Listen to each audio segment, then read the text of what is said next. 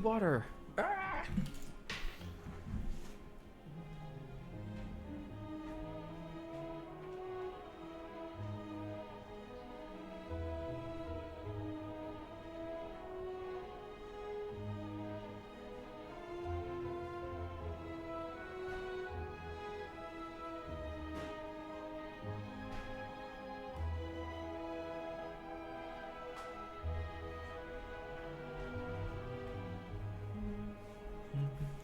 Hello. Hi, LSP. Hey, Serial. And Corvax. Hey, Gabby. Oh, yeah, I don't remember where I need to put my webcam and chat for this game. Jimmy says, have you seen her play Darkest Dungeon? I think you'd really like it. No. You started streaming. Oh, shoot. I should check that out. The attack Ataraxian? Maybe said that wrong. Carl playing Spire is just what I needed today. Hi, Carl. Hello. Well, I'm glad you've been enjoying it, LSP. Streaming can be really fun. Just messing around with a couple people is really fun. Hello, Toph. Hey, Porcupine. Good evening, Lampshade. Jimmy, did I even answer your question? Holy shit. I have not played Darkest Dungeon. I think Barb was trying to get me to play it. Be fun to try it out sometime. Currently playing Balatro. That's a good time. What deck you playing? What's the challenge? The challenge is to beat the highest difficulty in the game, Ascension 20 Heart, with at least one copy of every card from every character. And I've got a cool mod that tracks it. So this is the thing that I love the most about it. Look at this. There's this mod, and it writes mastered on a card every time you've beaten Ascension 20 Heart with it. So there's an in-game tracker for every single card, whether it's been included in a deck that beats, and you can actually customize it. So you don't have to do Ascension 20 with this, but I will be. So it's called the Mastery Challenge mod, and you can make it so that you have 1, 2, or 3 copies of a card in your deck at any Ascension level, and then you can set where it starts too. So it won't, like, if you want to start it right now, but like not create a new save or something like that, you can have it start like on today's date, for instance, which is what I'm doing. Really, really cool mod. Chaos Reese says, Laurel, I hope you're well. I'm doing all right, just relaxing and enjoying the finale of your birthday. Happy birthday. Hope it's a good one. Hey, Chaco. Hi, Elegon. Hey, Cortania. Hey, Scanner. Let's see. Hey, Victor. You were literally just thinking about Slay the Spire earlier. Cinnamon, I am just like so excited for Slay the Spire 2. This game has been my off-stream obsession for like the last year and a half. I have probably watched 1,000 hours of Baylor Lord videos. Another Slay the Spire content. Is the Twitch overlay working? Oh, that's a good question. I might need to update that. I don't know if I have that. Double Jumper, I think I added you. You're good. I think I added you. Balatro has currently absorbed my life. 66 plus hours. Balatro is really fun. Barb loves Darkest Dungeon 1, but I think he hated 2. Yeah, that's something I've heard from other people too. Carl streaming Slay now. I've done a bit of Slay the Spire in the past, but I'm not that good at it, so I want to get better at it before Slay the Spire 2 comes out. It's all good. Have a good time, Mute. Sack beating. Didn't I add you, Double Jumper? Let me try again. Well, you have to join the thing yourself, and then I can just let you see stuff in it. But I thought I did. Let me try. Maybe, oh gosh, I hope there wasn't somebody with a slightly different name than you.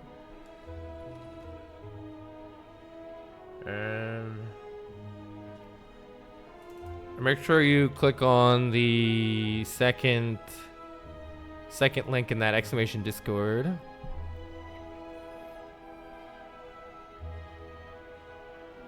Shiny hunters. I like. We support shinies here. I'll get double. If it doesn't work, just let me know. Pixel says, Slay the Spire is awesome to watch, but it hasn't clicked for you. Not sure why, but it's a great watch nonetheless. Yeah, that's fair. There's a bunch of games that I like to watch that I don't necessarily play myself. I mean, Slay the Spire, actually playing it involves a whole bunch of like math and shit. Oh, I just saw you join double. Let me get it. I don't know what I did. I probably accidentally let the wrong person in before. Oh well.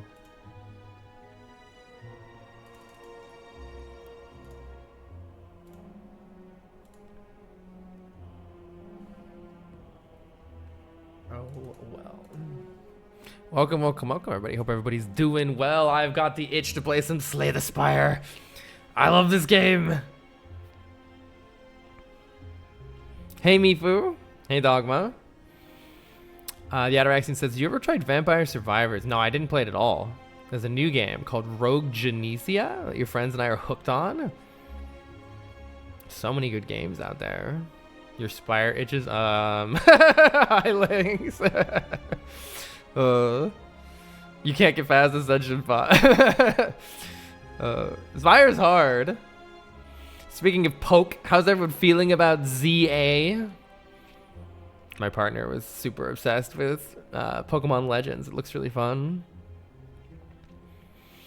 Mute says, I normally don't like to make a bio pun, but I don't have one this time. Something damn secrets, but that was terrible. That was like an anti joke. Oh my god. All right, y'all, for anybody just coming in, I got this really sweet mod for this game that kind of like allows you to create your own challenge, and I think it's really cool. So here's how it works. If I go to my compendium of cards, if you notice over every single card, it says not mastered for every character. So we have 4 different characters in Slay the Spire, and none of the cards have been mastered. So what does it mean to master a card? Well, you get to change the settings for that, which makes this kind of cool, but you can give yourself a little challenge to try to use every card in the game in a winning run. So the mod I'm using is called the Mastery Challenge mod. You can download it. I got an exclamation mastery command. And this was done by a streamer, or it was done for a streamer, Baylor Lord. But it's customizable. So for instance, the settings that I'm going to be playing on mean that you have to beat the highest ascension level in the game, Ascension 20, and you have to beat it with 1 copy of a card in your deck for it to be considered mastered. But you could change it to 2 or 3. So in other words, you'd have to have 2 copies of a card in your deck in order for it to count as being mastered. And you have to do that to all the cards to master all of them. We're just going to start with 1. If we do all of 1 and people like it and it's fun, then maybe we'll consider doing 2. But 1 seems good enough. Just try to beat the game on the hardest difficulty, including the heart, with everything. Also, for this game, backseating for this run is completely welcome. So if you've got an idea about a sick play I can make, or you've got some ideas about which cards to pick, feel free to post it in chat. That's basically like the Balatro completionist achievement. Interesting. Sickest play, just play Watcher. Well, that's the thing. We gotta play every single character. But for anybody out there who might be, actually, I'm curious, how many of you have played Slay the Spire, and how many of you have never played Slay the Spire? I'm very curious. I played Slay the Spire for the first time last year, I think. I had a really, really good time with it. You've played lots. A20'd all characters, never played. Played a bunch, but only beaten A20 on silent. Yeah, it's pretty hard. You got 100% achievements primarily using the silent. Never played. You have 100% achievements in nearly 1,000 hours. Hi, Biostats. I have watched this really cool streamer that you may know play this game. The cool streamer is you. Aww. Baladro's Completionist Plus Plus was your favorite thing in that game? Yeah, I just really like how there's a mod that tracks this. Something that I love about this game is just that, like, I've watched so many runs of this game, and they're all, it's the perfect, it's what makes roguelikes so good. They're always different. Something completely different always happens, and I really like that. I also like how many different decks you can make and just all the different characters too. So for this challenge, we need to win with every card on every character at least once. So it doesn't really matter which character we start with or whatever, but for me personally, if I lose on a character, I'm gonna keep playing that character until I get at least 1 win. So we'll pick a character, and then whichever character we pick, I'm going to keep playing that one until we get at least one win and then master some cards. And then we'll switch to a different character and kind of just rotate around between the different characters. Yes, it's poll time. Which character to start with? Which character to start? Are we going to do Ironclad Ironclad Silent, Defect, or Watcher? And if you're new to the game and you're not quite sure what all the characters do, I call Ironclad Iron Chad because he's strong and he bonk. Ironclad also has some really sick combos though. Really, really like the combos on Ironclad. The Silent. She is a deadly huntress from the Foglands. Eradicate foes with daggers and poisons. I really like Silent because I feel like Silent can have some really crazy explosive turns. I mean, all the characters can, I suppose, but I really like the way that Silent goes. You can poison, or you can spam a million cards with shivs, and then cry when you get the Time Eater boss.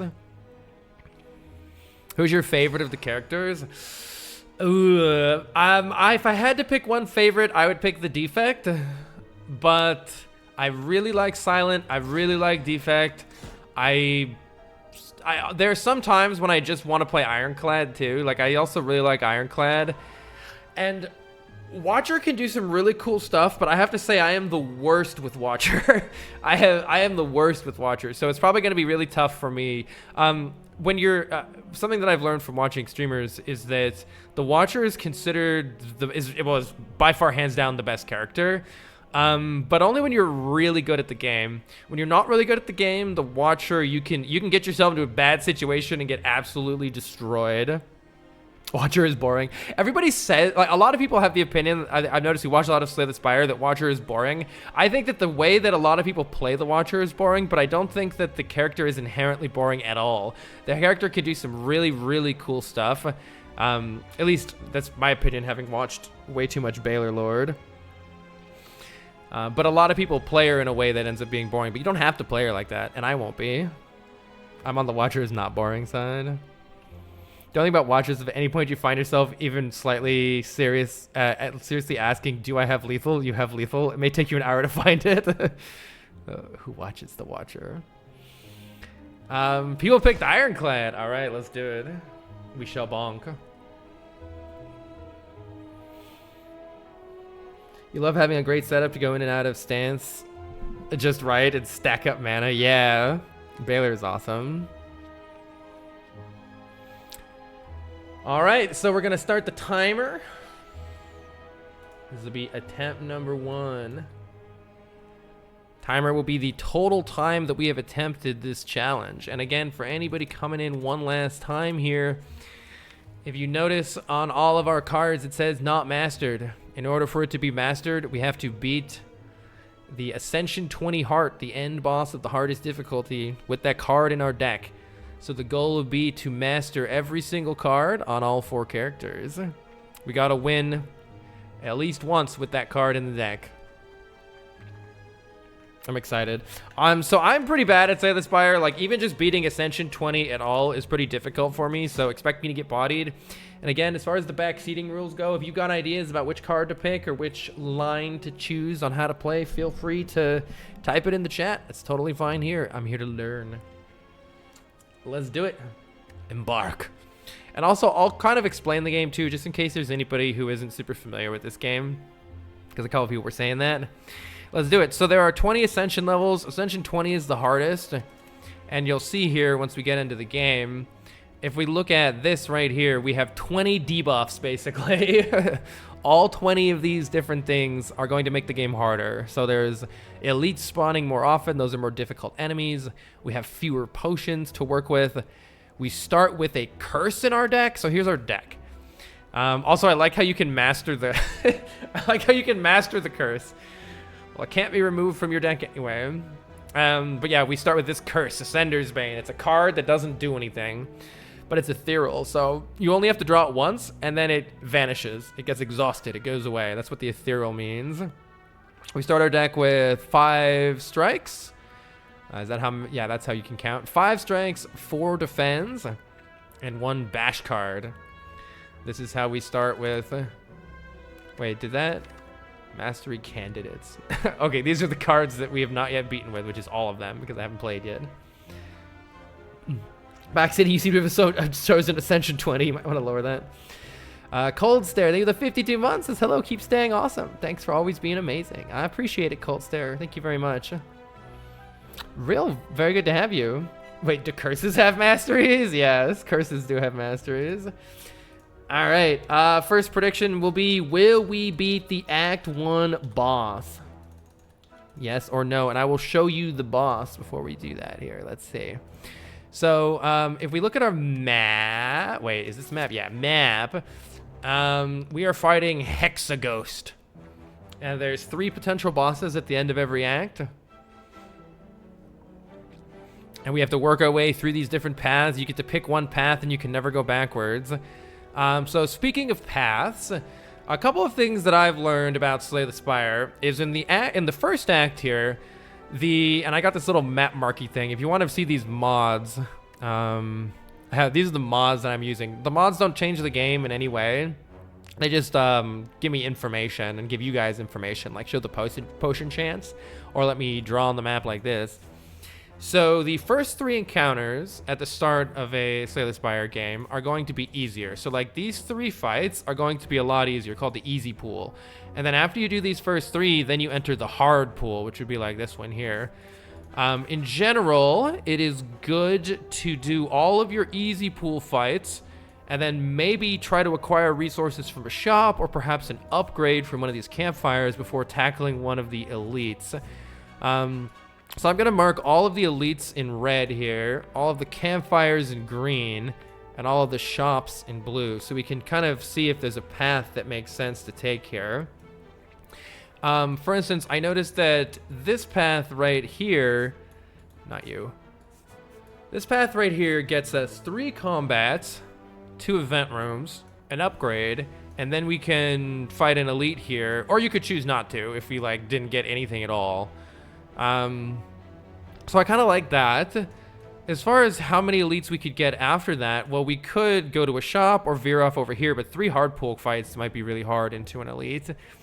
Or you could even take the Burning Elite if you wanted. The Burning Elite is necessary for defeating the Ascension 20 Heart. You get a key, which is one of these 3 pieces up here in this triangle. But you don't need to defeat it here. You can defeat it in any act. I do like the idea of taking these 2 elites later on over here, though. That sounds pretty juicy, if we can pull it off. Let me look at the left side path here. I don't see a whole lot going on there. There's only 1 elite, so I definitely don't want that. Let's try this path. This path looks pretty good here. Let's try... Let's start there. We'll start there. All right, here we also need to pick our starting bonus here. So from the starting bonuses, choose a colorless card. I don't typically like very much. I mean, I don't know. I'm not very good at this, so I should probably pick this a little bit more just to get a little bit more used to it. But I haven't experimented with it very much. Obtain a random common relic. I think that's good. Common relics are very useful. Common relics are good. It's just a nice little bonus. Lose 7 max health to choose a rare card. On Ironclad, there's definitely a lot of rare cards that you actually don't want at the start of the game. But there are also some that you really do. For instance, Immolate is mass AoE damage. That would be really nice to pick up early on. It could be fun, and I don't mind losing max health that much. Common, colorless. Are the choose a colorless always common? Boss swap, we could get Snecko. Yes, and then you can lose your starting relic to obtain a random boss relic, which I think is just fun. A lot of the time it really screws you though, but it can also be really awesome. This feels like choose common relic or choose a rare for me. Yeah, I think I'm gonna... I think I want one of these two. I usually only pick the, they call it the boss swap. Lose your starting relic, which is our burning blood that heals us every combat. It kind of feels bad to lose that. But yeah, I typically only choose this if I can't think of any other reason to choose one of the other ones. Believe in the heart of the cards. Gamba for fun. I mean, that is fun. All right, let's do it. Feed from random rare though. Yeah, getting feed or immolate would be fantastic. Backseating, high wisdom. The most fun is relics. Most fun is relics, so the correct route is always want the most elite fights. If you can survive. If you can survive. All right. I'm going to do... Do you guys want me to choose a rare? I don't know. Red card for HP is your next favorite start. All right, let's try it.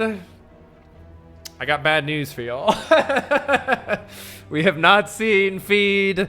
Impervious. Okay, let's look at these cards. Exhume. It takes a card from our exhaust pile. That's not very good early. We don't have any cards that have exhaust on them. Corruption is an incredible combo piece. Corruption is an incredible card that maybe we should just take because later it's going to massively pay off. However, right now it's not going to do anything for us. Impervious is a very good card. It's just really big block. Nothing wrong with it. It gets the job done.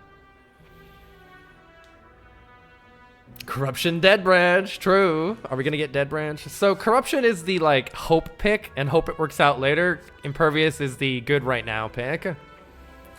I've never done a floor 1 Corruption before. Let's try it out and see what happens. This might end up with us dying horribly, but Corruption is a really fun card if it can actually work out. All right. Our first fight is the Jawworm. And as you can see, Corruption costs 3 energy. And I only have 3 energy. So it is pretty difficult to make use of. By the way, if anybody has suggestions for where to move the chat to, for instance, or anything, let me know. I could move the chat up a little bit, maybe, so it's not... Let me try that, actually. What if I move chat, like, up a bit? Then it won't be in the way. Okay. Corruptions mean you can have a large deck, which is good for mastery. True. Floor 1 elite. Has Carl won the other Ascension, or did he skip ahead to A20? I skipped from about Ascension 8 or 9 to Ascension 20, but I have since won Ascension 20. So there's not much to do here other than block 5, which means we're going to be taking 7 damage and do what damage we can here. Corruption costs 3 energy. It's too much. So we're going to, ouch, take 7 damage. But this is okay here. We can bash the Jawworm, applying Vulnerable. Vulnerable means it's going to take 1.5 times damage. So this strike, instead of doing 6, is going to do 9. Nice. You can see that Ascender's Bane curse went away. All right. Well, unfortunately, we are unable to score a kill here. So the best we can do is block for 10. Because of that, I'm just going to play Corruption. It doesn't really matter that much, but it allows those cards to be played for free, those defends. But yeah, there's not much we can do here other than take 7. However, 8 damage plus 9 damage is a perfect kill for 17. And we heal back 6 with our Burning Blood, so we've only lost 8 hit points. And we get a potion. It's not my favorite. This weak potion makes enemies deal less damage.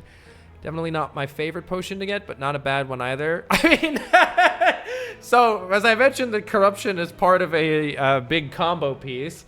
The other big combo piece of that is Dark Embrace, but it's like... We're probably just gonna die, though. We're probably just gonna die. I've never taken Corruption Dark Embrace turn 1 and 2 before, but... I'm kind of, I mean, I'm willing to try. I want to learn why you shouldn't do this. I don't know. Probably greed. Yeah, this has got to be greed, right? Let's just see. Let's see what happens. If we lose the run, we lose the run. I've never tried this before. Punish me, game. Game is like, oh, I will. We could lose 20 hit points to get 2 random upgrades. If we were able to heal some damage back with our Burning Blood, that could be good. But otherwise, that might be a bit sketchy. Screw it. We could take a path with less elites if we need to. Let's see what we do. 2 strikes. I'm completely fine with that because that's early damage that might help us now. However, the Serpent is here. The Serpent. You walk into a room to find a large hole in the ground. As you approach the hole, an enormous serpent creature appears. Oh my gosh. The most fulfilling of lives is that in which you can buy anything. Do you agree? Doubt. So if we take the 150 gold, we gain a curse. And that curse is not good. So I disagree, you stinky serpent. If there were a shop to remove the curse, maybe, but there isn't. So I disagree. Get me out of here. Do you have mods? The only mods I have are like this potion chance is showing, and for instance, I can like click on an enemy and it tells me its attacks and stuff. Those are the mods that I'm using. Oh, and I'm using a mod that tells me, see how it says not mastered? So for anyone who may have been filtering in and didn't catch us earlier, the goal of this little challenge here is to master every card, which means we have to beat the game on Ascension 20 Heart with it, and then it'll write mastered instead of not mastered above every card, so it keeps track. So this is why Corruption and Dark Embrace aren't necessarily very good. Because look at all this energy these cost, and how am I supposed to actually do anything with them? So I think my best bet here, I can't kill any of these guys. They'll gain 11 block whenever I attack them with this curl up. So best I can do is block for 5 and get smacked in the face here, I believe. But we can hit you, and then I get the 11 block and hit you. And yeah, we're taking, what, 9 damage here? The mod that shows winning cards is so sick. Yes, yes, I really like it. But now we can get rid of you and get you down to 1 health. And get rid of this louse, this lousy louse. All right, I think it is pretty important for us to take a card that deals damage and a card that does not cost very much energy, because we've added high energy cards to the deck. We can balance that out with some low energy cards. Getting block is usually not good early on Ascension 20, because you need damage in order to win fights, and you will get steamrolled if you just take a bunch of block cards. Rupture is too slow. Let's take Anger. It is 0 cost damage, which is good for us in these trying times. All right, this is kind of nice. We're able to land a kill here. And because of the upgraded strike, you'll notice that we're able to get a perfect kill with only 2 hits here. And that gives us 1 energy left to deal 9 damage to this nerd here. So those upgraded strikes coming in handy there. On the downside, we can't really do everything we might want to do here. I'm just going to play the defend, deal as much damage as we can, and hopefully we won't take any more damage before we get a kill here, but we might. We can block twice to take no damage, get this nerd down to 8, and finish this nerd off, get 6 of our health back. Not too shabby. Get some gold. All right. We have Hemokinesis, which deals a lot of damage, but also hurts us. We have Flex, which gives you some temporary strength, but just for 1 turn. It is a 0 cost card, but we don't have a lot of attacks added yet, so I don't feel like Flex. Flex, I feel like, is better when you have card draw, because if you draw a lot of cards, it's nice to play a couple for 0, and then it'll allow you to play attack cards. And then Body Slam is like a late game piece when you can generate lots of block that we absolutely can't generate right now. So my pick here is Hemokinesis. We need damage in order to try to kill these upcoming elites. Let's take Hemo. Love this game. I really love it too, Silent Scope. All right, we've reached our first campfire here. We are able to upgrade a card. So the upgrades on both Corruption and Dark Embrace lower their energy cost. So it makes it a little bit cheaper to play, lowering it there from 2 to 1 or 3 to 2. Alternatively, we could add 5 more damage to a card like Hemokinesis, which might be what's necessary in order to fight an elite. Let's look at this map again, though. We could opt instead to take another upgrade, take it a little slow here. And then only fight some elites towards the end of the act, instead of fighting this one right ahead of us here.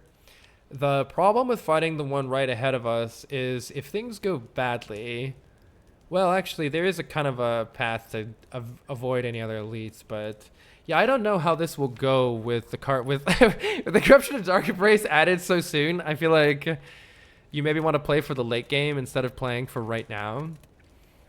But yeah, I'm not sure. We definitely don't have, in order to defeat our act boss, Hexaghost, we're definitely going to need to add a lot more cards. We definitely don't have the cards in the deck currently to defeat that, even close to that. So a bit tricky here. Have you read the Slay The Spire 2 Steam updates? They're hilarious. I've been reading the Niao's letter, if that's what you made. You always take less energy upgrades. Yeah, on Ascension 20, we're gonna die if I focus on these right now. I worry. I already think we're probably gonna die because I picked these, but it's kind of fun. to try. So I'm gonna upgrade the damage card here. Gonna upgrade the damage card. And I'm going to be cautious about finding an elite with so few damage cards added, I think. I don't know. Could try it. I worry if this is Gremlin Knob that will just fall over and die. Anger actually helps a lot, but it'll get scary later in the fight when you're running out of blocks. Yeah, maybe it would help in Hexaghost to just rush Hexaghost down. We have to get something in order to defeat the boss, though. I don't know how scared of this elite I should be. Let's find out. This might be the end. This might be the end right now, but this is probably the best one to fight, actually, because it allows us to play these powers. So we can play Dark Embrace and end our turn and wait. This Lagavulin enemy sleeps for 3 turns. We can even play this Bash, and it won't wake it up because it has 8 block. So hitting it for 8 won't wake it up. And we draw an extra card with the Dark Embrace there, but seems like now is our chance to open here. We can attack with Hemokinesis, dealing 30 damage, which is quite nice because of the vulnerability applied by Bash, and we can use our 2 upgraded strikes to deal as much damage as possible. So that was a very good start. I think we got kind of lucky getting this elite here. I'm going to go ahead and use the weakness potion. This is a good fight for it because we're going to... It normally attacks for 20, which is pretty much impossible to block with just defends. So this weakness potion is going to get some good value here. And now I can actually full block here by playing 3 defends. Have you seen Balatro RC before? I did 9. It was really cool. Some kind of strength would be magical. I think we're going to probably take some damage to the face here in order to deal damage. We need this fight to end. So I think to that end, I'm probably going to play Bash. And either Strike and Anger. Or maybe I can prevent 5. Let's look real quick here. So I'm, no matter what, going to play those cards. And it's just a question of, for the last card here, do I play the defend or do I play the strike? The strike deals 13 damage, which is pretty nice. If I look at my draw pile here, the Lagavulin is going to be vulnerable next turn, which means that we are going to have quite a bit of damage still that we can deal next turn. I think our worst draw next turn would be defend, defend, defend, strike, strike. Because we would only be able to deal 18 additional damage. So let's say I play the defend this turn instead of striking. If I deal 18 next turn, worst case scenario, the Lagavulin would go down to 32 life. The problem is after that we get debuffed. So with the debuff after that, these strikes would only deal 4 and 7 and 18. That is enough damage, right? 4 plus 7 is 11 plus 8. No, that's what? Wait, no, that's 3 damage short. That's 3 damage short, I think. So there is a worst case scenario draw here that would make us like take 20 to the face. Hopefully we wouldn't draw that though. It's just a matter of whether we want to gamble on that or not. I'm just gonna play the strike and get out of the fight.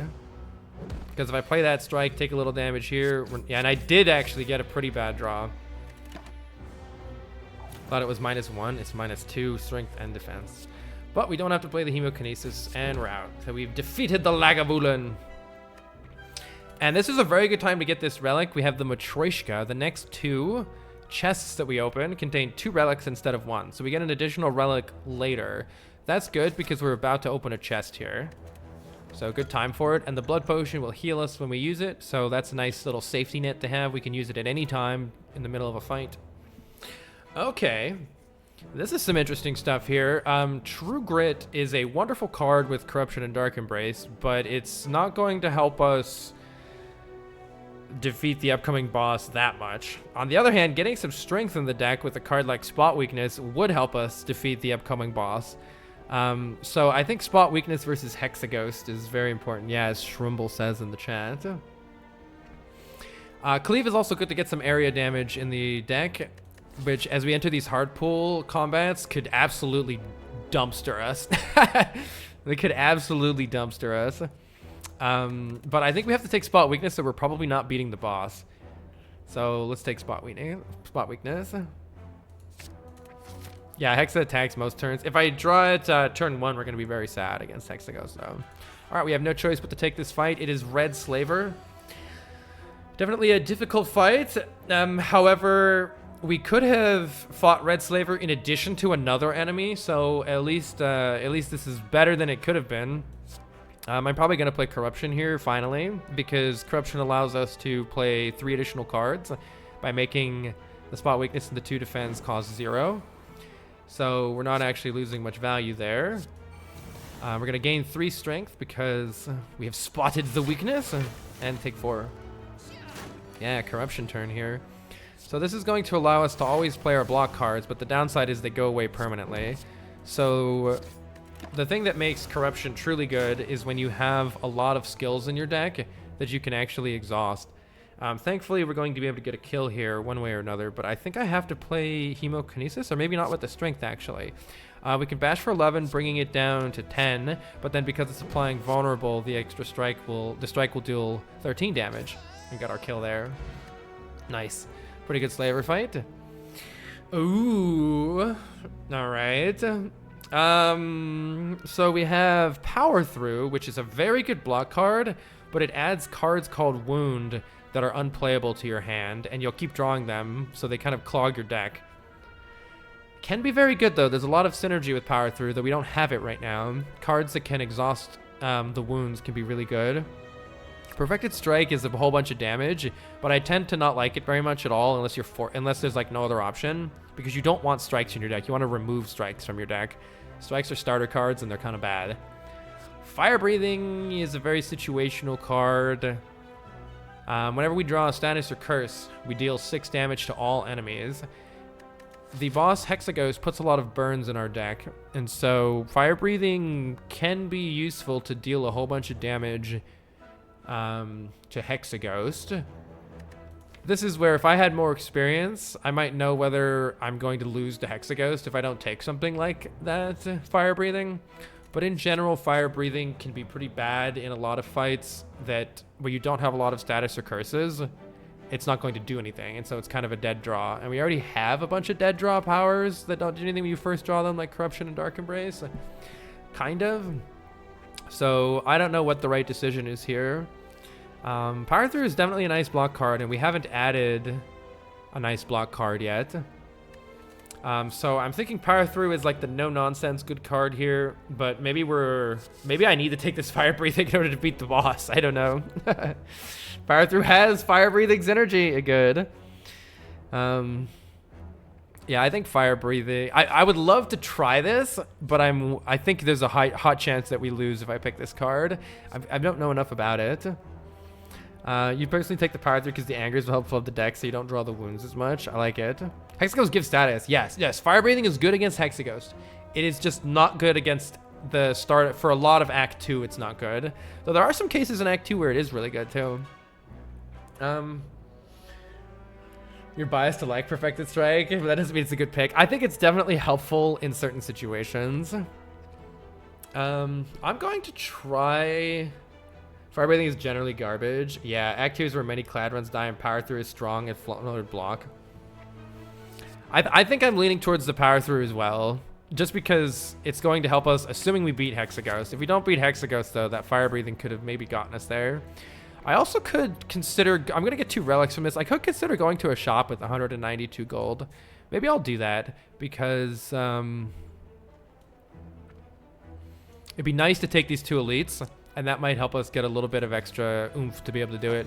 Hopefully we get something good here, too, and we do. We get 80 gold, which is a nice amount of gold. And then as you see, these 2 things are linked. So this Sapphire Key, we are going to need this eventually, but if we take that, then we can't take the Singing Bowl. And Singing Bowl is pretty nice. So every time we would add a card to the deck, we can raise our max hit points by 2 if we skip that card instead. So every time you skip a card, you can increase your max health. That's very good. So I'm definitely taking the Singing Bowl here. We'll take the key later. Also, Warpaint upgrades 2 random skills. Seems great. What do you got for me? Even just 2 defense, I'm totally fine with. They're pretty good with Corruption and Dark Embrace anyway. So it's going to help us block a little more. And now we have 272 gold, so... I really want to go to this shop. Maybe I can buy a fire potion or something, but let's see what else we have. Self-forming clay. Too bad I can't afford it. The fire-breathing evolved that could have happened. We surely would have died. We surely would have died. Alpha 2, thank you for the 15 months. So Slay the Spire hype. I'm super excited for Slay the Spire 2. Nice to see you back on this. Thank you, Alpha. Why are the relics red? The relics are red. I wish I could turn this off on the mod, but the mod also that I'm using also tracks which relics you have won with before. And so the idea is to try, see how the cards say not mastered? It's the relic version of not mastered. It means I have not yet won a run with that relic. Second wind power through is like the block combo. Is very good. You could save the seed and try it differently if you use, yeah, moist cushion. That's a good way to learn. I definitely would consider doing that. So as far as what we want to be doing here, it's kind of tricky. I don't really know. Having some extra damage in the deck could be good. Like Carnage is a big fat damage card, but I'm already concerned about how many high cost cards we have in the deck with the Corruption and the Dark Embrace. I could just remove a strike or something. Alternatively, we could buy, oh, I can't buy strike dummy, dang it. I can't afford it. There's some damage, strike dummy. Let's see, Blood for Blood and Carnage are both big damaging cards, and Blood for Blood will probably be cheap for the entire Hexaghost fight. So if I'm worried about Hexaghost, Blood for Blood would probably do a whole bunch of damage, and it does work with Hemokinesis. That's true. So I'm thinking Blood for Blood might be a nice pickup. I could pick up the Strength Potion to help make any of these upcoming elites easier. Especially because I can always drink the blood potion anytime if I get another potion. I'm going to take Blood for Blood, Strength Potion, and then I'm going to remove a regular strike card. In general, I'm a big fan of removing strike cards. They clog your deck and make, like in Act 2 and Act 3 and late game, you don't want strikes in your deck. They're generally worse than any other card that you would add. I'm going to try to fight this elite depending on how this combat goes. So let's see how the combat goes first. This is a very hard fight though, so good luck. I'm probably going to play this. Hopefully I don't need the strength potion here. I do have a 50% potion chance after this fight. Question I have here is, do I play 6 extra damage strike or do I play the Dark Embrace? Playing the Dark Embrace could really pop off here. I'm going to try it. And hopefully I can kill this slime first, but maybe it's... What is this negative effect that it does? Is it licking us? Which is going to make it harder to block by applying Frail. I think it's licking us. Yeah, it's licking us. So we're going to have... it's going to be harder to block next turn. I'm not sure which one of these two to target first. I've never really gotten this encounter in Act 1 before.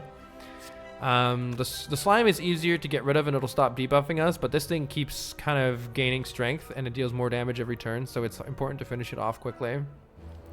It may be the case that I need to use this strength potion here, but I hope not. Can always use the blood potion too. Lick might paralyze you. Let's get rid of this nerd. I'm planning on playing the Corruption and hoping that that bails me out here. Unfortunately, sadness has arrived. We can spot weakness to gain some strength. And the only thing we can really do is take 13 damage to the face here. Let's get this one ready to die next turn. And that's all we can do. Potion would have made the difference in getting that kill right there. Okay, I'm going to play Corruption here. I'm pretty sure. Yeah, I'm going to play Corruption here. It's going to hopefully allow us to not die soon. Do I want to take 3? How many more defense do I even have in the deck? I'm scared. I'm actually going to take 3 more to discount Blood for Blood. Because whenever we take damage, it lows down. This might be bad. I might have seriously misplayed this. We can bonk you, bonk you, bonk you. Let's see what we draw. Ah, Blood for Blood. Wait, is that a kill? Oh my god, it's a kill. All right, get me out of here. We have barely survived. And as you see, we get a potion. Well, I can actually just drink this blood potion to heal up back to 28 and now still take that potion. Well, the elixir's pretty good with Dark Embrace. It allows us to exhaust any number of cards in our hand. All right, what do we have? We have survived. We don't know when Slay the Spire 2 comes out, Noctis, but it's supposed to come out this year. We don't have a Area of Effect card yet, so it might be a decent idea to take this Cleave. We can also always now take 2 max health instead. Cleave is good. I feel like we need some area damage, so let's take Cleave. You've never been more excited for a game in your life? I'm super excited too. Silk Song, Slay the Spire 2. Very excited. Mario Maker 3 hope. Yeah, I don't know. It's either skip or take the Cleave for me here. I don't know which one is best. I think I'm going to take the Cleave, but I think you can make an argument for either one. And I'm going to try my hand at the Elite here. Well, it's a good thing we took Cleave. Let's see. This might be a good time for the Strength Potion. It will certainly add a lot of damage to this fight. We have a 40% potion chance. 28 health. I'm a little worried about dying if I don't use that, so I'm going to use it. And in general in this fight, the sentries always alternate between attacking for 10 and putting 3 dazes in your discard pile. And so it's a good idea to attack one of the, either the front one or the back one, and try to get a kill on the second turn. Otherwise, they're going to be attacking for 20 next turn. I'm, no matter what, taking 12 damage here if I play Hemokinesis, which I think I have to. So, as far as how much damage is this? This is actually a crazy amount of damage. This is 25. 25 plus 14 is 39. Plus 11 is 50. So I could actually kill one of them right now. The most damage I can do is 39 to one of them, so I can't kill with just 2 cards here. I could kill this one. The downside is then we have 20 coming in the next turn. Cleave was a good pick just for this fight, right? Wait, left, did you have a blood potion? Yeah, we had a pretty nasty hard pull encounter with a cultist and a slime. So this is a tricky turn here. I could prevent the 10 damage by killing this one. Here's our draw pile. Our draw pile has a pretty good chance of getting a block card, but there definitely draws with no block cards next turn. However, if we do get a draw with no block card, maybe it's a guaranteed kill, because I do have +5 strength. So let's say our worst hand with no block cards would probably just be the 3 strikes, right? Or no, bash strike. If I only got bash strike, I definitely wouldn't be able to kill one of them. Oh no, I'm probably gonna get a block card, right? Let's try this. This could be a mistake. 10 more coming next turn, but you take 10 this turn is kind of whatever. Like, it's not really cost since you have to take the 10 right now anyway. So I'm gonna try killing this one, but this could be a mistake to prevent that 10 now, since we're gonna get dumpstered this turn. Okay, well, we've certainly drawn a bunch of block this turn. Good turn for power through. Dark Embrace can really help us out here because it says whenever a card is exhausted, we draw a card. But actually, maybe we'll never get that far anyway. Next turn, we're not getting attacked, so it would be a good turn to play Corruption. I think I could just play Power Through Dark Embrace this turn. Alternatively, and that would take 5 damage. Alternatively, I could play Power Through Defend and just deal some damage. Yeah, we're going to be drawing dazes very soon here, so getting the Dark Embrace in play is going to help us out later, unless it never gets to later. I don't know if it's going to get to later or not. So it's the turn after next that we really need to worry about, and in that sense, I would really like to have Corruption and Dark Embrace in play so we can draw a bunch of cards. So I'm going to go ahead and try this. I'm going to play Dark Embrace and Power Through and take 5. Could be a mistake. Could be a mistake. But yeah, I want to play this Corruption. And that's because on this turn right here, I want to not get dumpstered. Might have been a mistake. We'll see. It was not a mistake. Let's see what we draw from our defend. Dazed. All right, now we need to kill them, but we're going to get lots of card draw, and that's going to really help out. So we're full blocking here. Let's just start working on the lowest health one. And because these dazes all go away, we draw a whole buttload of cards. So we just have lots of card draw coming in. Let's see.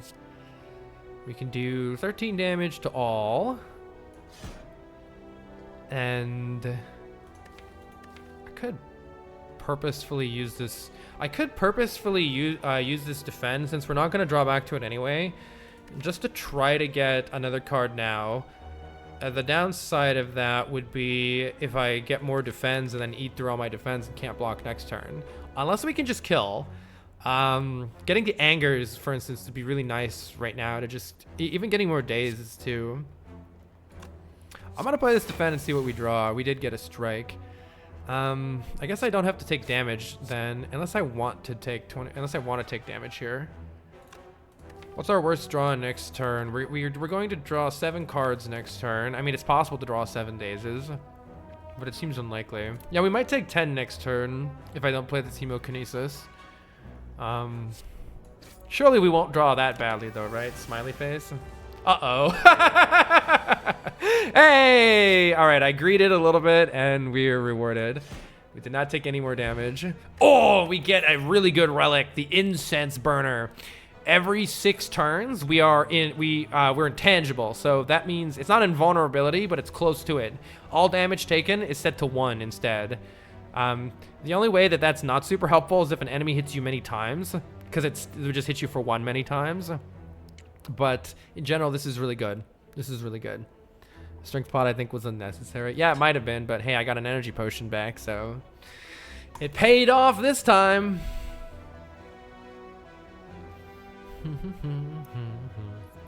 All right. Let's see. All right, what cards do we have to add? So towards the end of Act 1, you start to see rare cards. Unfortunately, Exhume, I mean, it is good with Corruption and Dark Embrace, but it's the kind of card that you don't want in your hand until you have more good targets for it, a bigger deck, or some card draw.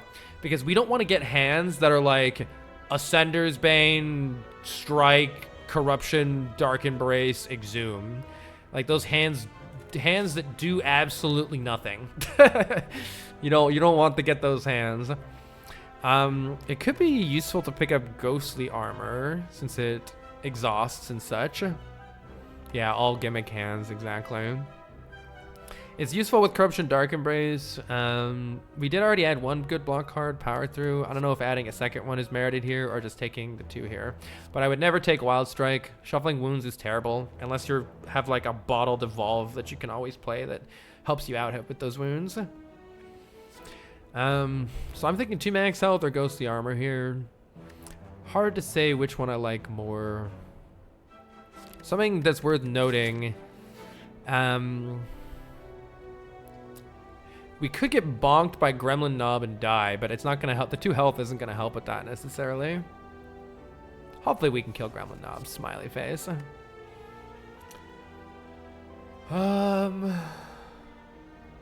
Excited you're playing Spire again. You're still very addicted. It's so fun, Nick. I love this game. I'm going to take the +2, but I don't know what to do right there, to be perfectly honest. And I could rest to make sure Gremlin Knob doesn't kill me, or I could upgrade. Maybe try to get a Blood for Blood. Dealing more damage is very nice. Very nice indeed. Upgrading Anger is going to be good because we'll create lots of copies of it for Hexaghost. And then upgrading both Corruption and Dark Embrace is good because lowering the cost of them is really nice too. 33 is a big threshold. Right, exactly. I noticed that I'm just a little bit below that. Typical Zeus says, out of curiosity, if you looked into the Downfall mod expansion for Slay the Spire, it's so well done and so cool. I've heard about it, Zeus. If Spire ends up going well on my channel, then I'll definitely pursue stuff like that. But if not, I'll probably play it off stream. If you don't rest, you need to kill. Yeah, and that's a question of can we kill Gremlin Knob before turn 3 right now. Yo, Spooky, thank you so much for the $50 donation. Spooky Swizzle Stick says, yo, Carl, I've been watching your playthrough of Ocarina of Time and enjoying it immensely. I normally just watch on YouTube, but since I caught you live, thought I'd say thanks for all the great content. Oh, I really appreciate that. Thank you very much. I hope you haven't gotten... oh, God. Chat, do I tell him now or later that I didn't finish Ocarina of Time? Oh, no. Definitely play it off stream. If not on stream, you think you'd really dig it? No donation overlay. Wait, did you not see it? No, we don't talk about it. Oh no. Oh. Oh no. Yeah, I was still learning how to stream like exploration games. There was sound but no visuals. That's interesting. It showed up on my screen. Getting through Water Temple. That's okay. Nintendo will make a remake. Yeah, hopefully. All right, I'm gonna upgrade Blood for Blood to deal big damage, but I don't know what the right decision is here. Good luck. If it's Gremlin Knob, we might die. It's not. We got kind of lucky here, I think. I will play Corruption against this nerd. I could bash instead, but Corruption's fun. Do I bash instead and try to open next turn?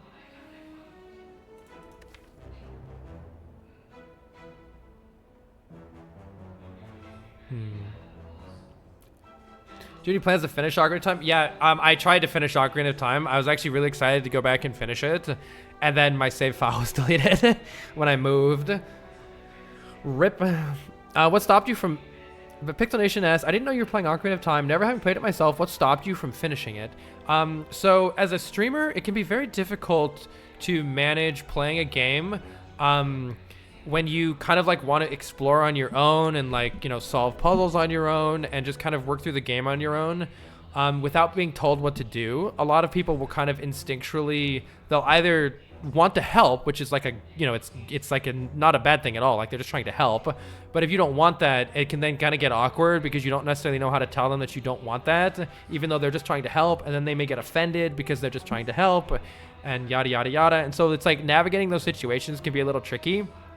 Because I was used to playing games where I was the expert at them, or that were like nobody knew what to do or what the right decision was or whatever. And so I just didn't have experience with that with Ocarina of Time, and so I didn't really handle it very well. Oof on the save file, I know. But alas, such is life. You learn. Okay, I'm going to play Corruption instead of Bash here, which might be a mistake. We'll find out soon. And then I'm going to play Dark Embrace, and then next turn we're going to open as we get an additional card draw from the Ascender's Bane there. So I could play Blood for 22, or I could play Strike Hemokinesis for significantly more. I think we're going to need to play this. I can also use the Energy Potion, actually. I think we're going to need to play this Hemokinesis for big damage. If I were to... How much additional damage would we gain? It's 42 damage for Blood Hemokinesis. Plus 9 is 51 damage. If I use the Energy Potion, we can do 51 damage. If I don't use the Energy Potion, we're doing 38 damage. So we're getting 13 additional damage from using the Energy Potion. Oh wait, I can play the Hemo first and then it... Hold on, I'm doing this wrong. I can play the Hemo first to take damage and then it reduces the cost of this and makes it playable. Yeah. Smart. So let's actually play the Hemokinesis, reduce the cost of Blood for Blood, and then play the Blood for Blood. And now I could Energy Pod for 18 additional damage here, or maybe wait. I don't know. We have power through next turn. That's very good. Happy to see that. I'm going to say we can hopefully get away without using the Energy Potion here. Let's try it. Yeah, that is smart. Thank you for that one, Chad. We have Dark Embrace in play, right? Yeah, so we can draw lots of cards here. That's very good. Power through and defend is a full block, so I think we're doing very good here.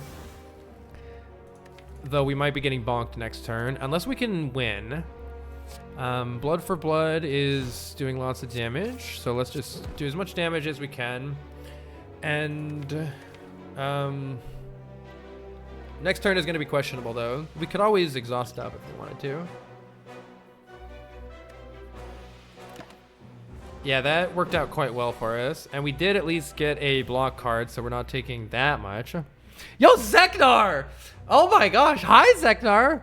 For anybody unaware, Zeknar is one of, if not the best Slay The Spire player in the entire world. Very, very inspiring Slay The Spire streamer. I love watching Zek. Thank you so much for the raid. Very much appreciated. And thank you for adding the word holy to my vocabulary. I really appreciate that, Zeknar. Thank you. Yeah, so holy, it's a fun word. Holy. If you wanna learn very in-depth information about how to be really good at this game, Zeknar is the perfect streamer to check out. Yeah, Zeknar has beaten, what is it, Ascension 20, I think like 23 times in a row without losing, rotating between all the different characters, which is just absolutely insane. It's just absolutely wild. That is great. Yeah, 24 is crazy. It's crazy. Oh, it's crazy. Yeah. So, as a way to get ready for Slay The Spire 2, I'm attempting a challenge to just beat Ascension 20 Heart with every card at least once. And then if that goes well, then I'll try Baylor Lord's Mastery Challenge, where you beat it with 2 copies of every card. But for now, I'm happy with just 1 copy of every card. That's crazy. Thank you for the gift sub to Zeknar Lampshade. The 24th run was mind-blowing. So many of them are mind-blowing. All right, so as far as what to do here, do I have lethal? It looks like yes, so that's good. But I don't have lethal without playing the Hemokinesis, I don't think. So I can bash for 11, and then that's gonna make the strike do 50% more damage, so the strike will go to 18. 11 plus 18 is sadly not 35, so I think I'm just taking 2 and getting out of here. I forget how the breakpoints work exactly for the boss, by the way. We're fighting Hexaghost. Would it be... If I'm at 24 health, I think the boss will do an additional attack, but does the breakpoint happen... like if I were... Is it between 23 and 24? Like 24 adds the additional attack? It's HP divided by 12. Okay, so being at 24. So this Hemo, sadly, I almost wish it dealt more damage to me. Yeah. All right. Let's just kill it with Hemokinesis.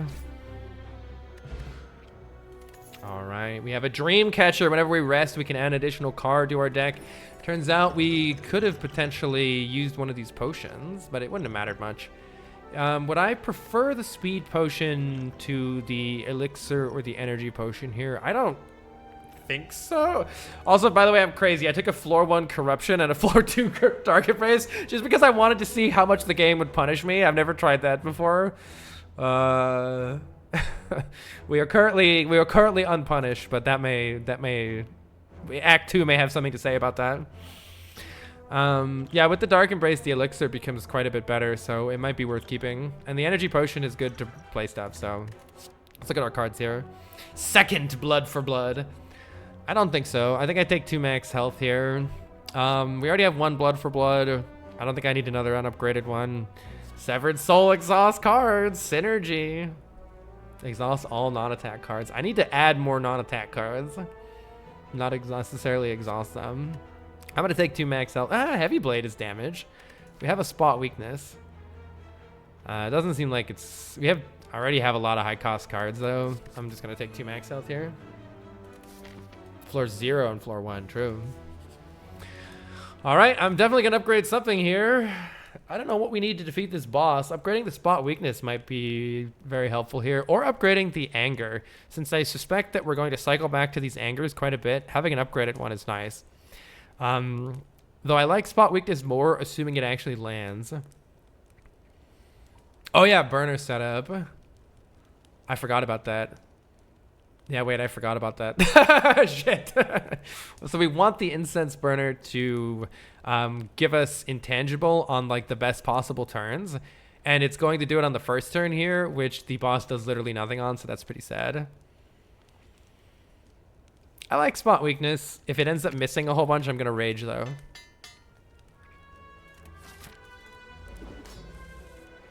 Ah! No, game. So I did not want to see spot weakness in the opening hand here, because the boss is not attacking. So if the enemy intends to attack, gain 4 strength. Well, guess what? It doesn't do anything. It does nothing. The enemy does not intend to attack. So all we can do is attack there and then get whomped in the face here for 18 damage. Yikes! But on the plus side, it's going to make Blood for Blood very cheap. So I don't know if I want to play this corruption right now or not. Oh god, we're cooked, aren't we? No. I can at least prevent 5 of the damage. But the question is, do I play Corruption and just get rid of this defend and send it? Alternatively, what am I looking at here? Bash, Anger, Defend, save the Corruption.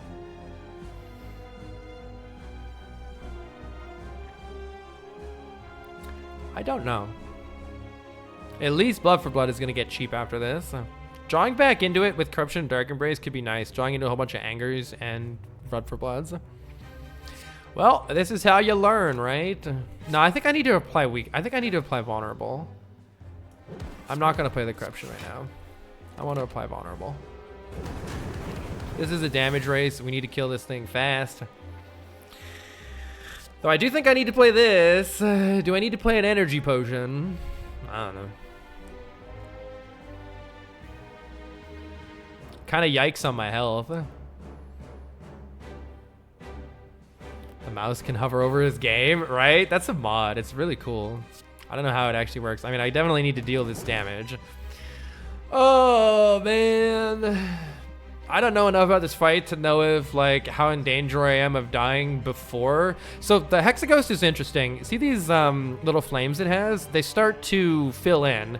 And after they all fill in, it does a really big attack called Inferno. We probably want the fight to be over one way or another before then. But I don't want to die before then. I don't know if 12 health is going to be okay. I'm going to try it. Hopefully 12 health is going to be okay here. We do have a power through for this attack, which we need to play or we die. So we're going to play power through here. And then I think I'm going to reapply bash in hopes that the vulnerable pays off more damage than playing any of these would later.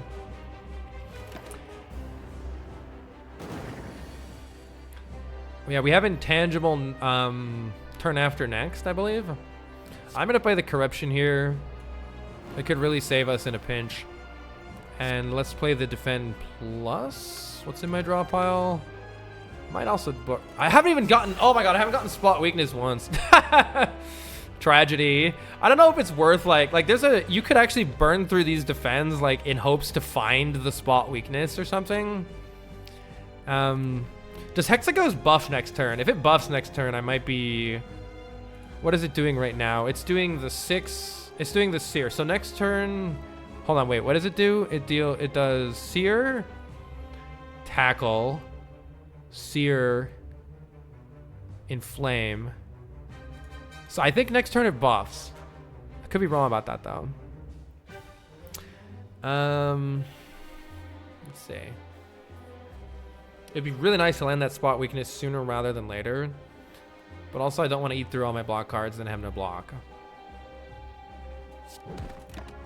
If it buffs this turn, and then I draw the Spot Weakness, I should have, it was the top card!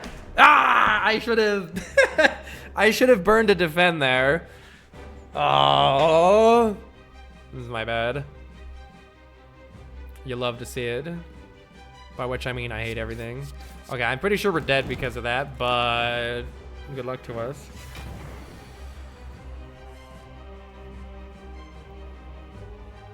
Okay, now we're intangible, so at least that helps us not get wrecked by this turn. Spot Weakness, please. Oh, come on, man. I just can't land this Spot Weakness.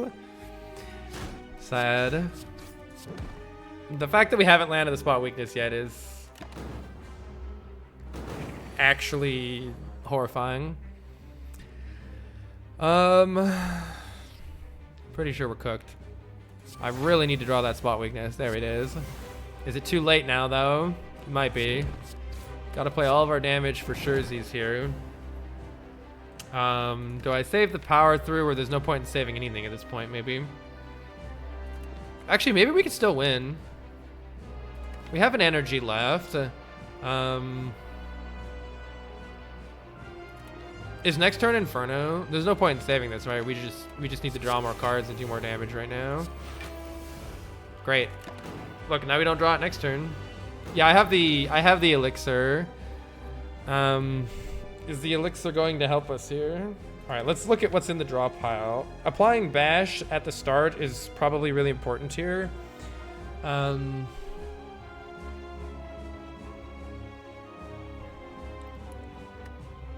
I shouldn't have played the anger, yeah. All right, is there any way out of this? Let's say I get the perfect draw here, and I elixir the burn and the wound, and I draw the bash and the strike. Well, drawing the strike doesn't even matter, but let's say I draw the bash. Bash will deal 12 damage, and apply vulnerable for the rest of these attacks. So then strike will deal, I believe, 18 damage. So that puts it to 30. And each one of these is going to deal 30 more. So we're 2 damage short. We're 2 damage short. No need for math. Did I miscalculate somewhere? You have energy pot? Yeah. But do I mean, but that I have to draw those. I have to draw both the bash and the strike, right? If I exhaust an anger, it's no better than... Unless I exhaust both angers, reshuffle the draw pile and draw hemokinesis or blood for blood, which is a very low probability. I think the best thing is to just exhaust these two and hope I get both damage cards or we're dead. Oh my god, the game is here for me! Alright. Well, 1 HP by the way. We survive ever so barely. Did we deserve to? Probably not. Easy, calculated. Oh, I was never worried. All right. Now we have 3 rare cards to choose from. Wow, prediction is, will we beat the Act 1 boss? Shockingly, yes. Shockingly, yes. Will we beat the Act 2 boss? I would vote no on this. All right, so we have a little bit of card draw in exchange for life. Not terrible with the blood for blood since it makes it cheaper. In general, I find this card is very slow in Act 2, so I worry that we would just play it and then take a billion and then die. Reaper, on the other hand, allows you to gain back health equal to the damage it deals. The key to making Reaper good is strength. If we have a lot of strength in our deck, then it increases the amount that Reaper heals. So you can take a whole load of damage and then heal it back afterwards. We do have spot weakness, which might troll us. Then there's Demon Form, which is a power that gives us 2 strength per turn. Again, it's very slow. We already have a lot of high cost powers. I don't think we can afford to add this to the deck. I think my pick here is Reaper. But I worry for us no matter what. I worry for us no matter what. I'm going to take Reaper here. This is why drinking Strength Pot and Centuries was dubious, by the way. If you had Strength Pot instead of Elixir, you could have saved Energy Pot and killed very easily. Yeah, Blank Anonymous, that's super true. I didn't have enough experience to know if I would be able to get through the Centuries or not without drinking it. That's super true. It probably would have been the play. All right, and now we get a boss relic. These are stronger than usual relics. That have a downside though. So the Runic Cube, whenever you lose health, draw a card. Synergy mixed with forget the name of that other card that we just skipped. Cursed Key gives us 1 more energy all the time, but whenever we open a chest, we get a curse. Downside of that is we have Matryoshka, so we would like to open at least another chest here, but we could still open it anyway and then remove the curse. Fusion Hammer is 1 energy per turn, which is again very nice, but you can no longer upgrade cards. I would like to upgrade Corruption, Dark Embrace for energy, but what if we just have that energy instead? What if you just have that energy instead? And then if we rest, we have Dreamcatcher, yeah, Curse Mastery. They're technically on the list. So my choice here is either Curse Key or Fusion Hammer. I don't know which one would be better. I like how the Fusion Hammer allows us to open this chest without worrying about getting boned by a curse. But not being able to upgrade cards could come back to bite us later. I don't know. Let's try the Fusion Hammer. I'll pick the Fusion Hammer here. Now we begin Act 2. The boss at the end is the Bronze Automaton. Bronze Automaton we can counter with our Incense Burner, assuming I set it up right, which is a big if knowing me, but we shall try our best. Let's look at all the different elites that we can fight here.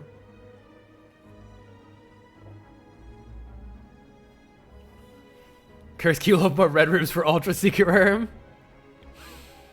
So the most amount of elites that we could fight, assuming we fight this one at the end here, then go through one of these two branching paths, is 4, but that includes the burning elite. That looks like absolute death.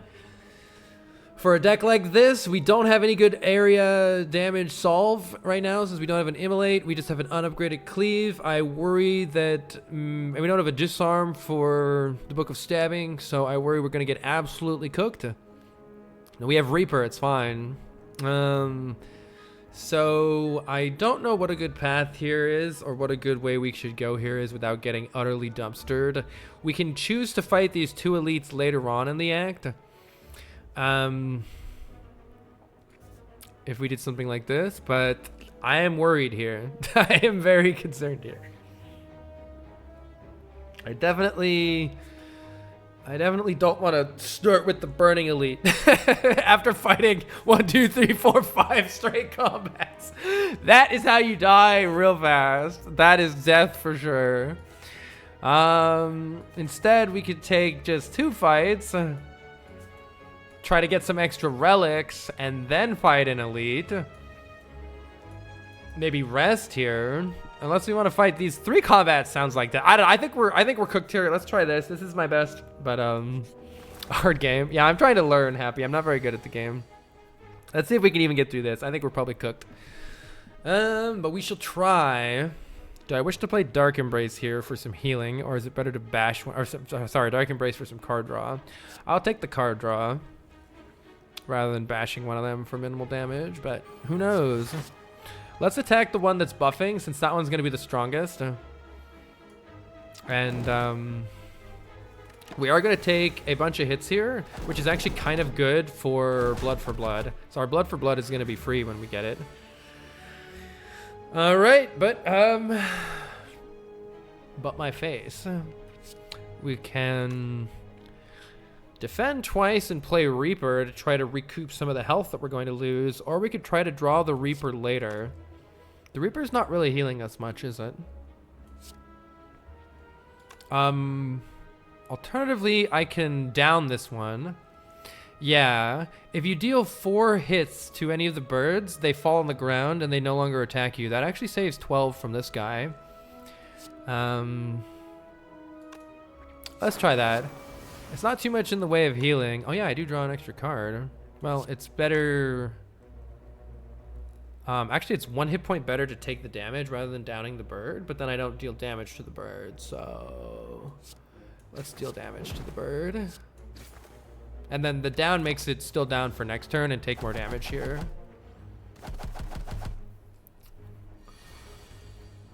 All right, are we playing this Corruption? I vote yes. So we already have the Dark Embrace in play. We're not taking any damage this turn. That's nice. I'm gonna play the Corruption. Play the Power through so we don't take any damage. Ooh, we have a Cleave now. Okay. Well, actually, Cleave is nice because it gets rid of the other... Oh, I didn't even realize that one was attacking for 4. Cleave is nice because it gets rid of that other bird. And then we get free to Blood for Blood. Probably the one that's buffing makes more sense. So let's start with that. All right. We're not getting killed on the first encounter of Act 2. That's a plus. Spot weakness is here. Give me strength. Now, how do we want to approach this? This is actually looking pretty good. Bash, strike, strike. These birds are weird because they only take half damage while they're flying. It says receives 50% less attack damage, but cancel if 4 attacks are done. So this would only deal 6 damage. And then these are going to go to what? I think 9 for the strike plus. I don't actually know how the math works on that. We'll have to find out here. So I could definitely kill this one. It'll tell you the damage. Yeah, what I'm trying to figure out is the damage it's going to deal after vulnerable is applied. I assume it's going to deal 9 after vulnerable is applied here. So I'm trying to think. I could just do 2. It's only 6 and 5 on this one, actually, so it won't kill that one. Let's see how math works. Oh, I'm 1 off. Sick. Wait, so in that case, before doing that, A. There we go. Nice. And then this nerd. It's easy enough to finish. Actually, well, I can't. It would be nice to set the incense burner up a little bit more better than this because, but there's no way for me to do it, I don't think. So we have to just finish the fight so we don't take too much damage. Okay. We are currently doing things and stuff. With the fusion hammer, but it's not upgraded. If only I had an upgraded armament, but a non-upgraded one is kind of whatever, I guess. Hi, Asuki. Asuki asks, yo, you're doing the Mastery Challenge? I'm doing the easy version of the Mastery Challenge to start, where I just have to beat everything with one copy. And then if I successfully do that, because I'm still pretty bad at the game, then I'll do the 2 version, assuming that Slay the Spire 2 isn't out yet. This is the current plan. I don't know what to take here. Having some extra energy can certainly be nice, and it is green, it's upgraded. Free upgrades are nice. But I do worry about drawing hands that do nothing if I take that card without additional card draw. On the other hand, armaments that I can't upgrade is sad, and I'm probably not taking a Havoc, so I'll take green card here. Oh, well, I'm not going to lose. So these guys, you can lose all of your gold to run away, or you can fight them for a cool relic called the Red Mask that applies weak. We're going to try fighting them here. We don't want to lose all of our gold. The Reaper is here turn 1 again. Not where we want to see it. Hopefully we get some potions soon.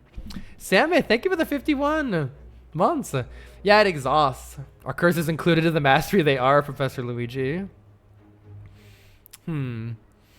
Well, I guess I'm probably popping the Reaper here in the assumption that we're not going to draw back to it. And I wish it did more damage right now, but at least it's something. Now, the question is, which one of these nerds do we want to kill first? Bear is going to apply a debuff to us that makes it really hard to block, so that's going to be bad. We could work on Romeo. Yeah, these opening draws are certainly something. I'm almost wondering if I should play the extra strike just to do more damage and take 12 to the face, because taking 12 is going to discount blood for blood a whole bunch. Hard to say though. Hard to say. I'm gonna attack Romeo. I feel like that's generally a good idea if you have an intermediate amount of damage, but I don't really know. Not good enough to know yet. Question is, do I defend or play the strike? For an additional blood for blood discount. I think the additional discount and the extra damage sounds good. I really need Romeo. Romeo must die. So Bear grabs us, and we get -4 block per card played, which is pretty trash. All right, here we go. Seeing Red, I need you more than ever. I'm gonna play the Dark Embrace and the Seeing Red. What do you have for me, Seeing Red? Defend. Well, the good news is that if we 8 + 9 means Romeo is dead. So at the very least, we're doing that. But you see, the blocks don't block very much. So, ouch. Damage incoming. Romeo weakens you turn 3, and Bear doesn't do much after turn 1. So typically you want to target Romeo first. That's kind of what I've picked up through osmosis here. Blood for Blood deals 22 damage, and Cleave deals 20, Hemo deals 20. So we could definitely kill either one, and since Bear's attacking for 20, it's going to be Bear here. So let's do spot weakness here. Cleave both of these nerds. And I have to play both cards to kill Bear, which I think is better. Because it's going to result in me taking a lot less damage. Though this is sketchy either way here. Definitely sketchy either way. Bear!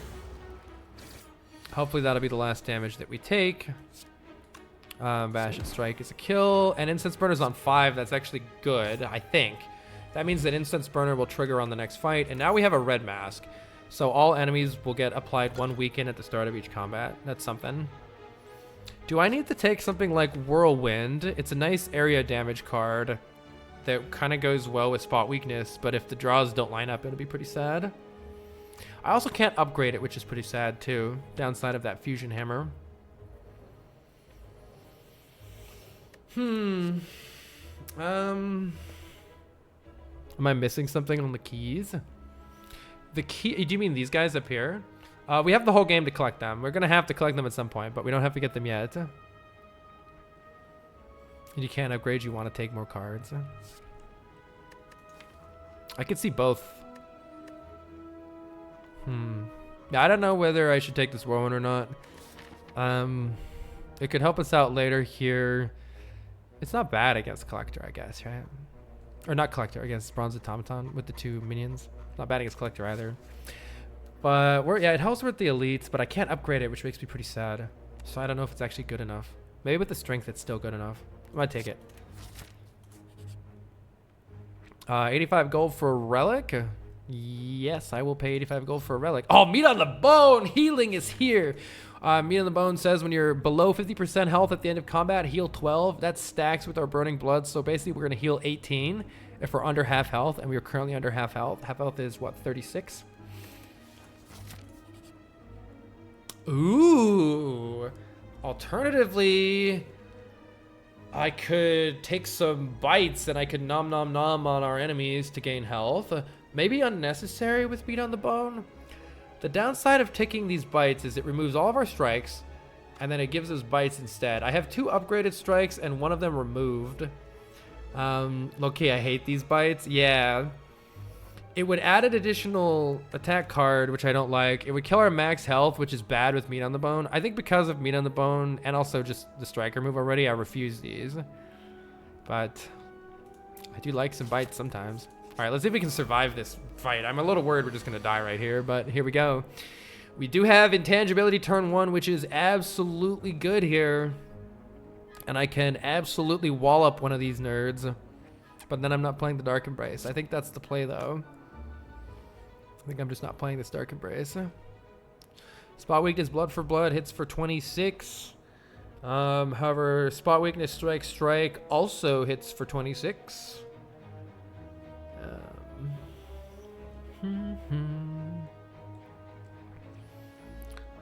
Yeah, I would think that more max health is good for Reaper because you can sort of fill up your tank more, if that makes sense. That's how I think of it. What am I doing? I think spot weakness is good to play for later. And it doesn't really matter what I play because it's going to deal... Oh, this one's strike minus. My bad. I can't math. So we'll do the blood for blood. In general, I like to attack the back one because the back one is... what is it? It's called a mugger, and this one's just a looter. The back one has much worse attacks later on. Ooh.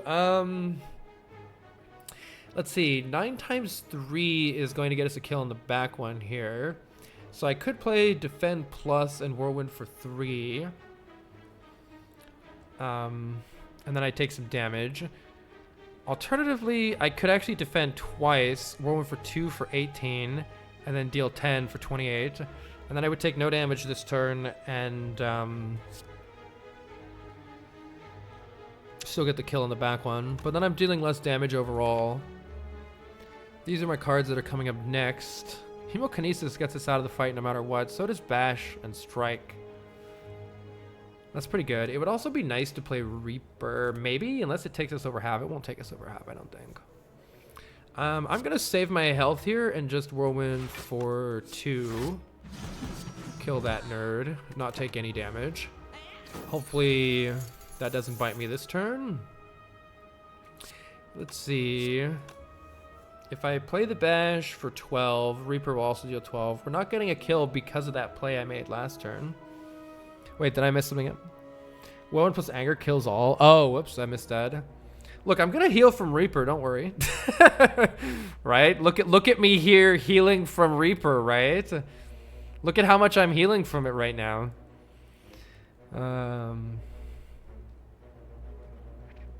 Well, okay, 8 plus 13 is I'm taking 1.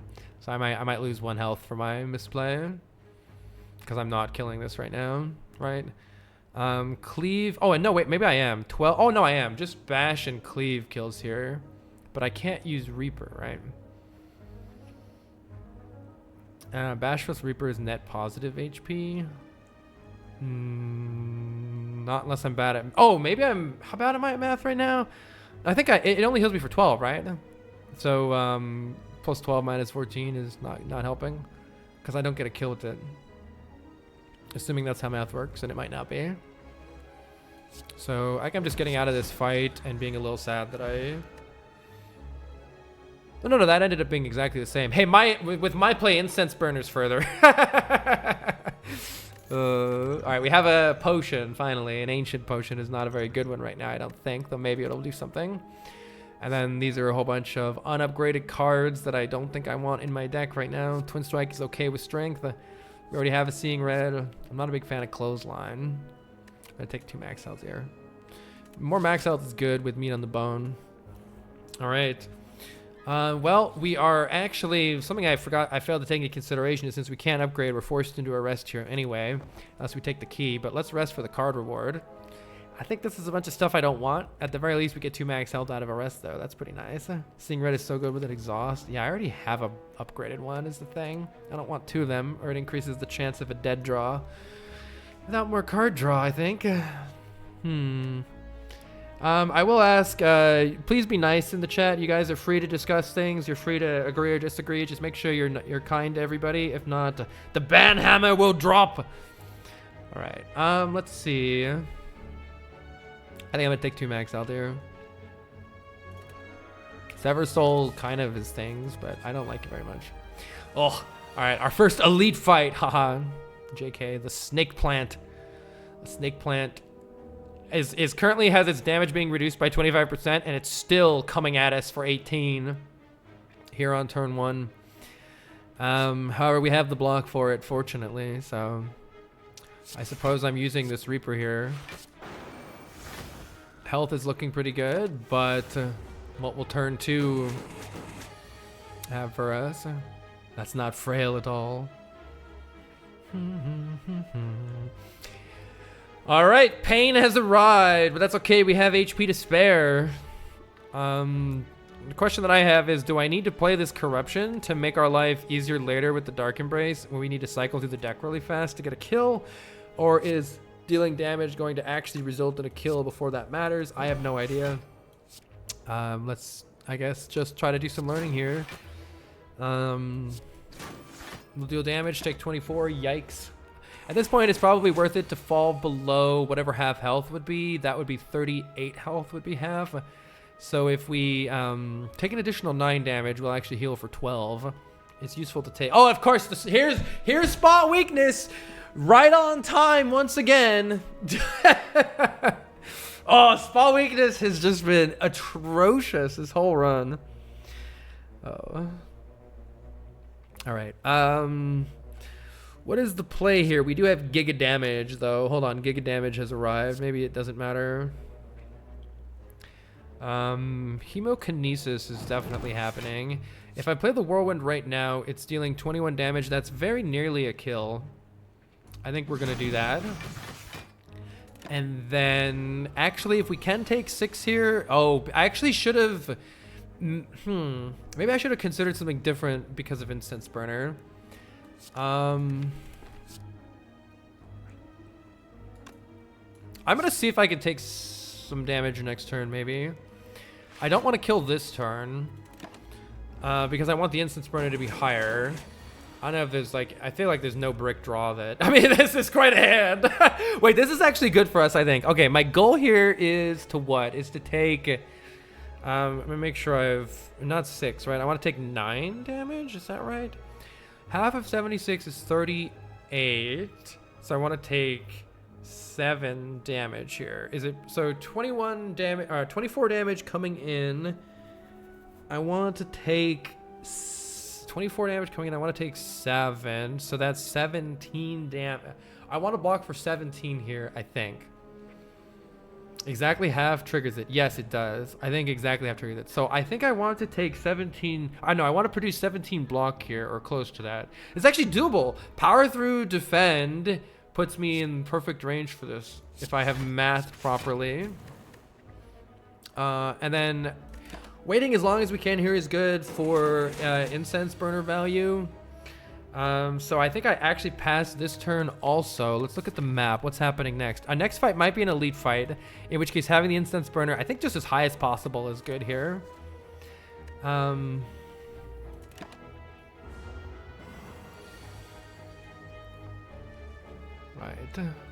It's all good. It's all good, killer. No worries. Are we gonna have to kill here?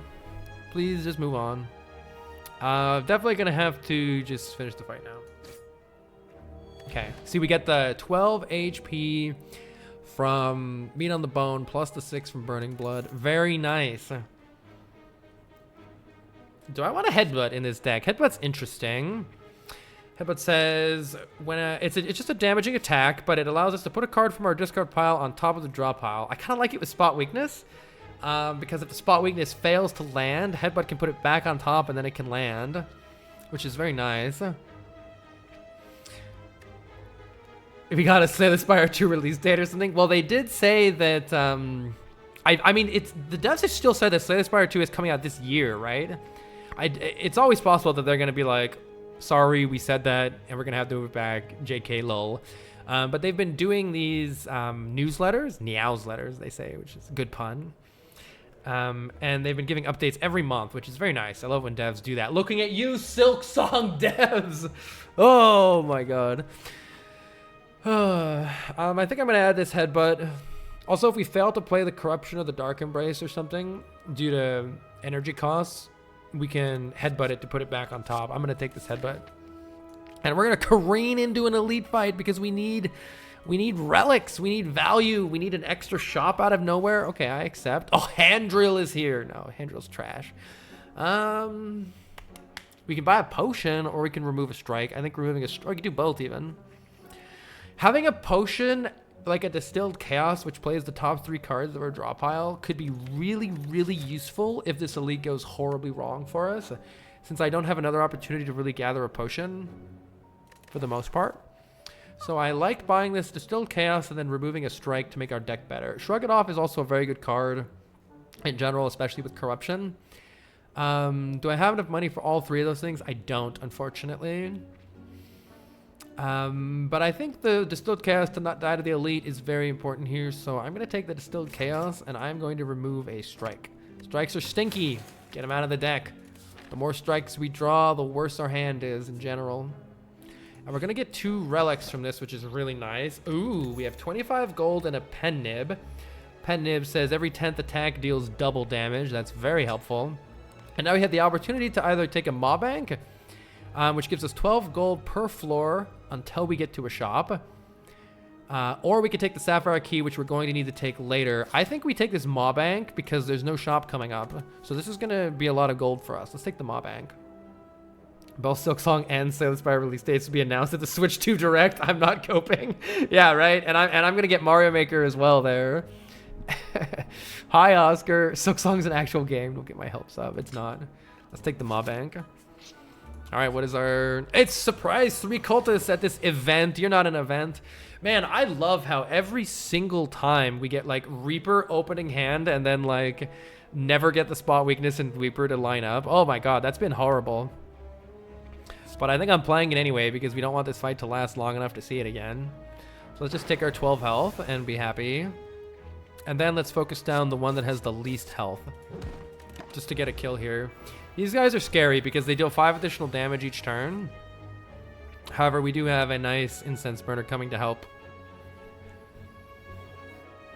Are we playing this Corruption? I think so. It's either that or I play the Dark Embrace for an extra draw. Both could be useful in different ways here. I don't know which is better to play here. I'm gonna play the Corruption. Maybe I should have done that differently with the Defend, because now the Defend gets exhausted, but I can headbutt something here. Do I wish to headbutt something? I don't need to defend next turn because I'm intangible next turn. So it's either strike or just take an anger. Maybe just take an anger for some free damage. Might have been better to play that Dark Embrace instead. Mario Maker 64 already came out and Carl made a fun level. Yeah, I did. Very fun indeed.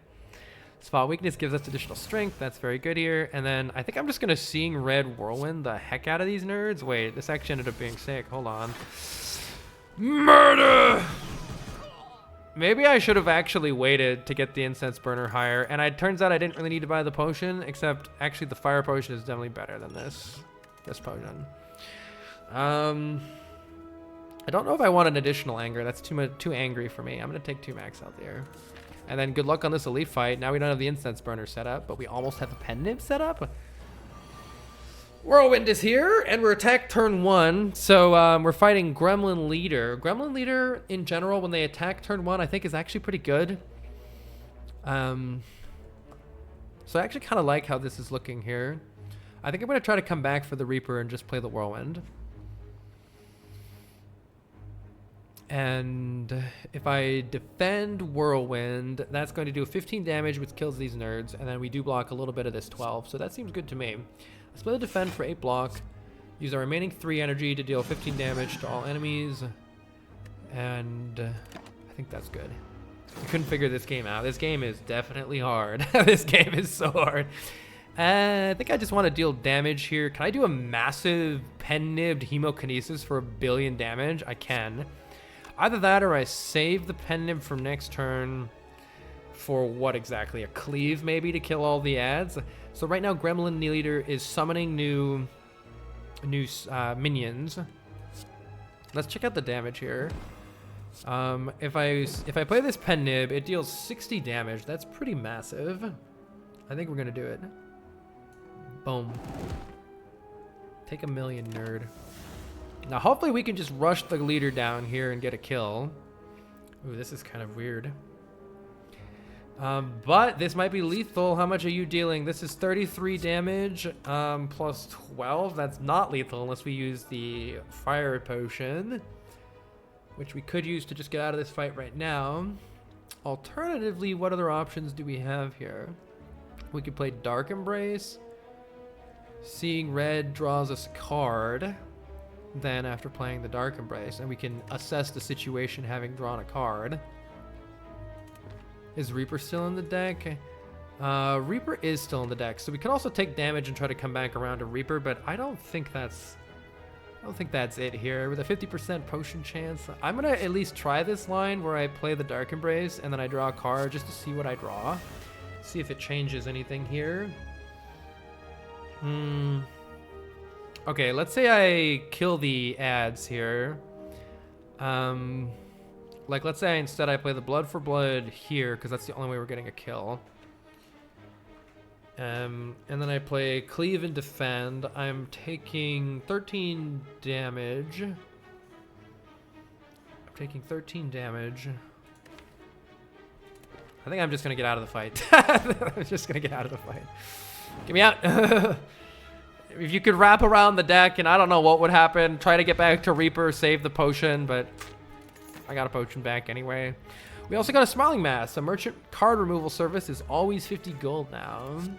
Oof, and we get an Impervious. Impervious is fantastic with Corruption and Dark Embrace, just in general. Especially if you have some extra energy. I really like this card. It's just a fat load of block. I'll take the Impervious there.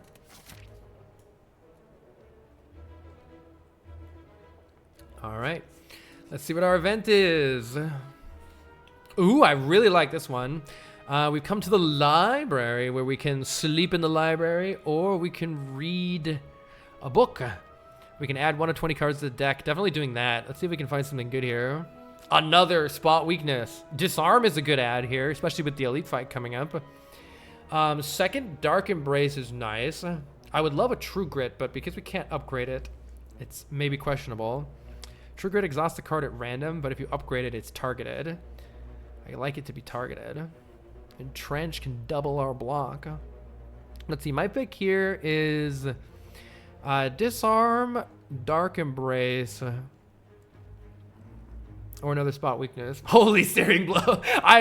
One of the reasons I wanted to do the Mastery Challenge was I really, really, really want to win with Searing Blow. I've never won with a Searing Blow deck. I really want it to happen sometime. Library, give us feed. Yeah, so I'm gonna do Disarm, Dark Embrace, or Spot Weakness. I don't know which one is better to pick here. Getting a second Dark Embrace is really nice for just like giga card draw later on. But the Disarm is good if the elite fight that we're about to fight is Book of Stabbing. Disarm is really helpful for us. And in general, this is a really nice card to have. I don't know if Book of Stabbing owns us. We have some damage. We have some damage and some Blanc. You never pick Searing Blow ever? I think if you pick it in the first few floors and then you have a whole ton of upgrades, it can really get pretty big. Correlation, causation. I don't know which of these two to pick. What do you think, chat? What should I pick? Nothing else makes sense to me, unless it's the spot weakness. I think I'll... Oh, Dark Embrace is fun. I like 2 Dark Embraces. But we don't have a disarm. I'm taking the disarm. I also... This could be Book of Stabbing. Ah, look at that. There it is. There it is. The stabbing is here. We have intangibility not next turn, but the turn after. We still have another fight coming up, so we don't need to worry about setting up for the boss. Also, I don't know what to set it up for. Does anybody know what to set the incense burner up for to not get hyper beamed? Do I want it on 5 or 1? 0? Does that mean 5? Does that mean I want it on 5 beforehand? No, it means... Wait, it can be on 0? Oh. Okay, gotcha. So I want the intangible turn to be the last turn of this combat. Okay. Sorry, I forgot I could even read. I'm stupid. Okay, that makes sense. What am I doing in my life here? Playing the Dark Embrace is nice for later. Am I gonna use the weak pots? Maybe not yet. It's weak right now anyway. Save the Reaper for later, potentially. Dark Embrace, Headbutt, Defend? Or Defend, Headbutt? I don't think I want Defend Plus on top. Though maybe I do. This is where it's like, you know, knowing like exactly what you're looking for in the deck. I think I want Disarm and Spot Weakness, which means I don't put anything on top. That's my logic there. Let's do some damage, block some health. Taking a little bit here is good to discount blood for blood. Spot Weakness is here. Hello, friend. So we can gain some strength. That's very good. I definitely want to apply Vulnerable so we can get this thing killed at some point in life. And then doing more damage I think is good. Now, as far as this goes, do I want to use my weak pot to save some life, or is that completely trivial here and it's better to save the weak pot? In general, I think the reason using the weak pot here could be useful is because I'm going to get blapped next turn and the turn after, and that's why I may as well just get it going now because I'm going to want it. I'm going to want it coming up. Burner on 5, so don't weak. Yeah, that's a good point. Well, it is preventing... I'm going to get a bunch of wounds here. It is preventing, what, 5 damage right now? Or is it preventing 6 damage right now? I think, actually. Doesn't do anything next turn, but then it helps us the turn after. Just eat a tiny bit for Reaper. I hope we're playing that Reaper.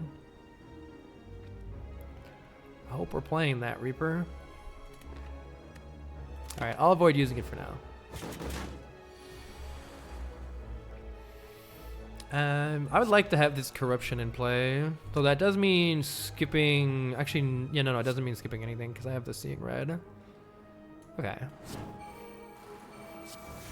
Giga damage.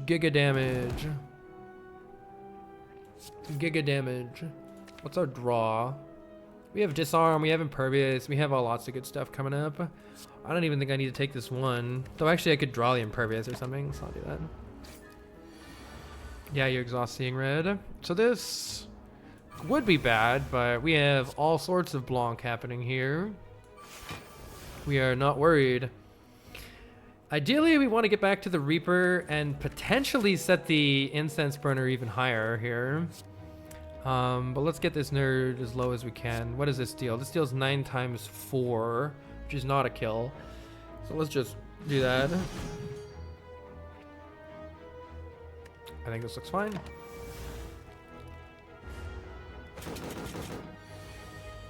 I'm not sure if we're going to be able to stall this fight a little bit here, but as long as there's no dead draw, 4 wounds and a spot weakness is always a draw.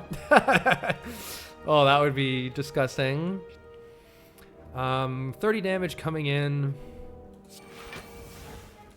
Let me see if I draw like a wound or something. I did draw a wound. Okay, so now there's no absolute dead draw on the draw pile, so I will, yeah, so I don't mind. Oh, I would have to take 2 here to fish for. We're fishing for Reaper to heal that back and also incrementing the incense burner.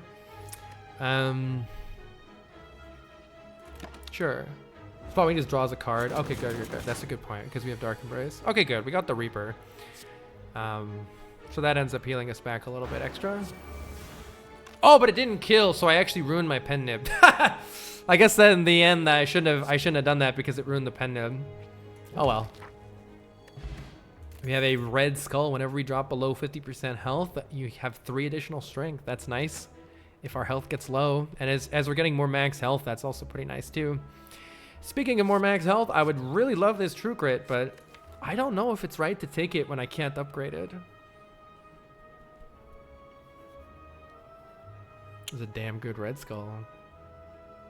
I don't know if it's right to take this when I can't upgrade it. I feel like it's not because it could really bone me, but also it's just a nice card to have. So 2 health helps us in many ways though, like increasing the threshold for red skull. All right, we want to set the instance burner to 0 here, so we want to win. What, turn after next or wait a whole bunch? Well, we have a lot. We have giga damage in the opening hand here, though it's not that giga without without strength. If I play Seeing Red, we go up to 6 energy. That allows us to do 30 to all here with Whirlwind. That seems good. Let's do that.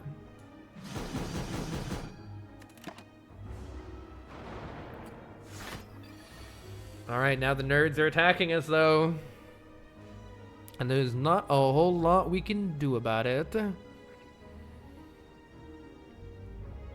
Or can we kill you? We can do something about it by killing this nerd. Can I kill the nerd? I can't quite play Corruption. Play Spot Weakness for free. Gain 4 strength. But I only have 1 energy left, and this is only dealing 13, so it's not quite a kill. So I think that means I'm skipping Corruption here, and I'm just killing this nerd. With both attacks. Do I want to headbutt the Spot Weakness? Or anything else? Or Blood for Blood? I don't think it's getting a kill next turn.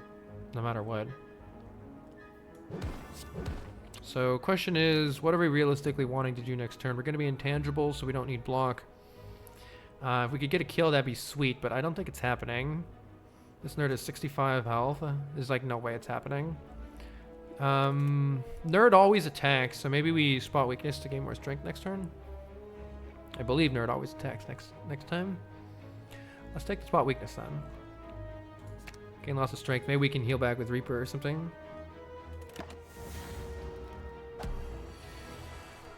Yeah, 1 times 2. Too bad I can't disarm. Let's deal some damage. We want to wait quite a while for this kill if we can, if possible. To that end, it would be nice to actually land disarm, but how realistic is that actually going to be to happen? I don't think it's realistic. I don't have enough ways of removing this. Maybe I shouldn't have taken the 2 actually, but now Blood for Blood is nice and cheap. Okay, Dark Embrace is going to be useful for stalling here, so let's play the Dark Embrace. And then let's probably not take a bunch of damage to the face, though I will get you low-ish. Nothing that I have is going to deal passive damage, right? So let's get you as low as possible here. They are going to generate more block as well. Oh yeah, Feel No Pain is a really cool power that we would like to see here. I suppose the advantage of not doing damage would be to try to heal with the Reaper instead, but that ship has sailed, so am I just playing Impervious and passing the turn, and really hoping that we can figure out a way to not get cooked here. 17 damage or 14. Let's just do one of these just to keep the health low so we can always get a kill whenever we need to. We're not taking any damage. Let's pass the turn. Again, our goal here is to get this incense burner to read 0 because that will be the correct turn for the boss's big attack to be nullified. And to that end, I think it's worth taking some damage to make that happen. If we need to heal with meat on the bone, then so be it.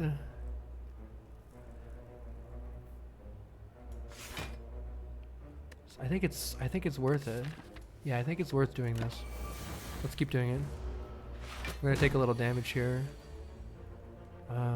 Currently taking 12 actually heals us back another 12, so right now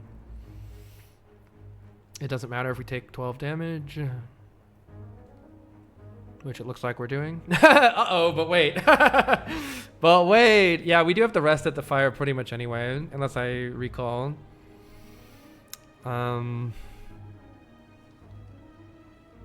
Is Bash killing you here? Bash is not killing you here. Let's do that. Pen Nib is active. Unfortunately, this is a bunch of damage, but I think it's just gonna have to happen. I think we're just gonna have to take some damage. Now meat on the bone is active. And then this is the last time we have to take damage. Luckily, we can just block it. All right, cool. Unfortunately, we're not gonna have Pen Nib set up, but I don't think that actually matters that much. I don't think that actually matters that much. We still would like to win with Reaper, if possible, and I believe it is possible here. Reaper for 38. Too bad it doesn't heal us. I think it only heals us 4 because the enemy only has 4 actual health. Yep, but then we heal the 12 from meat on the bone and the 6 from burning blood. And a shrug it off sounds fantastic here. We need more cards like this. Fuel for the corruption Dark Embrace. And we're pretty much resting here anyway. We'll get a card reward from it, so let's do it. Go back up to full health. Do I want to Pommel Strike? If I could upgrade this, if this were upgraded, I would like it. But I think because it's not upgraded, I think just gonna take the 2 max health. I don't know though, it's pretty good. Especially with strength. It's pretty nice. Is it possible to have too many shrugs in a corruption deck? No. I think I take the 2 max health here, but Pommel Strike is okay as well. All right, the Bronze Automaton. So the reason that we set the Incense Burner to 0 is now it will count up and give us intangibility on the boss's massive ability, Hyper Beam. Getting Dark Embrace in play sounds pretty nice here, so let's do that. I'm gonna save the Reaper for later. So we're mostly just waiting here. The boss summons these 2 orbs, and they are going to steal cards from us. They steal the rarest cards in the deck, so they're going to steal Corruption, and then either Disarm, Seeing Red, or Whirlwind. I think it'll randomly choose between those. It's nice that we get to spot weakness here. I'm a little bit worried. We need to get some... I'm a little bit worried about using Power Through. I don't think it's wise to clog the deck with a bunch of garbage, so maybe we don't play that. I can headbutt the spot weakness for more strength. That sounds nice for next turn. I think that's pretty good. So let's play Hemokinesis on one of these nerds. And then let's headbutt the spot weakness. And I think I'm going to take the damage here rather than prevent it. Taking damage doesn't matter that much because 3 out of every 4 damage that you take gets healed back at the end of the fight. So taking some damage here is not... Oh, spot weakness was a mistake. I didn't realize that they wouldn't attack. Is that random? Has a 75% chance of using stasis until it's been used. Yeah, they already used stasis. Otherwise, 70%... Oh, it's okay. It's only a 30% chance of attacking with beam. Interesting. So we got unlucky there.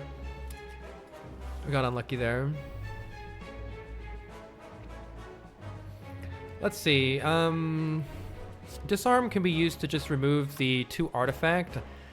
Artifact will negate the next debuff, and the Bronze Automaton has 2 stacks of that. I don't know if it's better to...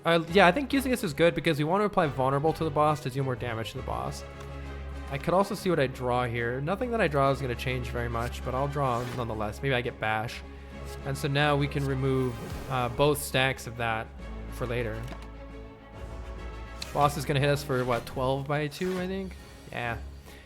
Now the nerds attack. But we can finish. What do you have? You have Corruption and you have Whirlwind. Do I want to play Corruption? I don't know. I don't think so. I can also play Seeing Red and draw a card. Let's go ahead and play Seeing Red and draw a card. Dang. Would have been nice to get spot weakness. Alright. Well, we do get a defend. That's good enough, at least. We can prevent the 8 damage by just killing this nerd, and then we can play the Corruption or not as needed. So maybe I'll do that.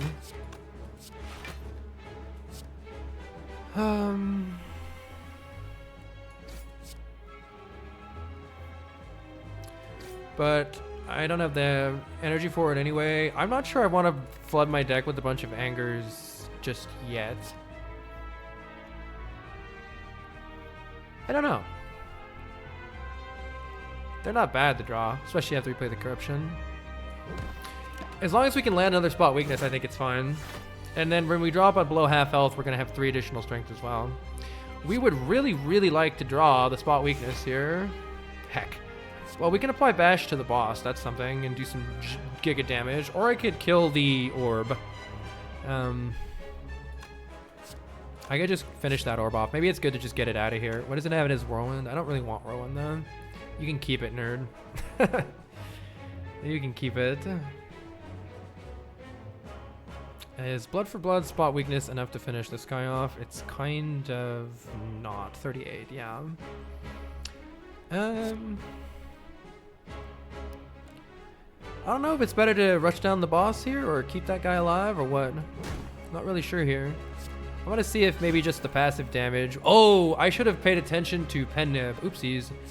I didn't pay attention to that. Could purposefully not play this and do like a big emo or something. But, let's just do it.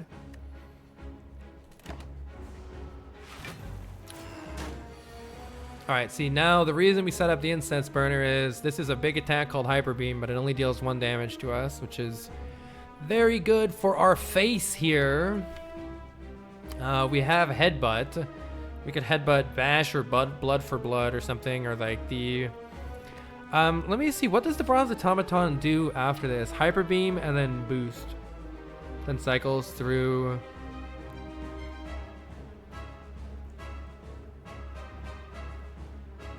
where does it go after this boost attack? I don't know. I'm kind of salty that the spot weakness is once again on the bottom of the deck here. My question is the Bronze Automaton going to not attack next turn? Because if the Bronze Automaton is going to not attack next turn... Oh, it does say boost after Hyper Beam. I am once again very salty about this spot weakness. I'm gonna leave this nerd alive in hopes that it attacks and I can spot weakness that nerd. It might not work out that way though. As far as which thing to headbutt goes, Blood for Blood is damage. Vulnerable is maybe more damage in the end though. So I think it's better to just apply vulnerable with Bash. I don't know for sure about that though. Diabolic Soul, thank you so much for the 6 months. How can you access that extra enemy info book? That is a mod. Where are my mods? That is a mod called, I believe, Bestiary. I have a couple mods that... There's also Info Mod. I don't remember what that one does that's different. But everything is the same, but you backflip on backflip. All right.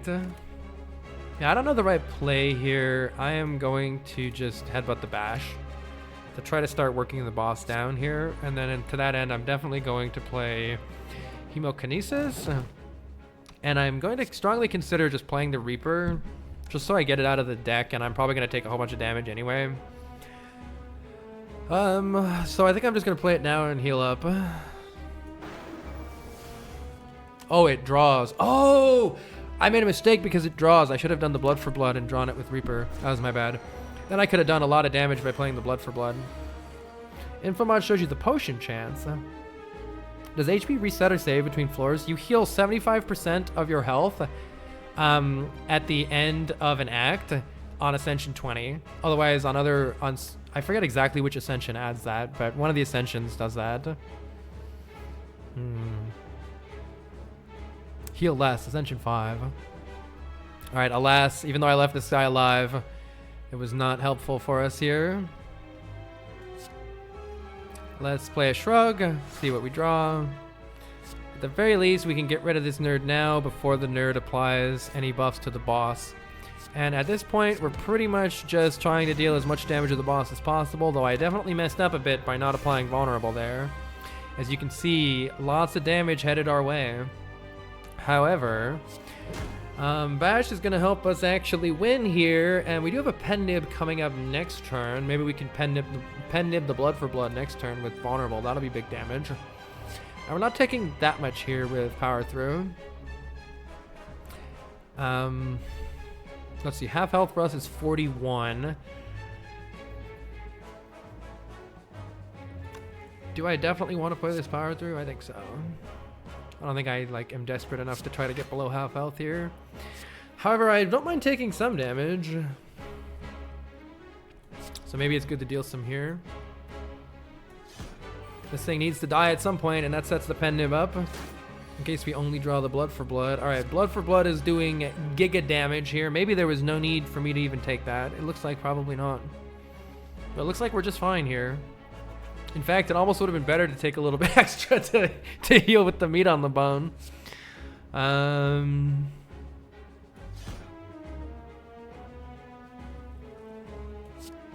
In that case, is there... Hemo's not taking us low enough either. I almost wish I could take some more damage. I guess it doesn't matter that much with the heal we're getting.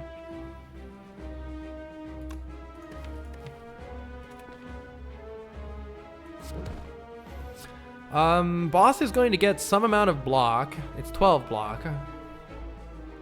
And then Hyper Beam again. So does it just alternate between boost and Hyper Beam? Oh, no. It goes flail. Oh, no. It goes boost, flail, boost, Hyper Beam. So next turn is another Hyper Beam. And the boss has, what, 12 strength and is going to be adding an additional 4 to that. So the boss will be Hyper Beaming for 66 next turn. Because I drew the Impervious this turn, I don't think there's any way I'm min-maxing the shit out of this. I think we're just going to get out of here.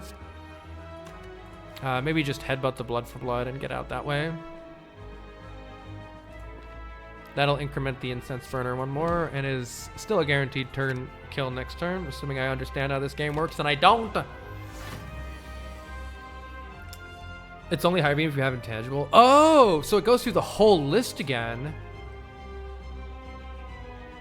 Oh, it starts over Flail. Oh, okay, so we're actually only right here. I see, we're only right here on the cycle. Okay. Well, in that case, I can at least play Corruption and see what I draw. Maybe there's a chance that something magically gives me 20 block cards back to back right here. All right, it didn't. Let's get out of here. GG, we beat Act 2. We get 72 gold, a Heart of Iron for 6 Metallicize. That's kind of a good potion. Maybe that's better than some weakness. Let's look at the card. Ooh, we have another Reaper. Double tap to play a card twice, an attack twice. We could double tap Reaper. Or Feed. Feed is good to increase our max health.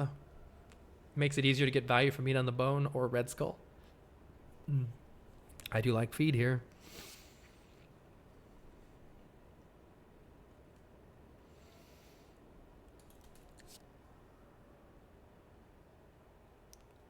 I think I will take Feed. And do I want this Heart of Iron? I don't know. Will I beat the Act 2 boss? Yes. Will I beat both Act 3 bosses? How does double tap work on an X-Cost card? It still doubles it with whatever remaining energy you have to play the X. So if you play double tap and then Whirlwind, let's say for 3, it'll Whirlwind for 3 twice. Very good. I'll take the Heart of Iron over the Weak Potion. I don't really know, though.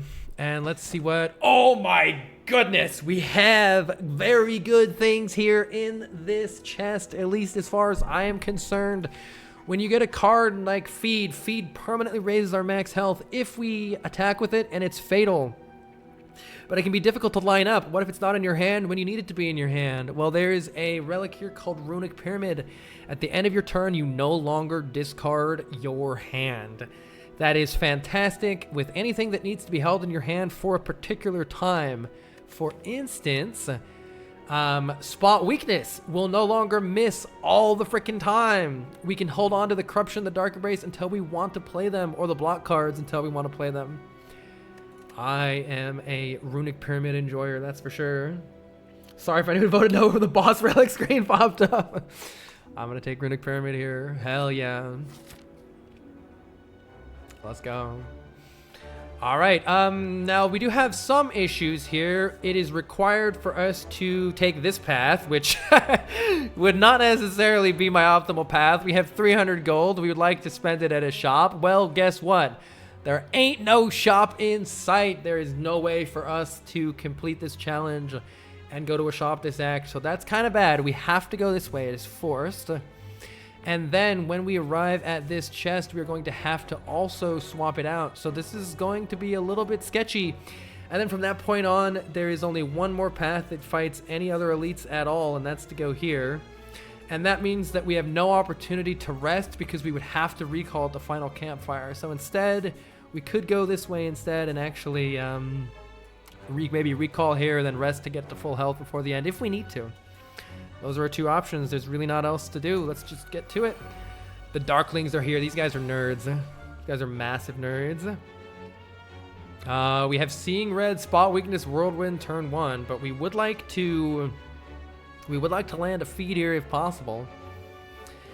Let's see. Seeing Red for our Whirlwind for 6 does 30 damage, but if we Spot Weakness instead and Whirlwind for 5, it's going to be 9 times 5. That'd be 36 to all of them. I say we Spot Weakness now, use a defend, and wait.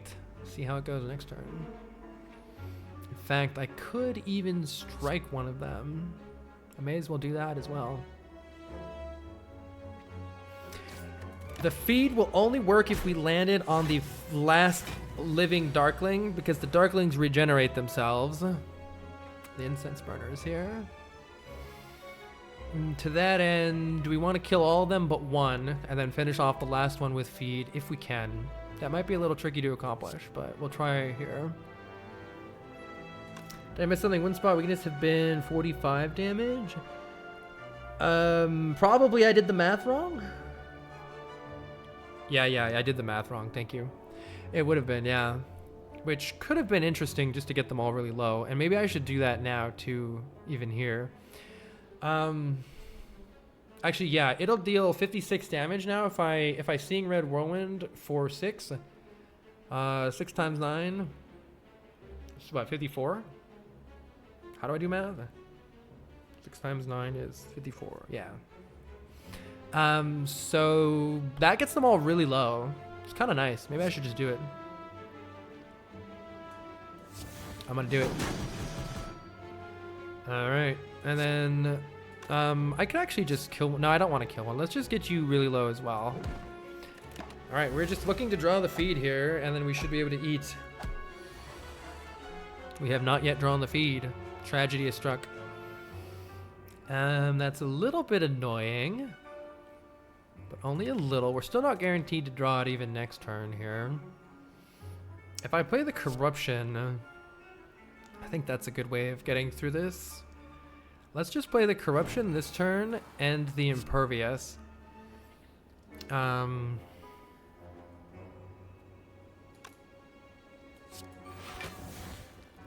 then I would like to, in order to guarantee that I get it on the turn after next, I should play one additional card here.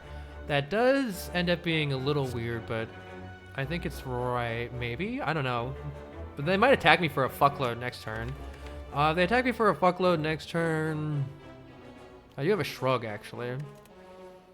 Maybe I just draw 4 here. I don't know. Play Strike is awkward, because one of them is going to come back, potentially. Let's strike the one that's buffing itself, maybe then.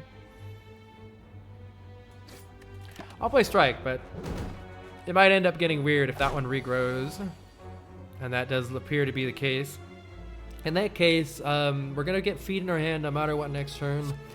So let's go ahead and finish this one off this turn as well. This one's going to regenerate, though, and we're going to have to kill it, but that should be fine. Should be fine. We can play the Dark Embrace, draw ass loads of cards next turn. I'm sure it'll work out. I am going to need to especially with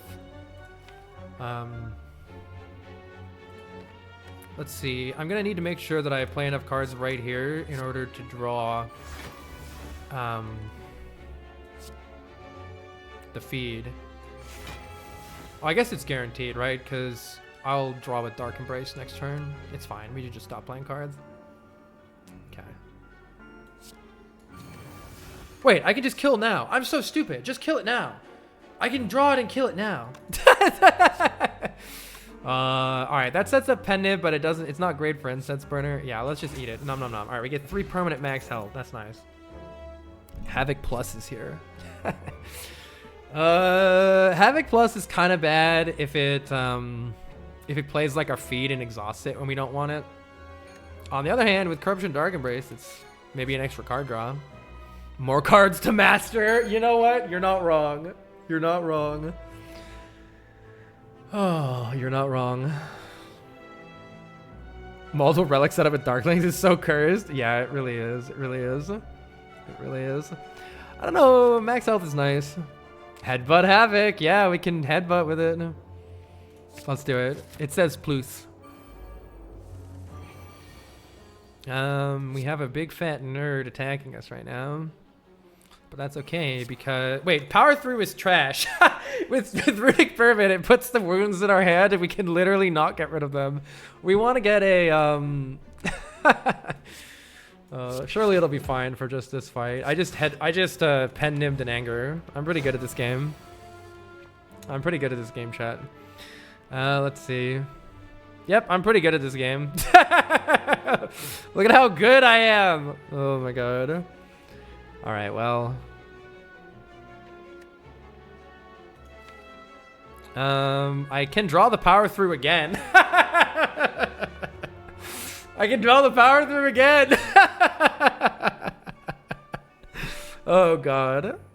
If I headbutt Power Through seeing red, oh my god. Yeah, I could just Reaper. I think that that's much better. Please don't do this. All right, let's just bonk some nerds, I guess, and take some damage.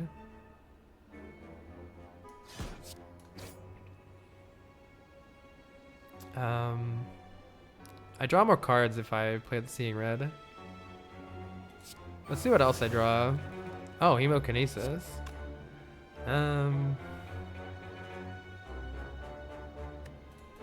Everything is fine. I should have just played the 1 defend is what I should have done. Like, even though it's just a 1 crappy defend, I should have just done that. Oh, everything is fine. So fine. I want to draw more cards, so I'm playing this. I want to draw more cards and get out of this fight, potentially. Hey, Impervious is here. Okay. Corruption is here. Let's look for the feed. Now we can spot weak. Oh, I should have played spot weakness, headbutt, the spot weak. Yeah, I just realized I could have spot weakness twice here. I saw it after I did this, unfortunately. Let's just try to find the feed. Let's try to find the feed. Okay, there's the feed. Let's wait till next. Oh, it'd be nice to win this turn. But that's not happening, right? Because I have no energy generating cards in the deck. We already used the one that we have. Havoc is an energy card. Wait, if I draw the Havoc and then I can headbutt something, maybe I can feed this turn. Let's try it. Havoc is here. But wait, no, I think I would rather Reaper anyway. Yeah, no, fuck that. Let's just Reaper anyway. Ideally we want Bash. Is Bash in the discard pile? No, Bash is still in the draw pile. We actually want Bash. And let's wait, I think I shouldn't have cleaved right there. Darn it. Yeah, my bad. I shouldn't have cleaved. Because now I just have to play Reaper for 8. I could have Reapered for a little more. Yeah. Oh well. I guess I may as well wait.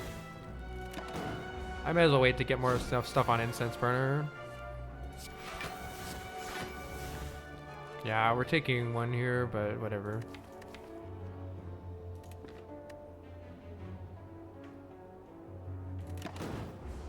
Worth it. I don't think I have any hope here of waiting anymore, so let's just feed. Alright.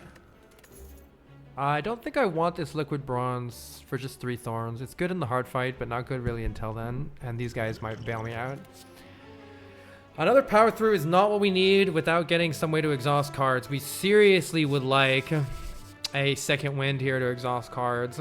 Maybe I should have just taken the True Grit, but more max health.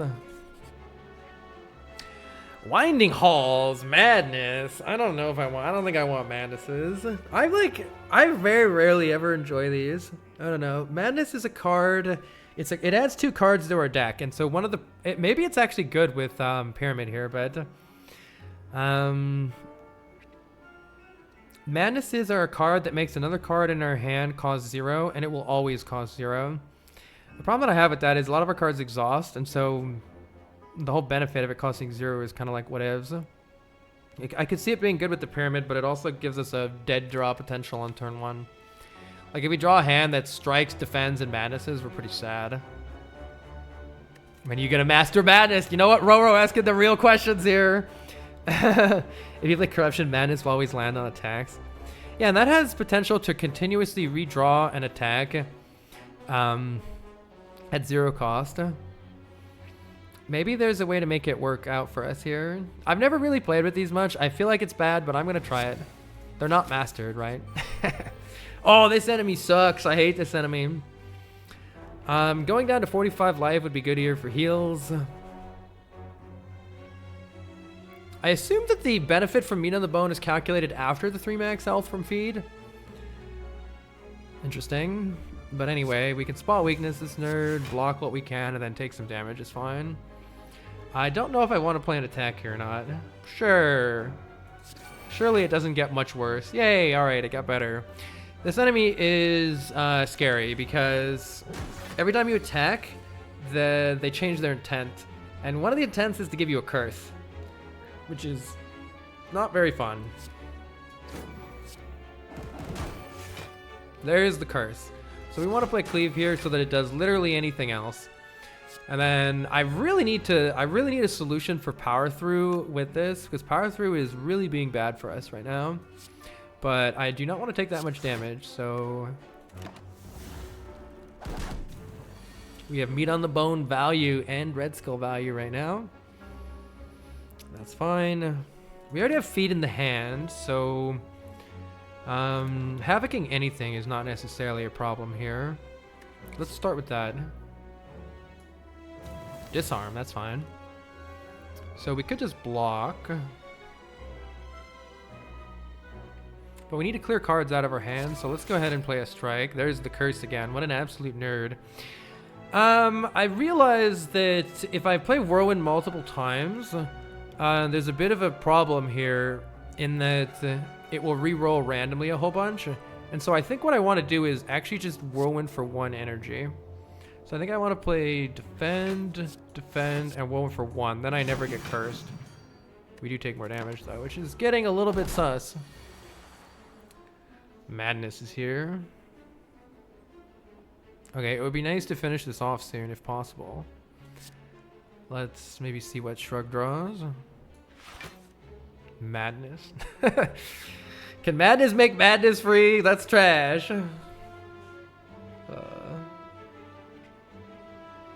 Well, we can get in a lot of damage here at least. I'm just gonna get these out of... Madness can make Madness free. Awesome. This is gonna make Defend or whatever. Just make the Defend free and get out of my hand. I'm going to play this Blood for Blood and hopefully not get cursed. Alright, we're not getting cursed. Let's go.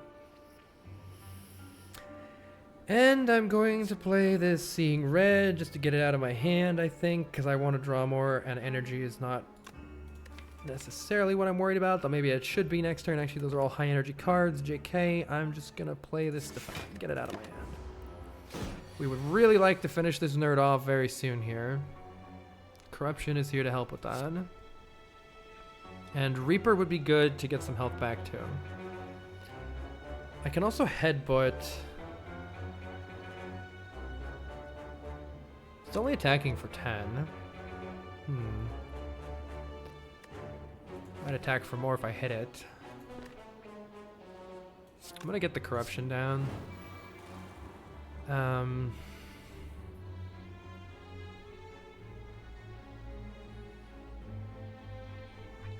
Headbutt spot weakness helps us heal more next turn. Reaper is currently healing for 11.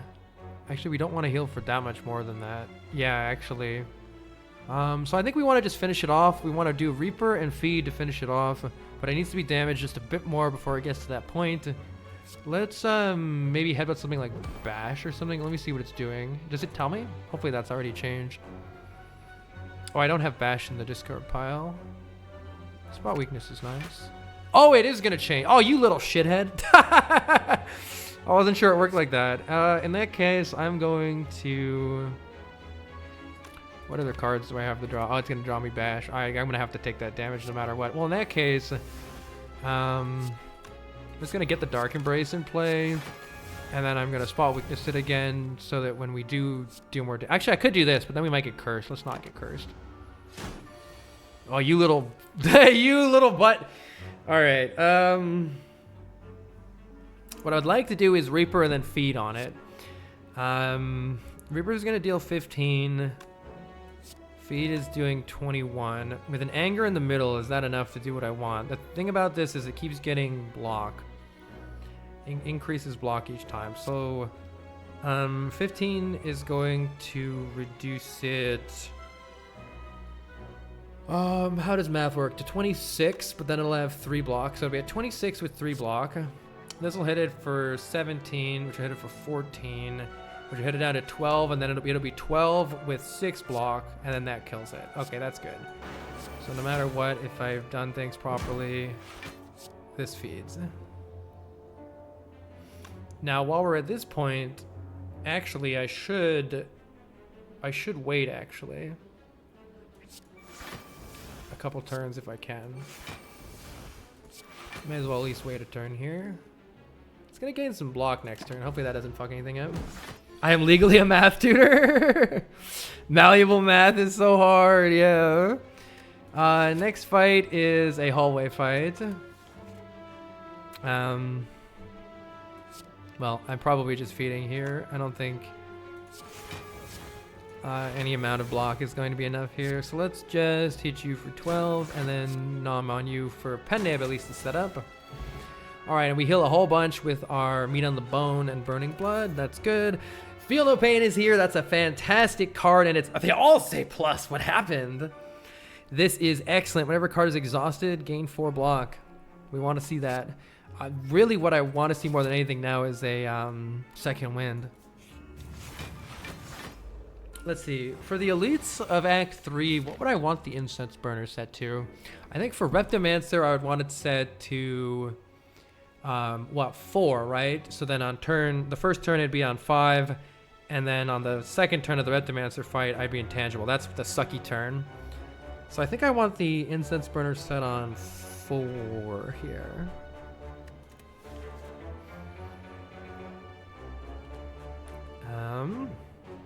Well, this is kind of awkward. This is kind of awkward. I think I'm just taking 21 damage to the face here. 4 is good for Rebel Nemesis. 2 if you're scared of Giant Head. I could use a potion. Maybe this isn't a bad use of the Heart of Iron. I don't have any exhausting cards other than this Reaper, but Reaper's not going to heal me right now because it'll only hit their block and it won't heal from block. So I don't like that very much.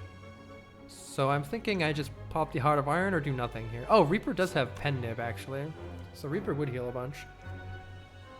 Wait, does Pen Nib Whirlwind? Could that have just killed? I didn't... Oh! No, it wouldn't have killed. It wouldn't have killed. I didn't notice the Pen Nib though, so... Maybe I just do this anyway. Maybe I shouldn't have played the Feel No Pain. Yeah, I shouldn't have played the Feel No Pain. That's my bad. This still gets them quite low though, and then I can Reaper next turn or something. You're buffing, so let's get you down here. I do want to try to feed. Ideally, if we kill this turn, it'd be nice. I don't know if that's gonna happen or not here. Thinking not. What is card mastered?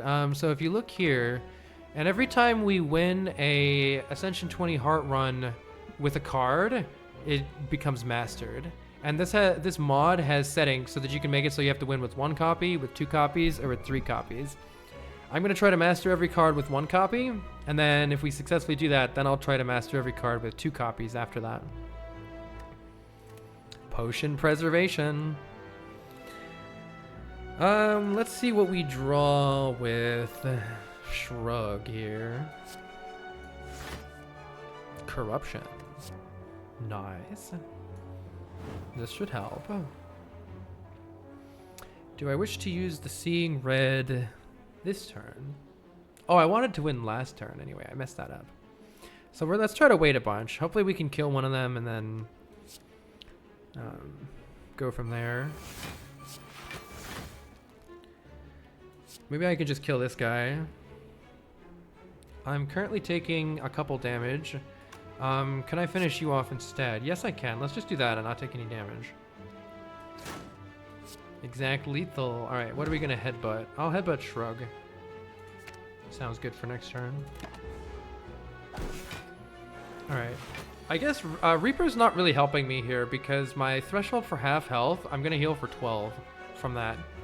Actually, maybe I can get more life than that off of this Reaper, though. Yeah, maybe I can. So in that case, it's a little tricky because I don't want to actually win, though. And it doesn't actually give me stuff with that. I'll have a free Reaper for later, sure. Disarm one of these nerds, sure.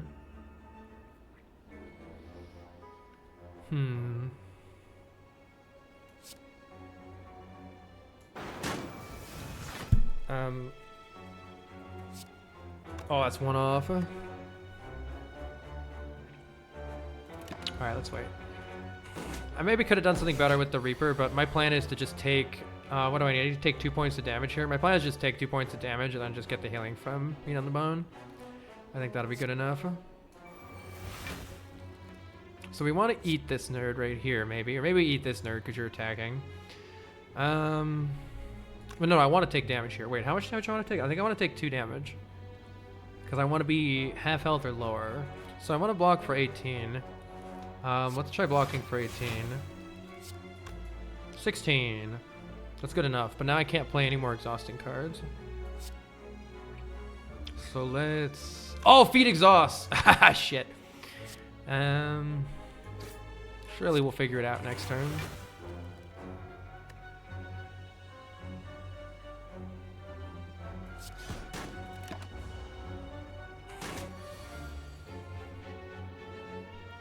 So half of 96 is 48. So yeah, I want to take 3 damage before finishing this fight, if that's at all possible here. Hopefully it is. This doesn't kill, so let's just play it. And I want to kill on Incense Burner being on 4. So I don't want to kill next turn either. I want you to actually hit me right now for 3. How can I make that happen? Every time I... Let's see. I want to have 17 block. This blocks for 9. I don't think that's happening. Yeah, with Feel No Pain, I don't think that's happening. This blocks for 12. I think I'm just going to take... I can take 2 and hope it attacks me next turn. Yeah, let's take 2. Let's take 2 and hope it attacks me next turn. But if not, we're kind of cooked here and I need to just... Aw, you nerd. I'm too lazy. Like, I could wrap... maybe I shouldn't be, though. I could wrap all the way back around, wait another 6 turns, and try to do it then. Wait, what if I just kill with Hemo? Hold on. Wait. But I messed something up, didn't I? Why didn't... I messed up the number, I think. Ah, fuck. Fuck me. I messed something up somewhere in there. Yeah, the math was wrong. Alas...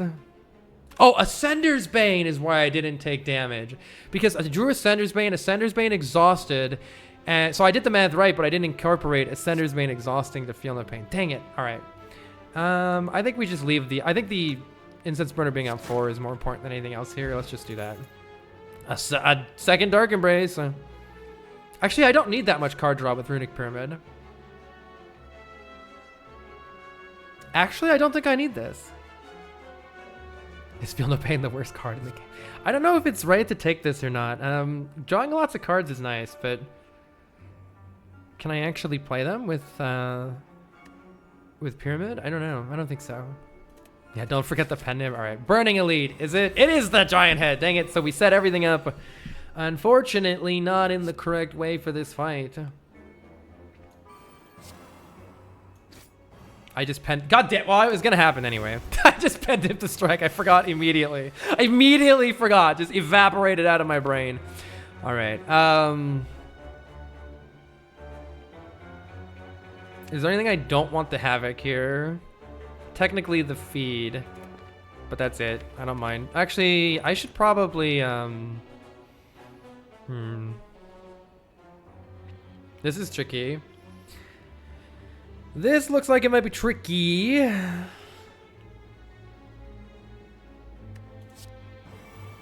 It's Feel No Pain. That's perfect. All right. Let's get some cards out of my hand. Trying to get a bunch of strength seems like our victory condition here. I don't actually know the best way to necessarily go about doing that, though. Yeah, I don't know. I don't think I want to play Corruption yet. Hi, Juz. They have the 98 heckin' months. Holy shit, that's a long time. Is there some way I could create some kind of a crazy combination with Madness? I think I definitely want Madness on an attack of some sort, that's for sure. And I could try redrawing it. I don't know. Pretty worried here. Pretty worried here. This looks like it's going to be very tricky for us.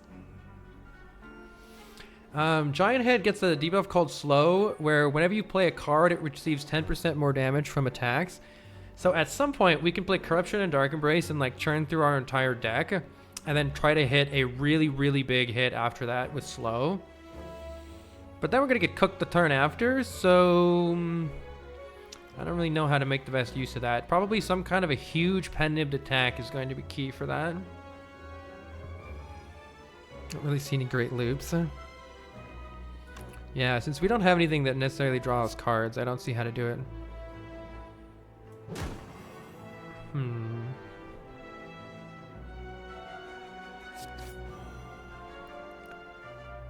I need to get some cards out of my hand, so I'm gonna play this just to get some cards out of my hand so I can keep drawing here.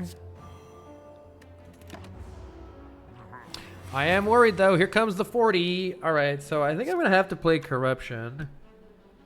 I could play Shrug first, but I'm worried. I'm worried about how we're gonna do this successfully.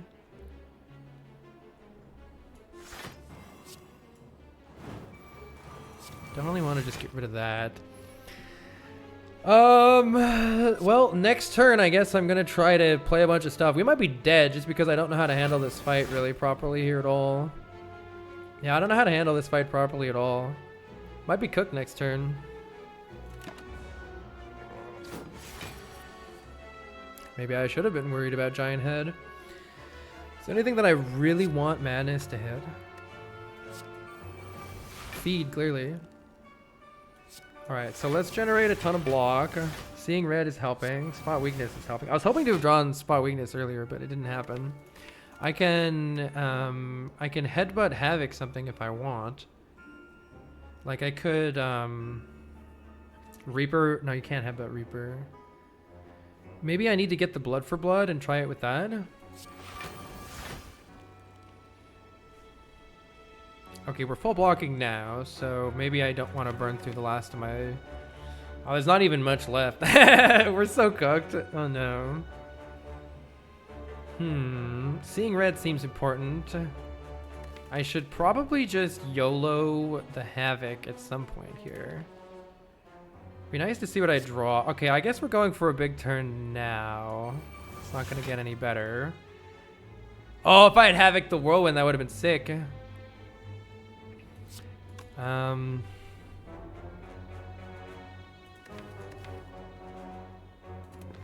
Yeah, I don't know. I'm happy with anything. It was the blood for blood. I was actually kind of hoping it was anything in the drop pile except that blood for blood. So that might be really bad.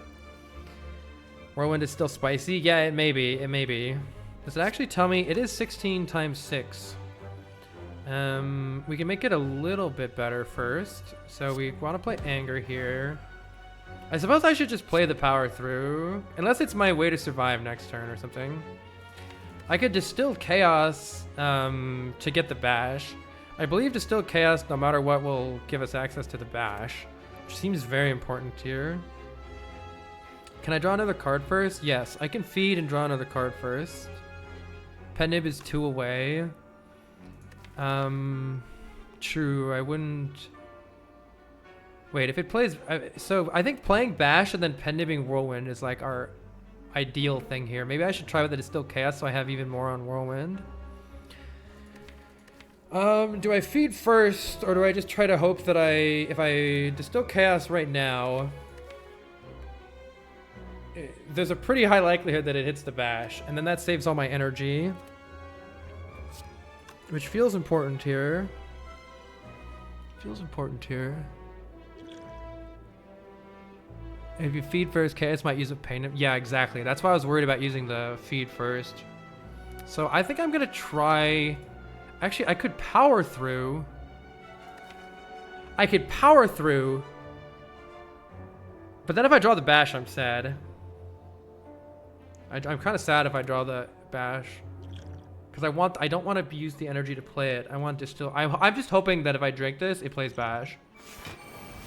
It did Bash. Let's fucking go. And now Pen Nib is active. I want to play as many cards as possible that aren't... Unless I'm not killing no matter what. 59 damage 6 times. That's over 300. Yeah, we can just get a kill here then. Make sure I don't fuck this up. Is there any chance I'm feeding, actually? Hold on, maybe this doesn't kill and then I can actually get a kill with feed. Feed is 92 damage. What's 59 times 6? It's just under 360, right? Because 60 times 6 would be 360. And this is including the Pen Nib, right? So this is perfect. We can use this and then feed.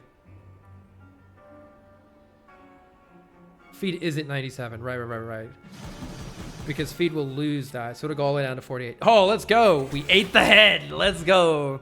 Oh, we got a White Beast statue. Now we always get a potion every combat. That's nice. We've acquired the first of the 3 keys that we need. We've replaced our potion with a flex potion. It gives us 5 strength, but just for 1 turn. And we have our choice of a rare card that does big AoE damage. This could be useful for fighting Reptomancer, but in general, I don't like it towards the late game here. I feel like it's too late. Shrug is a nice card to keep our Corruption Dark Embrace shenanigans going. So I'm leaning towards taking the Shrug it off. I also don't like how this creates the burns. Need I say it? Mastery, though. Wow, we need to win or we don't master anything. So the way the mastery works is you need to win in order to master stuff. If we don't get a win, we don't get any mastery. So I'm leaning towards the Shrug, but let's look at what's happening up here. We actually only have 1 more elite fight possible, and we have Whirlwind for Reptomancer, right? It's fine. We are fighting this Bird Nerd. Bird Nerd hates when we play powers and gets angry. I might take the Shrug. I would really like a Source of Exhaust here. Glowing Tesseract is interesting. We could pay some life to add colorless cards. I find there's often a lot of really good colorless cards, and many of them say Exhaust, so I'm willing to do this, especially because with the Singing Bowl, each one of these card rewards, we can actually skip it for plus 2 HP. Parity is here.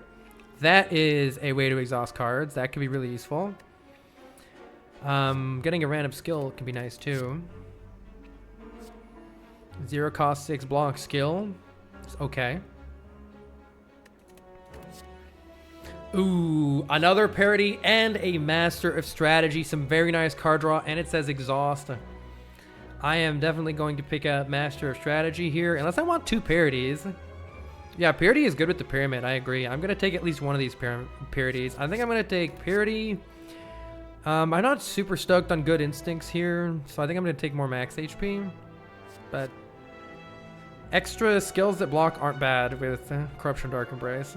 Or with zero cost is not bad with Pyramid either. So this is not a bad card. Forethought. Put a card from your hand on the bottom. I don't think so. I think this should make it 0 forever. Kind of like Madness. I'm going to take 2 here, and then I'm going to take this Parity. This is useful for actually being able to exhaust cards from our hand. Such as when we play our Power through and gives us 2 wounds, we can actually get rid of them. All right, what's our event? Find potions. Well, that's kind of weird. We have a Swift Potion to draw 3 cards or an Entropic Brew to get random potions. Thing is, we already have White Beast statue. We have some regular combats coming up, so what do we plan to use in a regular combat? Maybe Entropic Brew has a fairy. Fairy in the bottle would be really nice to get. So maybe I ditch one of these potions. Is the deck infinite yet? Maybe with the 2 exhaust cards it would have been possible. But no, there's no loop that it can make a loop. No, you need a loop. To make a deck infinite, I think I would need to use Madness on something like a Pommel Strike and then get rid of all the other cards in the deck. Like a Shrug It Off and a... If I make Shrug It Off 0 cost with Madness, exhaust away everything else. But I don't have a Pommel Strike. I'm going to get rid of this for the Entropic Brew. It might be a mistake, but I'm fishing for Fairy in a Bottle here. We have to open this chest, and we have to take the Sapphire Key. We're not allowed to take the Regal Pillow, or we won't be able to fight the Heart. We need this key piece. And now the question is, do we want to fight an Elite? Or do we have some use for this?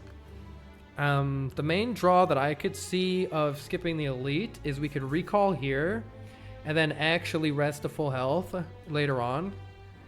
Otherwise, we're going to try to maybe heal up to full with Reaper, but it's proving to be pretty difficult to do. I'm going to keep trying. But the Fireplace could have been good there. I'm no longer going to be able to heal no matter what my health is, which might be suspicious. Right here is actually good to take a little damage to get to meet on the bone range. So let's do that. Half of 103 rounded down is what, 51? So it's actually good to take 8 here.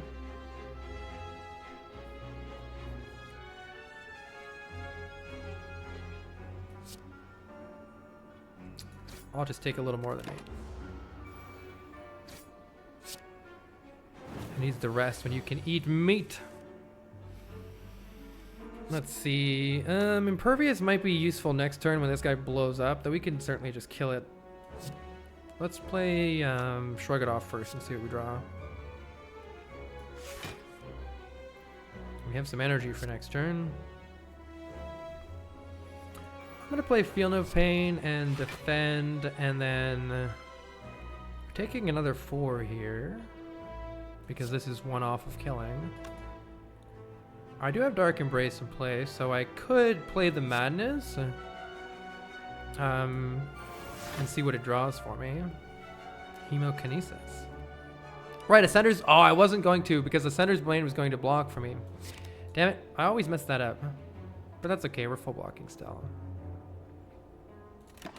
I always forget that that gets you a card.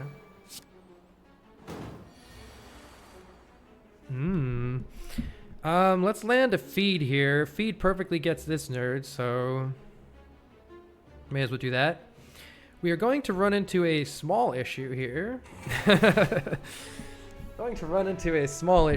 Where these Spikers keep increasing their Thorns damage, and we're gonna have to deal with that at some point. Probably I can just play Corruption and a whole bunch of block and actually just play Reaper and gain a buttload of health. That would be really nice. And it would be even nicer to potentially get like a Headbutt or maybe get some more strengths before then.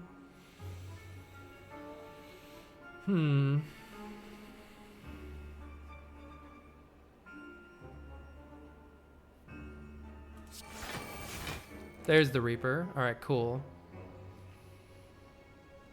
Maybe I should do it now while they're intangible, actually. If I play the Seeing Red, I can play the Reaper right now. And I believe that the way that this works is that it's only going to deal 1 damage when they return damage to me. So that's going to heal me for a buttload. Let's see how it works.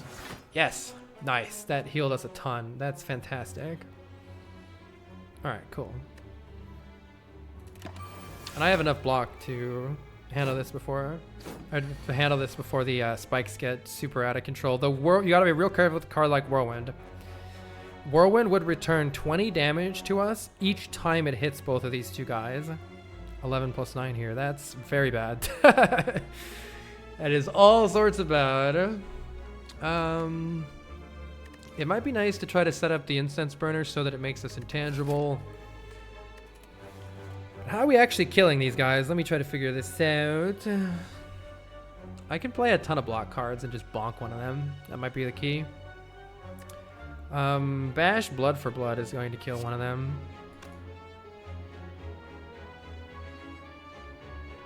Let's get rid of one of them now. Maybe this one that's attacking us, just so that it stops being a problem. Impervious is enough block for that. So with just Impervious, I can play like Bash Blood, for instance. Get rid of this nerd, and now we just have to deal with this last one. We can use Parity and Power Through to generate a lot of block here. We just need something that's actually going to kill it. And I don't have 2 attacks that are going to kill it right now. But I could headbutt the Bash, potentially. Havoc. Havoc can't bite me in the ass, so let's use it. Nice. Tons of block. Alright. Let's go ahead and headbutt the Blood for Blood, which will exactly kill it here. Incense Burner's on 2, though. Do I want to wait to kill it? Or just kill it now? I'm not too sure how many turns I'm going to be able to realistically wait. It's also going to ruin my pen nib. I forgot about that. We're probably fine. Smiley face. Dexterity potion. I'm going to discard the Heart of Iron. Drink this. See what potions they have. 2 strength or 2 energy. Or some additional block. I think these could go either way. I'm gonna try to keep cycling through the potions. I think another spot weaknesses maybe makes sense here to get some additional strength. That sounds smart. Let's take that. I'm often craving more strength. Oh, I hate this enemy so much. I hate this enemy.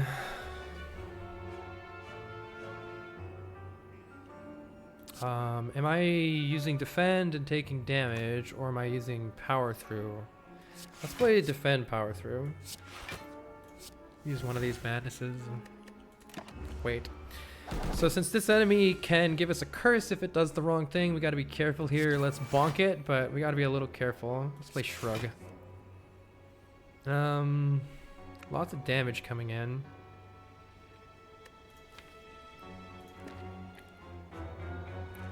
I can spot weakness and then headbutt the spot weakness. But that might go poorly for me. That might go poorly for me. Let's try it anyway. 16, it went well for me. Let's go. All right, we've got most of our block taken care of. If only Madness can make wound 0. We have lots of strength coming in here. This is very good. Let's power up. And then Blanc. We do need to get rid of some cards, and unfortunately it will change its intent if I play anything other than this Madness. I'm just going to play the Madness to get rid of it. Bash is very nice here. I think I'm going to just hold off on doing anything else, though. For now, to draw some more cards. Let's wait. A little tricky with all the stuff in our hand, but I figure we're going to draw a Purity soon. We can play Feel No Pain. We're intangible this turn, looking good. Let's go ahead and apply Bash. See if you're going to try to curse us. No curses yet. Let's draw some cards. We're going to want to try to win. We're going to want to try to Reaper back to full health. So we just need to draw the Reaper. And then we're also going to want to win with feed here. Pyramid is so good, yeah. Pyramid is so good. Alright, we can take our time here. I do need to clear space in my hands. Purity is going to be good for that. Let's just get rid of this. Get these cards out of here. And let's just play Havoc, see what we get. Well, Impervious is a waste, unfortunately. But let's deal some more damage. One more hit here unless it goes Curse. It didn't do Curse, so let's wait. I probably shouldn't have Havoc, but whatever. Now you're cursing me. Curses! That's okay, we will prevent that. Let's just play a strike to get it out of my hand. 24 damage coming in. We can generate some block with this. And some block there. I think taking a little damage is okay. We're going to heal some of it back with Reaper. Hopefully. Hopefully we're going to heal it back with Reaper. Let's see. Corruption. Seeing red. Dark Embrace. Draw some cards.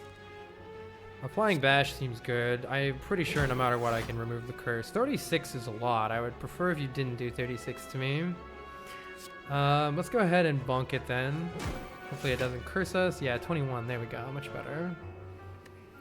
Let's wait, and then I think we're ready to Reaper and feed here.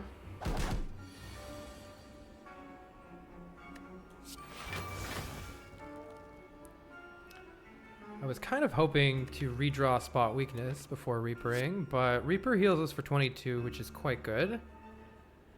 And then let's just finish this off and feed.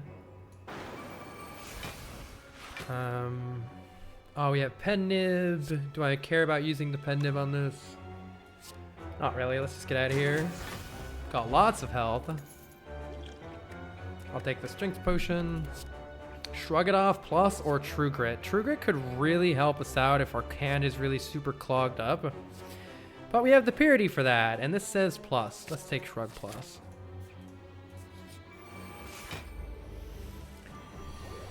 You've been playing so much STS recently, says Electrominer. Ah, it's so fun. True Grit perma-minus with Pyramid is so awful. Yeah. I feel like if I just play everything else that I don't want to get rid of, it could work out, but I'm scared of it also backfiring massively. Let's play Corruption. And take damage. That's okay, we have a face. The face is here for us. Ouch, my face. Let's see, we can gain some strength with Spot Weakness. Can I get rid of you so I take a little bit less damage? Looks like probably, if I just bonk. And there's no, could be a argument for not using the Blood for Blood yet, but actually, yeah, let's just get rid of these cards. If I take two, whatever. I want to keep the Blood for Blood. We're intangible this turn, which is very nice. And maybe we can use that to our advantage, because with just a little bit of block, I can bonk the heck out of this nerd. It only returns 1 spike damage. And that means I can just land this feed right now. Nom nom nom. And looking good here. I guess Reaper's a little awkward to gain any life on this guy, so that might not be happening. Might not be happening. I can headbutt the Blood for Blood. That's kind of nice. Let's do some big damage to this nerd. Let's headbutt the Blood for Blood. Play Shrug It Off to draw it. Play the Blood for Blood.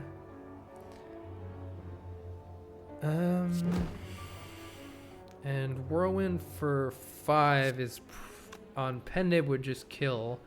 I think it's probably worth my while to set up The next fight might be an elite. Let's have the incense burner on 4. I think that's what we want for that. So let's do that. Let's get the incense burner on 4.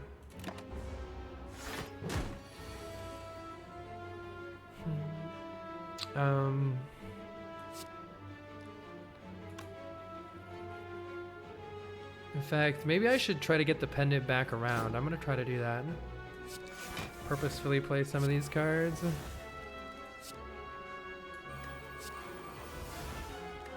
Free Reaper is nice.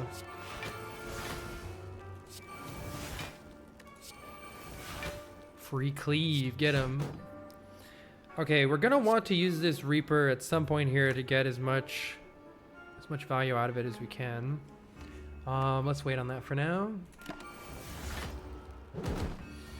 Let's go at infinite. More attacks is good. Actually, maybe I just end the fight. No, I want to end the fight next turn. Next turn. You're gonna generate more block though. Is it 35 more block? Surely we can do that much damage. It'll probably be fine. Smiley face. Yeah, I want the incense burner on 4, so let's wait one more turn here.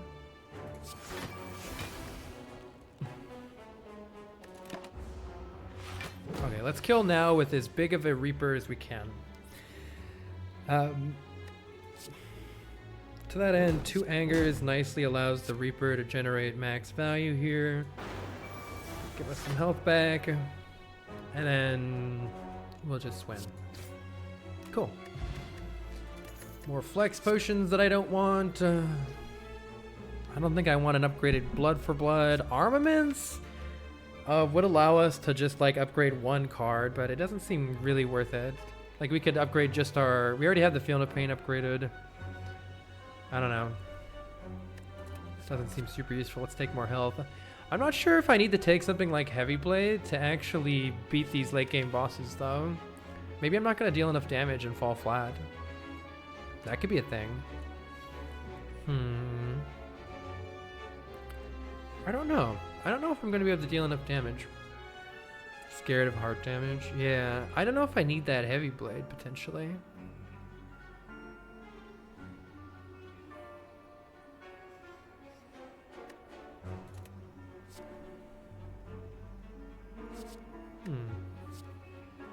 We probably do need something like this.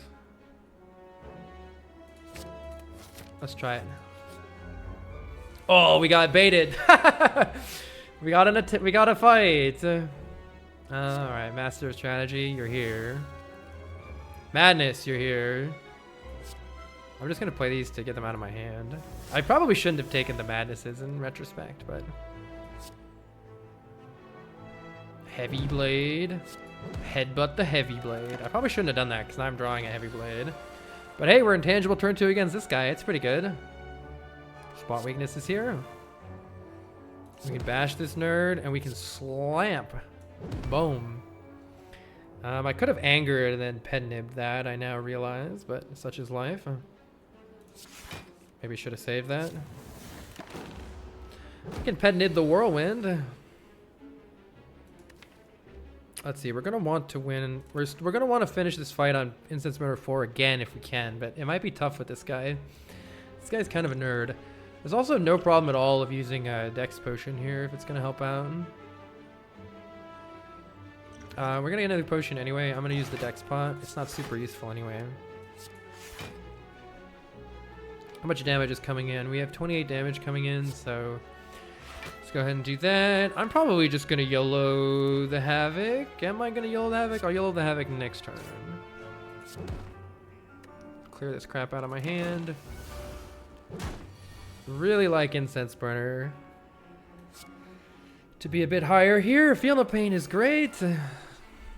We are very strong. I can use Power Through here. And then I can use Purity to get rid of them if I would like to this turn. Which I think I would.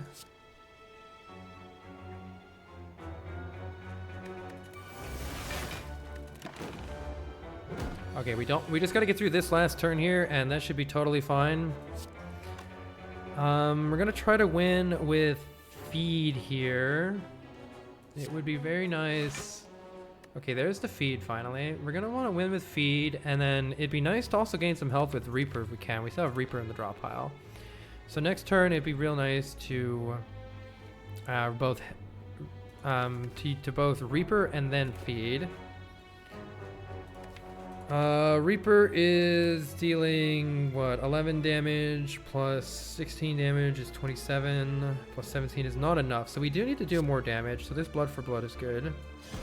I'm going to play the Seeing Red, because I need more Blanc this turn. And Reaper feed is how much damage again? It's 4 damage plus our strength, which is 11. It's 28 total damage, so actually we need to do one more hit here. And I think we're set. There's only 5 cards in the draw pile, so we always draw it. And we play Reaper and feed.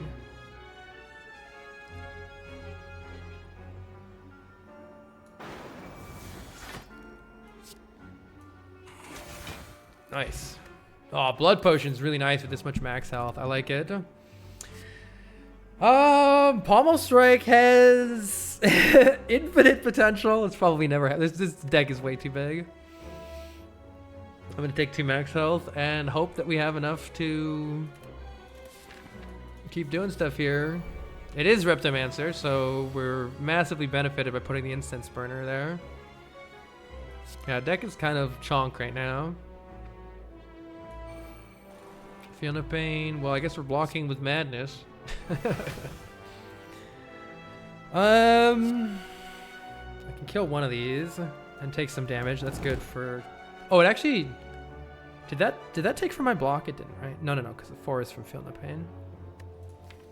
Do I want the Hemokinesis back next turn, or do I want to just wait? I think I want to just wait. Sit tight here. So on this turn, Reptomancer summons 2 more daggers, and they would normally be attacking for 9 and 9 and 25. She can also attack you as well for a buttload. Thankfully, that didn't happen. We can Whirlwind the crap out of all of them next turn.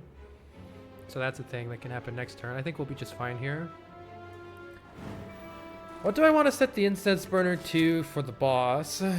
This boss, I think... Turn 2 or 3 or 4 is better than turn 1. So, wherever that leaves us. I think I'm just gonna bonk these guys a little bit here. Or I could blood for blood her and then headbutt the blood for blood and just take 3. Try to do some damage to Repto. I don't think so.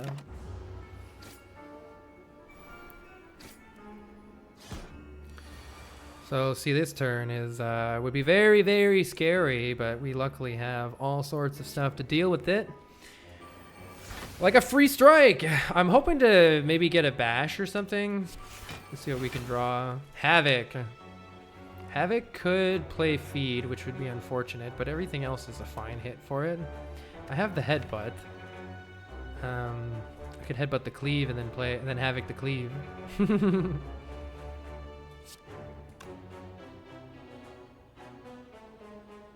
We don't have any more card draw, right? Because we don't have Dark Embrace in play yet. Is there any... How about something for Havoc? Yeah, I was thinking about it. Cleave is not bad. But I can use Whirlwind to finish all these nerds off.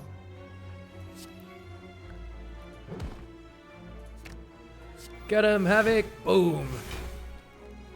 Alright. I only need to Whirlwind for, let's see, Whirlwind for 3 takes care of all of them. So we can, oh yeah, I could have maybe pen named it, but I don't want to necessarily do that. I think I want to save the blood for blood here.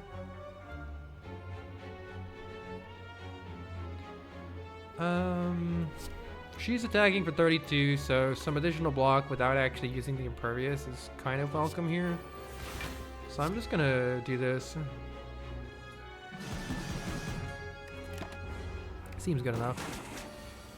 We're still looking to draw several things here. Applying Bash to her sounds good. Disarm is good, spot weakness is good, blocking is good. Oh, this is where this this is where this deck gets fun, when you're just spamming cards everywhere. It's crazy. All right, we just need to win with Reaper Feed here again. So I'll wait a sec here. There's Feed. See if she attacks again. She didn't attack. Let's do some damage, do some damage, do some damage.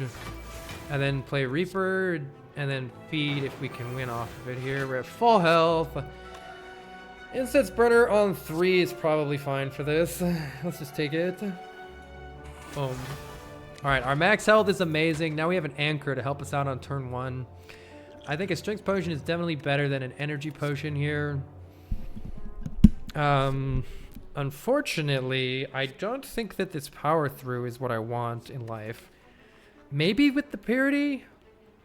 2 Power Throughs are kind of rough, though, in a deck that has no other way to exhaust the wounds, with the exception of 1 single time use parity.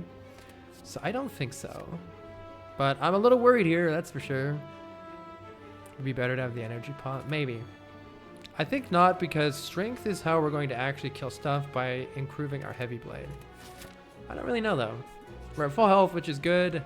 But we have to recall here in order to obtain the final key, in order to fight the heart final boss here. Good luck! The bird nerd is here. They are weakened, though. I don't know if it's in my interest to avoid playing powers for a while or not. Field of Pain is going to be a heckin' lot of block for us, though. But nonetheless, I think I will... I have a Disarm. I'm going to play at least this Feel No Pain. Every time we play a power, the Awakened one gains 2 strength, which, due to a multi-attack, that strength gets multiplied. So it has a ×4 attack, meaning that every time we play a power, we will take 8 more damage on the multi-attack turn. Which means we've got to be really careful about playing powers. However, then we can lower the strength with this Disarm, which is nice. So we're kind of still at baseline now. Let's get rid of these bird nerds first. Maybe a Pendant Whirlwind next turn or something. Key with full HP, easy. Playing the spot weakness many times is going to be very important for us, I think. So we want to play these spot weaknesses for sure.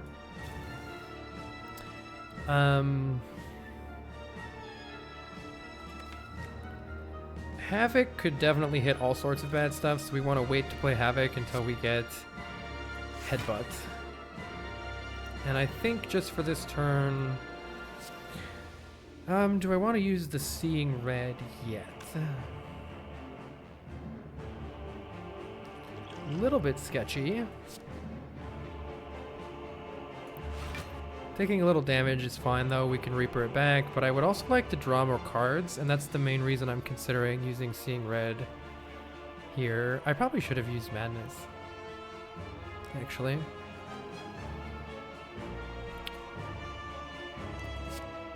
I'm going to play the Seeing Red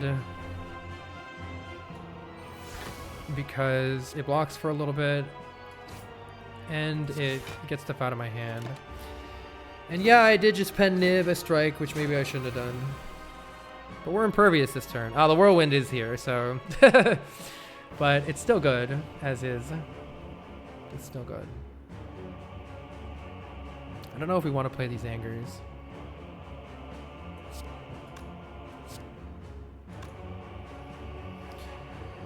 Whirlwind does not kill you, but...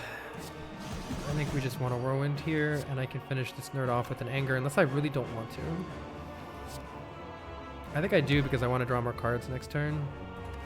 Would I be super unhappy if I Havoc'd anything in here? Havoc, Corruption could be awkward. Let's wait. I think the right way to play this is to wait, don't play any more powers, and gather more strength. For instance...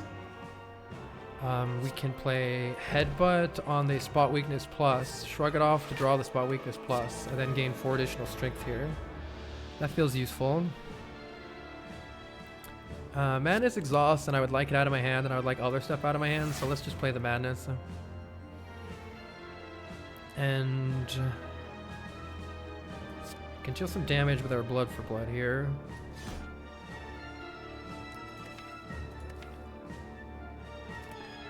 I think I wait. Take some damage is okay. We'll try to Reaper it back. Yeah, feed. Oh, I should have tried to feed off of one of the nerds. I forgot that you can do that. The little guys you can actually feed off of. I like this because the way we're playing right now, the boss isn't gaining a whole lot of extra power. Just has 2 strength right now. So if we could just finish off the fight like this, it would be fantastic. I don't know if we're going to be able to necessarily do that. Is there anything I would really not like to Havoc in this drop pile? I'm going to go with no on that. Maybe the Heavy Blade would be better to save, but I think it'll be okay. That's good. Ascender's Bane's gone. That worked out. And I have so much HP. I think I'm going to play this for hand space. I don't mind. Take a little damage here. Play the Madness. Just to get it out of my hand. Alright, now is a good turn to use our Impervious, unless we want to save it somehow. But overall, see, our strikes are dealing like crazy damage. Our strikes are hitting for 30 now. So this is going great. I think we just don't play any powers until the second phase here, and continue on as we are. I think this is going well. Yeah, Power Through Purity I'm holding in my back pocket here. How much damage is Heavy Blade going to deal? 70 damage on the Heavy Blade. That's very good. So anything I would not like to Havoc in the draw pile. No, I think I'd be pretty happy with anything. Get him Havoc. Clean. Alright, Pet Nib is here, so we can finish off this phase of the boss fight. What are the numbers at the top of the cards? It's just the number of cards in my hand. You can have 10 cards in your hand, so... Deathkeep says, hey, I love this game. I do too. Such a fun game. I have 729 gold, by the way. Holy fuck. Feed doesn't work in phase 1, no. However, I think we just finish off this phase of the boss here. And now we play Corruption. And I think we're in really, really good shape. I'm going to try to Reaper all my health back. Bash is going to be really good for that. Let's play the Dark Embrace to draw tons of cards. And then now we get loads of block by playing these cards for free. Very good, very good. And let's work on finishing this nerd off. I think we're in great shape here. We're going to want to play Reaper next turn. Or I could even try to Pen Nib the Reaper to heal even more.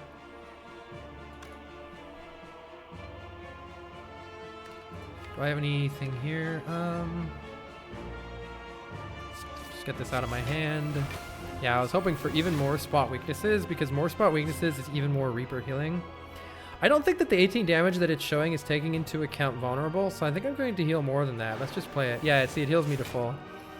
Okay, and now we want to win with feed, but otherwise the fight is done, so let's just smash the nerd. We can headbutt that Blood for Blood to deal even more damage with it again by drawing it again here. Blood for Blood again. The damage is really working out for me. Count Viscount, thank you for the 12 months! Corruption is broken, powerful, yeah. Count Viscount, thank you for the 12 months. They say, what really is a year when we think about it? The friends we made along the way. Alright, Pen Nib is here. I should set up Incense Burner and Pen Nib better than I just did. Let's see. We definitely want to set up Incense Burner. We don't know what boss is next, but I think having the Incense Burner on anything closer to making us intangible will be desirable here. So let's try to generate some block and then just pass the turn, I think. And I'll play Anger just to get rid of the Pen Nib. That's gonna kill, so we need to... Let's just Purity a bunch of random cards in my hand. Pass the turn. This nerd heals, which is actually helping us here. Because now I can play another anger again. But, am I going to be able to block this 12 by 3? If not, we might need to just get out of here and feed. Does headbutt kill? Headbutt doesn't kill, so I can headbutt nothing. Heck. Yeah, I think we just gotta get out of here. I guess this is what I get. Oh well. We can play anger and feed. Conch. 125 max health. Very nice. Alright, we have fought. We're fighting Tim the Time Eater. This could be tricky. We are limited to every time we play 12 cards, Time Eater gains 2 strength and ends our turn. And the 12 card limit counts between turns, so we have to be very careful and choosy about which cards we play. I am going to block here and then pass the turn. I think that you could make an argument for maybe getting one of these cards out of my hand. I'm gonna wait. Pardon my French. Let's go, Tim. Timothy J. Eater. Disarm is very good. That prevents some of the strength gain. No reason to hang on to it. Let's just play it. And I want to strike out of my hand, even though I don't necessarily want to play it otherwise. We're about to get Giga debuffed. So this debuff is quite interesting. Let's see if it says what it does here. Oh, this isn't the draw reduction, was it? It already used the draw reduction. Always uses haste. Right. So sometimes you get a debuff that makes you draw fewer cards, and then other time it applies vulnerable, weak, and frail to you, so that the follow-up hit is really big. Because right now we have vulnerable, weak, and frail, so it's harder for us to block, and we take more damage. A little bit tricky. This could be an okay hand for the power through parity, or we could just take some damage and be happy with it. I think since it's only power through is only preventing 11 damage, it might be better to just take it here. It's a mod. I'm using the bestiary mod and info mod, which both help with that. None of the mods that I use affect the game in any way, but with the exception of RNG fix, and it makes the RNG less predictable. It's the only thing RNG fix does. Everything else is just info and such. Tainted defect. Is there an extra way to fight with the heart? Yeah, you haven't seen it before. It's a very cool fight. I'm thinking about just taking a buttload of damage here. I don't really know what to do in this turn. I kind of just want to get some stuff out of my hand. So, oh no, I need to get stuff out of my hand.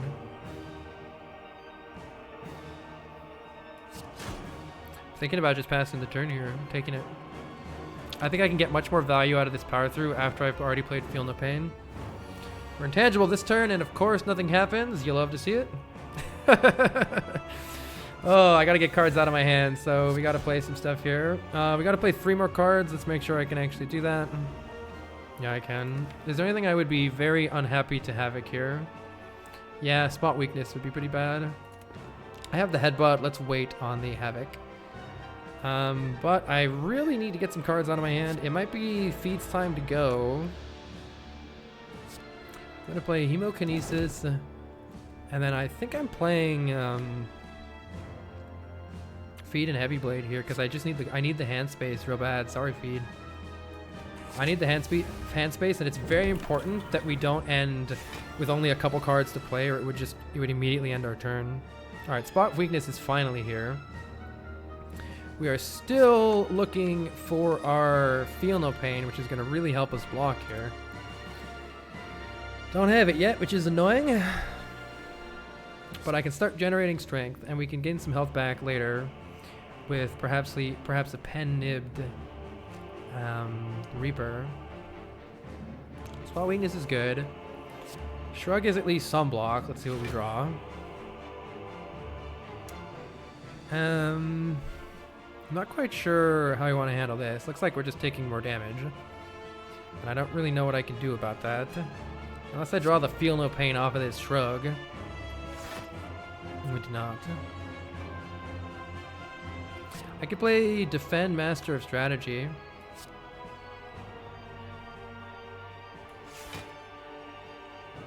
I don't know if it's worth it. At least I get to know. Yeah, it is worth it. Because then I can play... Actually, do I want to play this right now? Maybe it's better to save the Seeing Red. If I play the Seeing Red, then I can play the Feel No Pain, and then I can even... Yeah, and then I can block more. That sounds good. Because we currently have 36 damage incoming. Let's play the Seeing Red and the Feel No Pain. And now I can... Is there anything I don't want to Havoc in the draw pile? I don't know if I want to play Corruption yet. Havoc blocks is the reason I was thinking of that. Let's play the Shrug and see what we draw. 4 card plays for next turn sounds good. I would also really like to headbutt that Spot Weakness. I think that's going to be very important. So... I don't want to play too many cards here.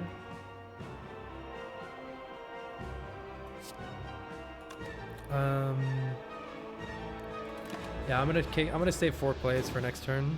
Take a little more damage here. Another Spot Weakness is here. That's nice. Maybe I'll play the Impervious this turn. I like Spot Weakness, Headbutt, Headbutt the Spot Weakness plus.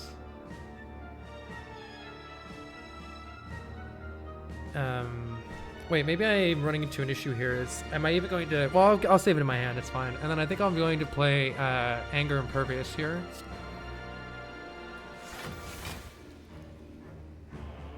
Unless I just want to... Unless I want to just Havoc... Oh, will Havoc even work? No, it won't, right? Who knows? What is the rule for when you play Havoc on the last card? Does it literally just not play the card? I'm not sure how the ruling for that works. It'll play Havoc and ends. That's terrible. All right, we full block here. Nerd does attack us again, so I am glad we did it in this order. Spot Weakness is helping us gain lots of strength here, and it's about time to maybe use that Power Through Parity here now. But we know the top card is Corruption, so I could have it Corruption if we so desire. I don't think we need to do that yet. But we are going to need to do something here soon. I'm gonna play Power Through. 30 damage coming in. And I'm gonna play Purity and Exhaust. Strike, Wound, Wound. So that's gonna draw us a bunch of cards and heal us a bunch. Okay, now we're blocking, and it's about time to start dealing damage. We need to gain a little bit more strength, I think, but soon we can try to get a Pen-Nibbed Heavy Blade and deal Giga damage. So we can start building up for that. Did I just pass the turn? Yes. Taking my time here, very tricky fight. Alright, the Spot Weaknesses will be ready for next turn. Let's play this Slime just to get it out of my stuff here. Let's get Bash down for some damage. And just get attack cards out of my hand. I could get rid of this Whirlwind, but I'm a little worried. Wait, can I play 5 cards next turn? I think I'm going to play Whirlwind because I only want to play 4 cards next turn. But I haven't really thought it through, so good luck to us. Spot Weakness needs to happen.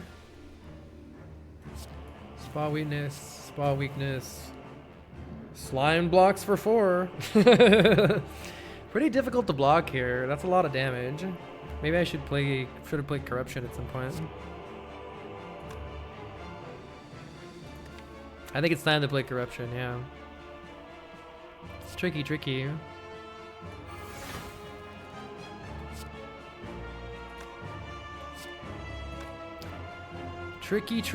Hopefully we can get a lot of our health back with Reaper.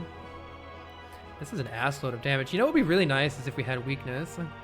This is gonna go to 17 by 3, which is the giga damage. I don't like it. Oh, it goes to 18. Why was I wrong about that? I don't know why I was wrong about that. Okay, at least we have a nice turn off here. Because I'm vulnerable, that's why. We want to use Reapers to gain back a bunch of health, but we want Time Eater to be vulnerable for that to happen, if possible. Draw pile contains Headbutt, which would be good to have.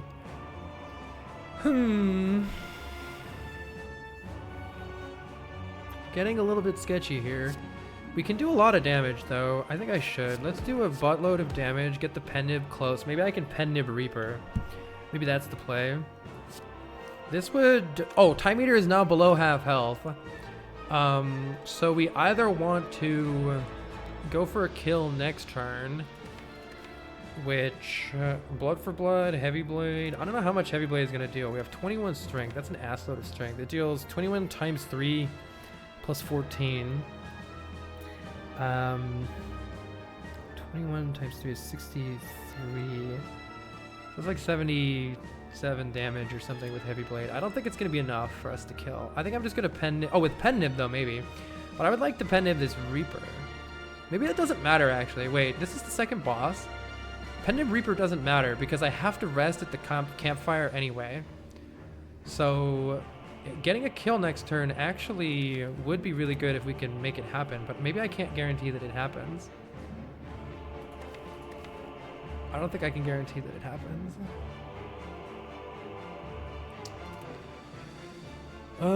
Let's see. This is doing 41. I guess we can see what I draw and then go up, base it off of whatever I draw. In that case, I'm probably playing Hemokinesis here. And let's just see how it goes. Let's just see what we draw. I could Havoc now to increase the odds of getting the Heavy Blade, because the Havoc is unlikely to hit it. And then it'll allow us to draw an additional card. But there's a bunch of bad hits too, like any of our block cards. Let's just wait. Let's see what we draw and then play from there. We did draw the Heavy Blade. I was really hoping we drew Bash Heavy Blade. Oh, we can't. Oh, no, we can't draw Bash. So I can play... So Heavy Blade is going to deal 77 times 2 damage once I play one more attack. So what if I headbutt something powerful, like the Hemokinesis? Let's just say headbutt deals 30, Time Eater goes to 168, and then we deal 100. We do 77 times 2, which is 154. And then any other attack kills at that point. But I don't have another attack, right? But I can headbutt an attack and then Havoc it, and that'll kill. That'll kill. So I'm pretty sure we play headbutt it, an attack, play Heavy Blade, Time Eater will be at like 10 or 15 life, and then any attack wins. And then we'll heal to full. We won't, do I have feed? No, I don't have feed. Okay, let's do it. Headbutt. I don't think it matters which attack it is. I think any of them kill, but yeah, any of them kill for sure. So, just do a strike plus. Pen Nib this for 154. Havoc the strike. Let's go! Alright, let's go. Oh, I'm such a slow player. I'm such a slow player. Oh, but we did it. I'm very happy with that. Even if this dies from here, very happy with that run. I'm not very good on Ironclad. I've actually only won an Ascension 20 Ironclad one once in my entire life. I've only had one win ever. That's why I did this challenge, to just to get better at the game before Slay the Spire 2 comes out. So this will be my second ever win if we get it. All right. We have all the keys. The door unlocks. We now fight the secret end boss, except wait, there's crap in the way first. So the reason I didn't worry about getting the Reaper to heal is you have 109 out of 125 health. We didn't heal it to full. But what can I do here? Nothing. By the way, this Maw Bank has gotten us 324 gold. So I have to rest here anyway. And am I desperate enough that I want a clothesline to apply weaken? We don't have a way to apply weaken right now, which has some value for not getting blonked in the face so hard. But not that much value. It's not a very good card. Better than an old coin. I guess I could take it for mastery purposes, but let's spend some money. Oh my god, let's spend some money. We got... What do we have here at the shop? Too bad we don't have courier. We can at least remove a strike. We can check a whole bunch of potions out. We can have another Dark Embrace. I don't think I want that. I want Bag of Marbles, though. Apply one vulnerable at the start of each combat. That's going to be useful for stripping the artifact off of Sword and Shield, so let's do that. Threaded Needle is 4 block every turn. That's just great. I'll take it. 4 block every turn. Let's definitely remove this crappy strike. Get it out of here. Now with our remaining money, Dual Wield says create more copies of Feel No Pain. That's not bad. Dual Wield Pommel is here for Madness Infinite, but is not because not block positive. Yeah. I had thought of taking Pommel Strike to try to hit it with the Madnesses. Dual wielding Feel No Pain is pretty sick though. It could help us in the hard fight, that's for sure. And we might need that help. As far as the potions go, we're guaranteed a potion after the next fight, so I'm almost feeling like we're gonna take a bunch of damage, heal it up, get a new potion into the heart. I don't know. Maybe I'll just keep what we have. 2 strength is whatever. Maybe Liquid Memories is better because Liquid Memories is at least like 4 strength from a... Yeah, maybe Liquid Memories is better than Strength Potion. But I don't know about this dual wield. It only is 1 extra copy, right? For dual wield minus.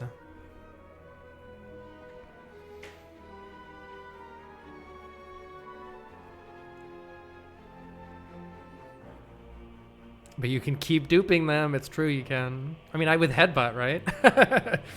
Dual wield Feel No Pain, headbutt the dual wield the Feel No Pain. That's how you get more Feel No Pains in your deck.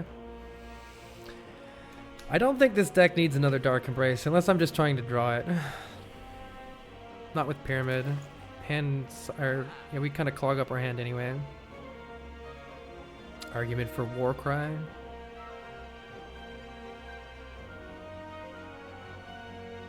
I don't think so. Pit or plus, maybe. It's 8 a.m. for you. Good morning, Kyber. Mind Blast, but we have 34 cards in the deck, but... let's see. I am going to, instead of the Strength Potion, I think I'm going to take one of these Liquid Memories. Let's take the more expensive one. And it's just a question to me whether I buy this dual wield or not. I'm also worried about the dual wield doing nothing. Mind Blast sound crazy. It deals damage equal to the number of cards in your draw pile. I'm doing it. Let's go. Alright, first we have a very difficult fight. The Sword, the Spire Shield, and the Spire Spear. Not Sword. Oh yeah, we apply, on turn 1 we apply Vulnerable and we apply Weakness. And so they have 2 artifact normally, but we immediately strip both of that off. Turn 1 is kind of suspicious though, and I'm worried about turn 2. Good luck to us. We have too many crappy attacks in our hand. At least I will get some of them out of my hand here. That was like all of our big attack cards in the deck that we don't want to see early. So see, it puts 2 burns on top. Oh god, here we go. It puts 2 burns on top. And then that means we only draw 3 additional cards, which as you can see is problematic here. Fortunately, we didn't draw our Feel No Pain. So, no matter how you slice it, we're taking some damage here. We're going to hopefully just try to heal it back. At least we got the power through to prevent a little bit of it, but... I'm pretty sure we've got nothing good happening right now.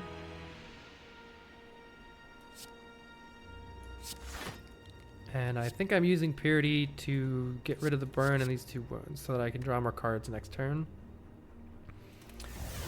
Otherwise, I'm going to apply Vulnerable to the Spear so that at least next turn we have damage and it clears up some stuff out of my hand. I could headbutt the Blood for Blood, which will probably be free next turn. Could I remove both burns? Oh, am I stupid? No, exhaust up to 3 cards, right? I couldn't exhaust any more cards, unless I'm dumb. Let's see. Oh yeah, the burn discards itself. If you're wondering why I chose the wound over the burn, it's because the burn discards and the wound doesn't. Question now for me is if I want to play either headbutt or feed just to get it out of my hand. I could headbutt the power through, but that's kind of suspicious. I don't think so. I could headbutt the Blood for Blood. But am I going to take even more damage? I need to get through this deck. So I say I just take it all to the face. We're taking 50 damage here. Ow, ow, ow, ow. But Blood for Blood is going to be free. Dual wield is here. Insanity. I could draw something with Shrug. I think I just want to get deeper into this deck. We're going to want to turn around here and then take a bonk in the face, but it's not going to be quite as bad as it looks.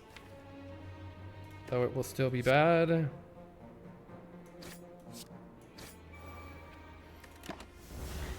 Ouch, my face! Alright, we got meat on the bone value coming in hot though. Unfortunately, the draw order was terrible. We wanted to get Corruption and Dark Embrace and all that stuff much sooner than we got it. Unfortunately, it was in the bottom half of our deck. Oh yeah, I can pay out the Gambit, you're right. Will we beat both Act 3 bosses? Yes. Will we beat the heart and win the run?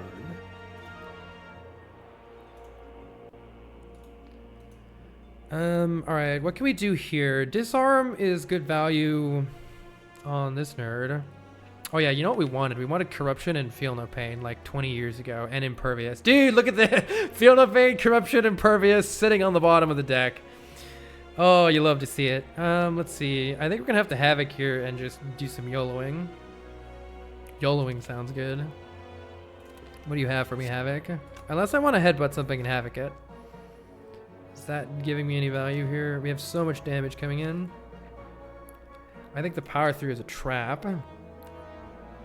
I could play Dark Embrace first to draw more cards. That could be really important. Let's play the Dark Embrace. Draw more cards. And then Havoc will draw us a card. Spot Weakness, alright. Madness is okay. Draw us more cards. I'm definitely playing the Disarm. That draws us more cards. And then we need to turn around anyway, right?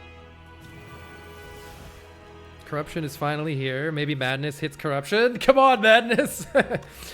Let's see. Is there a smarter way of doing this? We do have a Liquid Memories.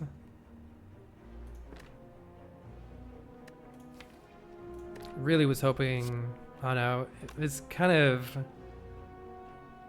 Madness at least draws another card, but that's not really helping us anymore, is it? God, that's so much damage. So much damage. But we'll try to heal what we can with Reaper. I don't need to use the health pot yet. It's important for us to spot weakness and then headbutt at spot weakness and try to get as much strength as we can here as well. What do you got for me, Madness? You got Feed. I hate you, Madness. I kind of want this out of my hand because I'm worried about dying right now, so I'm just going to get this out of my hand in the hopes of getting closer to the Feel No Pain. And we're going to take a chunk here, I think.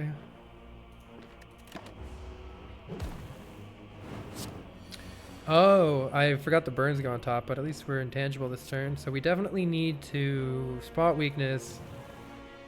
Oh, I meant to play Corruption first, my bad. Heck, I did that backwards. Whoopsies. Let's see what we draw. Feel No Pain is finally here. We're gonna dual wield the Feel No Pain. And then we'll worry about those next turn. Let's get this out of my hand. Okay, with that, I'm hoping that we can stabilize here and that we can gain back a good chunk of our health. we're gonna want to play. Actually, am I headbutting? No, we're gonna play Feel No Pain. Feel No Pain. We're gonna want to turn around here, one way or another. Let's headbutt the spot weakness. Draw the spot weakness. Gain even more strength. There's the Reaper at last. Okay, now we can block pretty easily for a few turns. We need to gain as much health back with Reaper if we can. I'm not sure the best way to go about that. Let's just end turn and see what happens next turn. I don't know the patterns of these guys well enough to know how much block. They're gonna have. That one's gonna have 99 block this turn. That's annoying.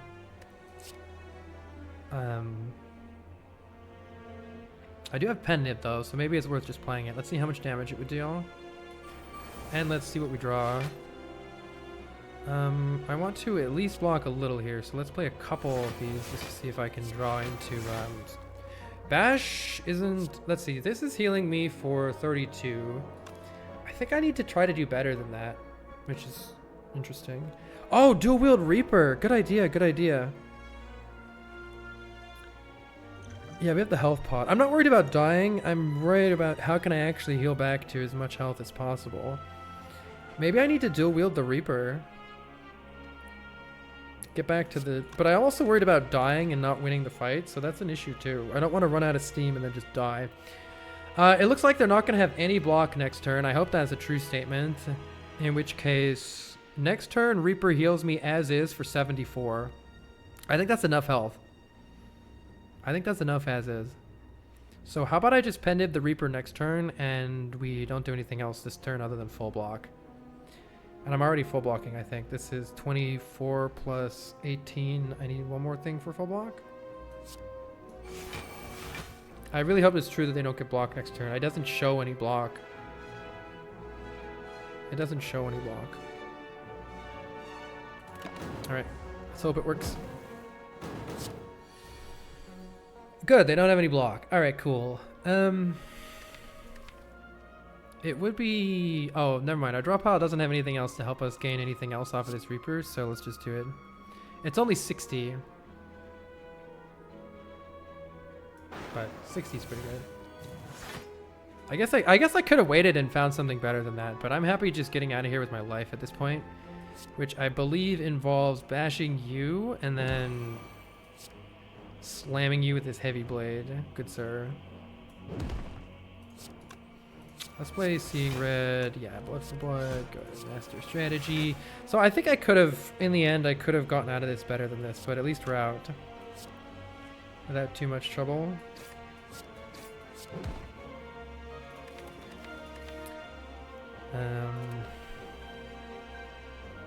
How much block is this nerd gonna get from this? Yeah, since I was thinking about that too. I can use the blood potion, and we do have a guaranteed potion drop. It is still nice to have the blood potion later, but overall I'm pretty happy that we didn't use more potions. Let's finish this nerd off.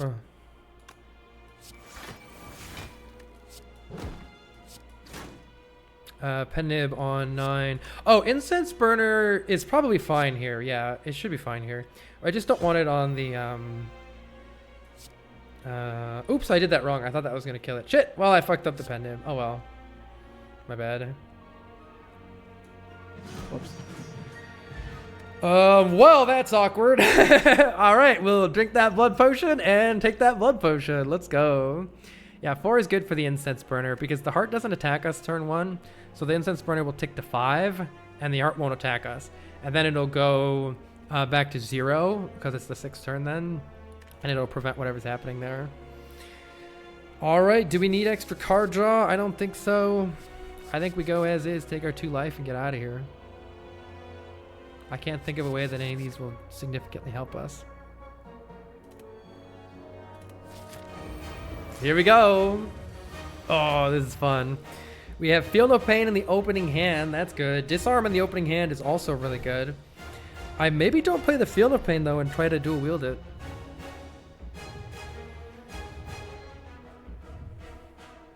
What is this cow whirlwind? What? Definitely gonna play a Disarm. That's kind of huge. We hope that next turn is the big head. Heart will attack us 2 times before buffing again. one of them randomly will be a multi-hit, and disarm completely prevents the multi-hit from dealing damage to us. So there we are. But the incense burner is going to work best if it's the big hit next. I think I'm just going to play this madness. I honestly didn't really do much with the madnesses. I think they just hurt us.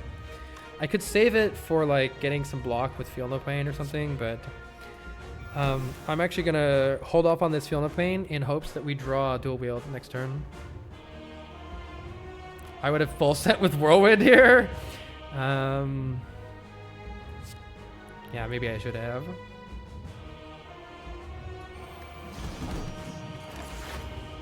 Maybe I should have. Make better use of. Oh, this is perfect order. I got very lucky here. Because there's only one damage coming in, there's no need for me to do anything at all in a, and that means that the disarm is going to cover the next time too. So that means I can actually kind of camp here, and dealing damage is good, but I think mainly I'm looking for just more card space in my hand and trying to get dual wield. Spot weakness is here, and then I can headbutt it. That's good too. And you can see 0 damage coming in, so that's very good. Let's see what we draw with our shrug.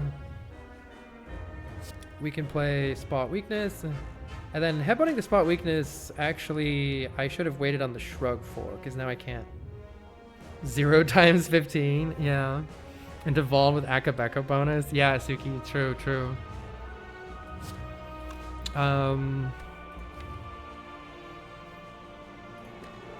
Let's see.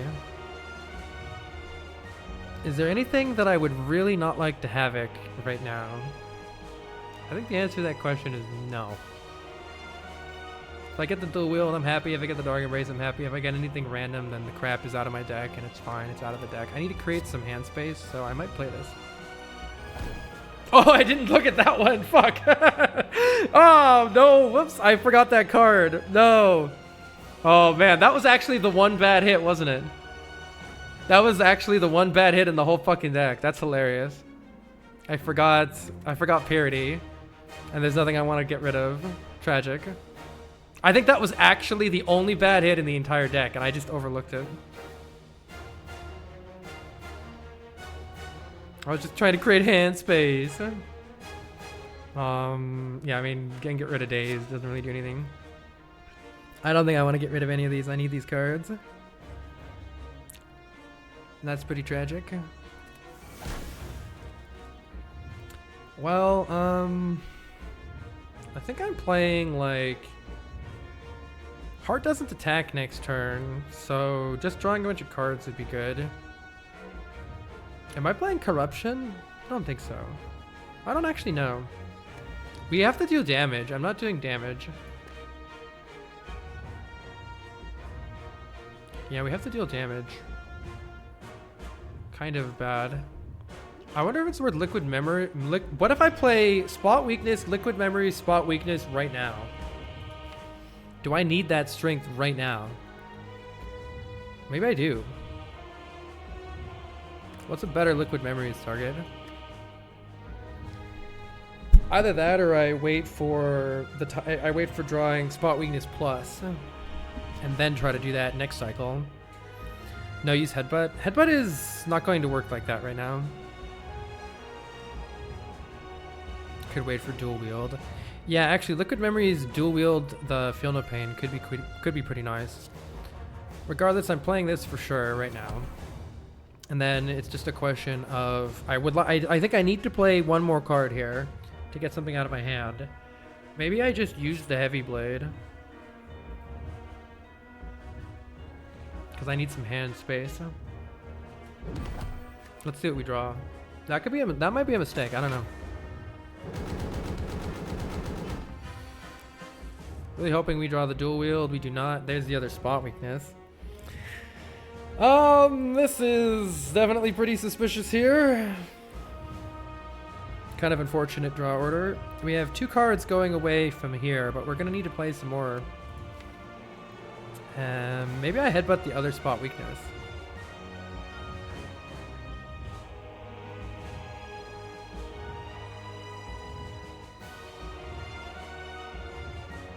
You have weakness.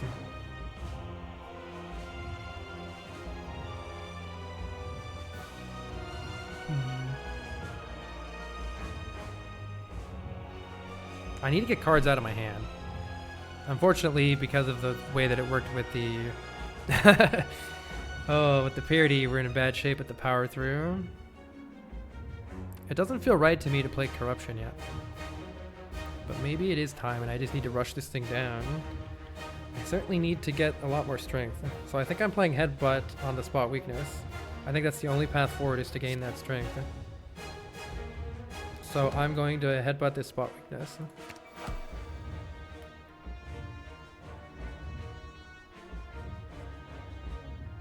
Do I maybe need to play the Reaper or something just to get it out of my hand here? Reaper could help us heal later in a pinch, but having hand space is very important right now, and I don't understand any other way to get it. Unless I just play the Corruption. I could just play Seeing Red Corruption right here.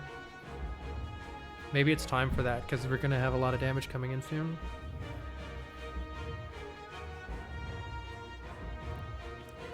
If I just play the Reaper, let's say... Yeah, I don't know.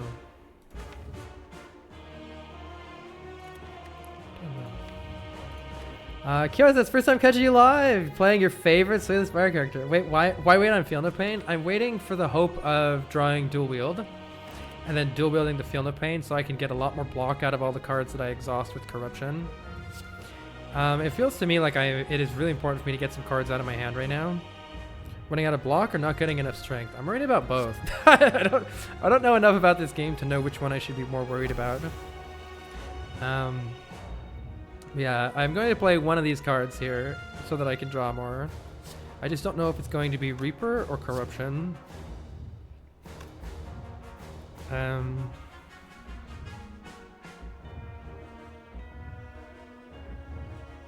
Spot weakness doesn't do anything here because the heart isn't attacking us. I can't gain the strength from it, unfortunately.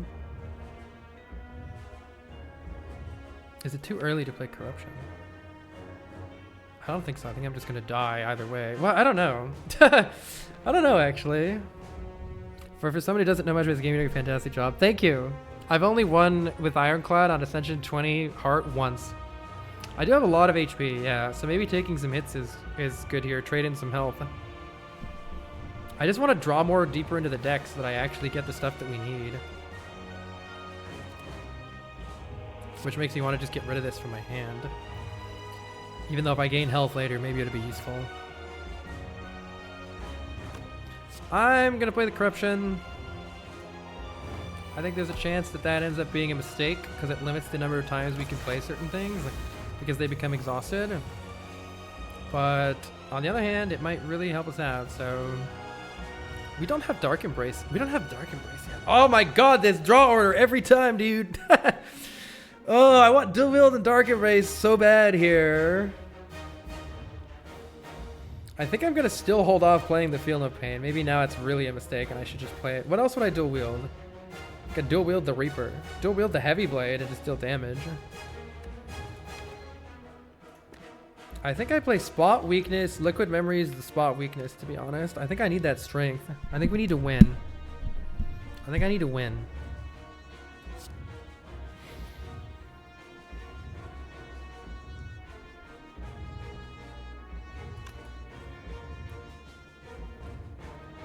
Oh, you can't. It'll... Right. It'll exhaust. Right. That's why I didn't want to play the Corruption. I remember now.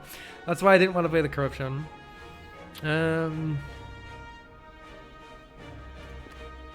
So, I'm just wondering if I play this Feel No Pain or not. Saves me a bunch of life right now. Maybe I just play it. What else am I going to dual wield? The Heavy Blade later? Yeah. I'm definitely going to spot weakness twice here. That's important. We need to start dishing out damage. I'll play the Impervious first no matter what. Then it's just a question of if I play this or if I keep waiting for the dual wield. Dual wield Heavy Blade. Yeah, I'm thinking more and more that what we need to dual wield is the Heavy Blade. I'm a little worried about not drawing it, but let's just play this Feel No Pain and then let's gather as much strength as we can. Full block this. we're not going to gain any more strength in this, so the only use of hanging on to this Reaper would be to apply vulnerable first, which is maybe not stupid. The wood heavy blade seems like to go. Yeah, I think so. I'll save the Reaper for now, and I'm not going to play the anger yet because I don't need to right now. But I am concerned. I am concerned. Okay, we can get a ton of block here. Is there something fun I can do with this madness? Blood for blood is good damage too. I need to get vulnerable on the heart, or just another way. I need to start capping damage like every turn. Actually, is what I need to do. I don't even know if I can do that though. But what's the best way to get damage here? I'm worried. Let's see if madness. Oh, it hit slimed. I still don't have. Man, I still don't have dark embrace. That's pretty sad. 60 damage coming in.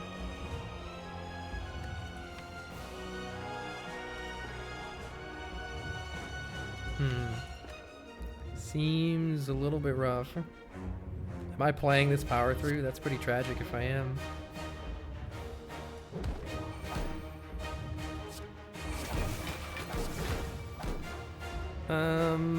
It's not taking a lot of damage. But what else am I using this power through for? How bad are the wounds going to fuck me is the question that I have. Red Skull is good, yeah. That's true. Red Skull would be, let's see. What's half of 129? It would be 64 that I need to get to. I need to get to 64, which means that I need to take an additional 44 damage. I actually maybe should have. I actually think it might have been the right play to block less this turn and get into Red Skull range. I don't know. If Burner will save 50 or 100. It's a Watcher unlock.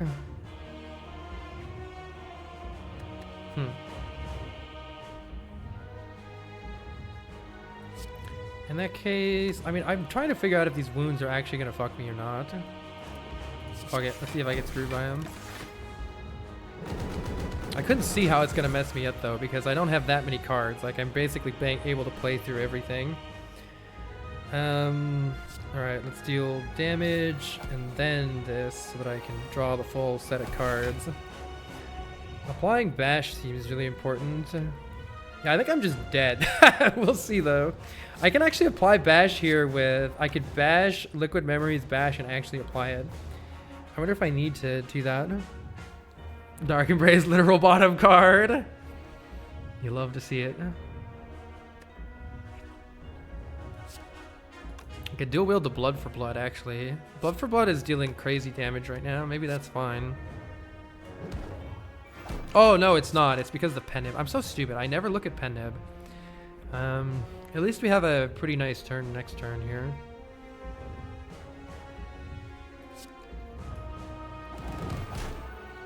So, right now, let's say I do 200 damage next turn. You can only deal damage in 200 damage increments. So I think that this is pretty good how we have it right now, assuming I can actually kill, because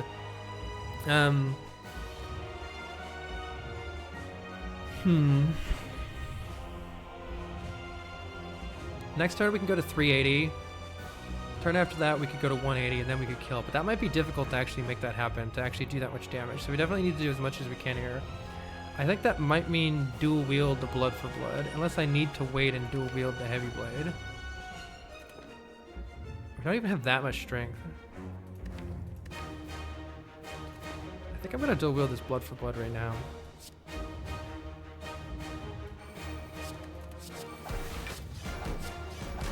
Do what we can. I think these wounds are gonna fuck me too. Oh man, that's not what we wanted. And there was the Heavy Blade. Yeah, the Heavy Blade's not even dealing enough without I think we're gonna fall just short on damage here, but let's see what else I can do. I can headbutt one of those Blood for Bloods.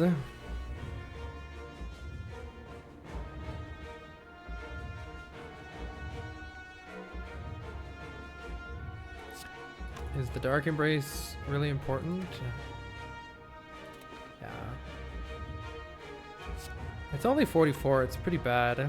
I needed to apply Vaughn more than I realized. I think last turn the right play was Liquid Memories the Bash, which I can still do. I think actually, yeah, I have to Liquid Memories the Bash, don't I? Maybe I can Havoc the Whirlwind, that'd be pretty sick. I need to clear up a card spot in my hand, so... it's a question of if I'm playing this Dark Embrace or not. I'm not sure if it's going to really help me very much. Maybe withdrawing a bunch of Angers or something it could. I think I'm going to Havoc first and see what it draws, see what it does. Shrug, you say. Alright, sure. Let's play Anger. And then I think I need to Liquid Memories this Bash, or there's no possible way that we're doing damage in time. Liquid Memories the Bash. Okay, now we're dealing a lot more damage. What am I headbutting? Strike, Heavy Blade, Headbutt, the Heavy Blade. Headbutt the Heavy Blade. We do have and I can pen him Heavy Blade next turn.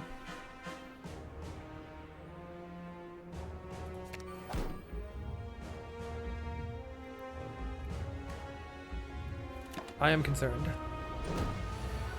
Alright, I'm concerned for the 90 damage coming at our face, so that's kind of a problem. Maybe I should play... At least we never die with Blood Potion and the Reaper. I'm trying to figure out how we can do the most damage possible here. We definitely want to Anger and then pen him Heavy Blade.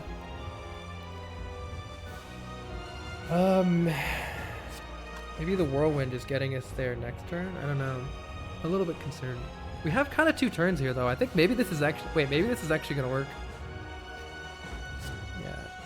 I'm trying to decide if I want to play Dark Embrace or not. I don't think so. I think we can't afford the life. I think we just do as much damage as we can. In that case, I'm just going to play this. Drink this so we don't die. Now we never die no matter what, because that's 90, right? We never die no matter what. And then we just deal damage here. Maybe I should have played this. We want to play... Let's play Anger. Pen-Nib Heavy Blade. Bonk. And then am I playing Reaper? Just to get it out of my hand? Or am I playing Dark Embrace? I think I'm playing Reaper. As much damage as possible here, and that'll help me take some tiny bits of damage later. I'm definitely saving the Whirlwind.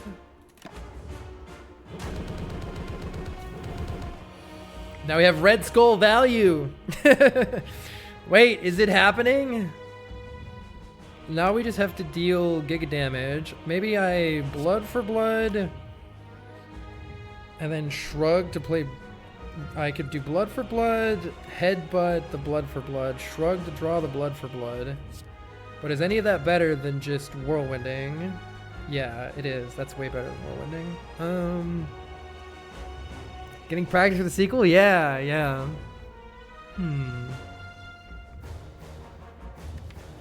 bunch of Angers and shit in the deck. Getting a lot of cards out of my hand here is pretty important.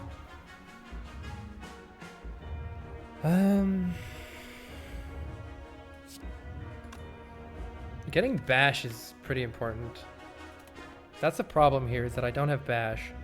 I'm almost tempted to play Dark Embrace and then play Shrug to draw 2 cards. In hopes of finding Bash. It might backfire. Nah, that might backfire. I'll just draw a bunch of Angers and I'll be sad. So, let's think. Blood for Blood, Headbutt is 50 some odd damage. And then Shrug, Blood for Blood. That's only 80. That's only dealing 80 damage. But then I can play Strike, Cleave, draw a whole bunch of stuff next turn too. If only I could get the Bash, but I don't see how to do it. Alright, I'm going to do it like this. Blood for Blood. Headbutt the Blood for Blood. Draw the Blood for Blood. Play Strike. And now am I playing the... Yeah, I think we're there. I think we're there. Wait, I think if I just play the whirlwind, we're there. Oh my god, we're fucking there! Get him! Spin to win! Let's go! My second ever Ironclad Ascension 20 win. Let's fucking go. Let's go. GG's. I love this ending. Kaboom! Yeah. Oh, I gotta click. Wait, do I click? Or does it do it? Yeah. Hi, YouTube. Oh, let's see how this mod works. Oh my god, also 4-hour run. I'm so slow. I'm so slow. I'm not very good at Ironclad.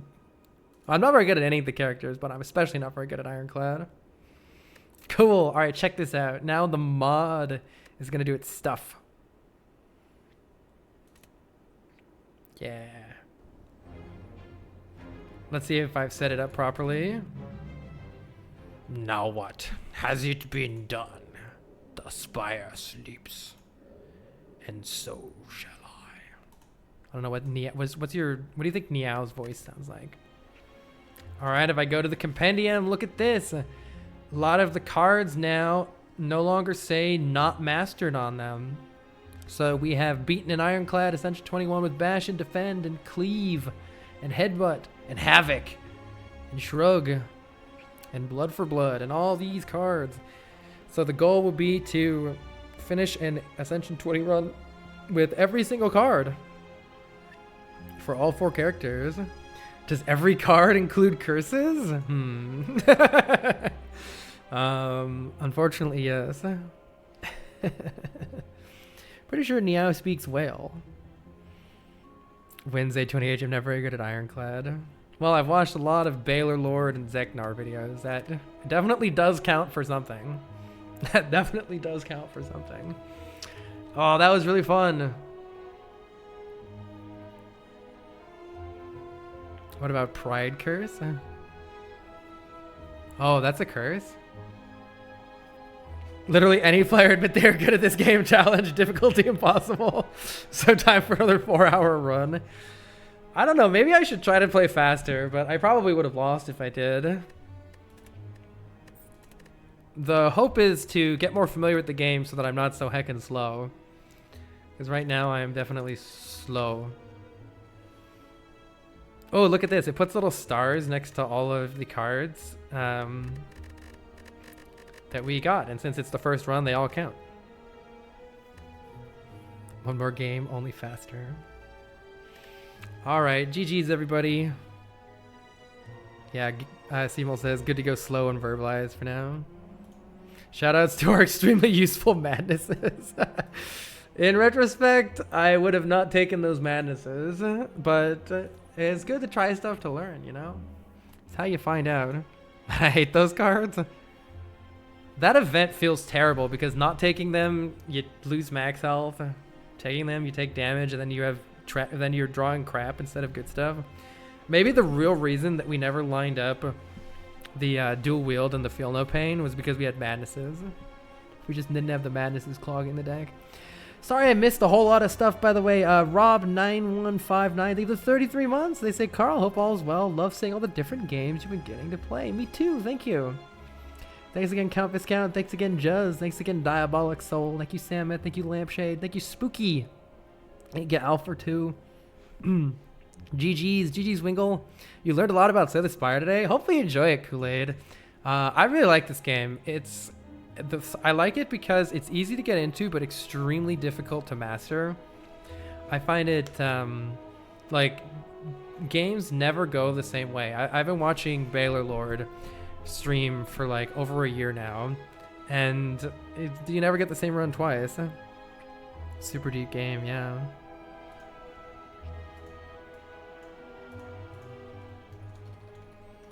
Thank you, Zeknar, for the raid earlier. All right. Let me see who's playing this game.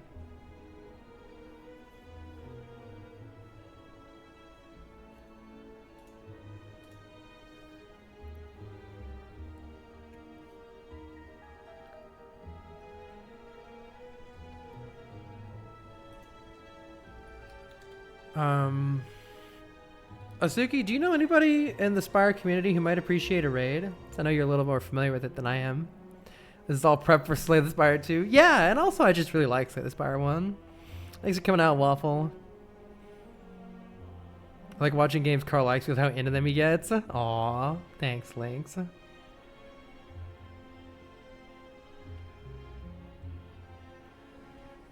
Well, I'm not too sure. Oh, Delusional, thank you very much for the gift sub. I'm not too sure who this streamer is, but they're streaming Slay. Oh, I just missed it. Weather Dark is weird. Here we go. I can still do it. Weather Dark. Thanks, Suki.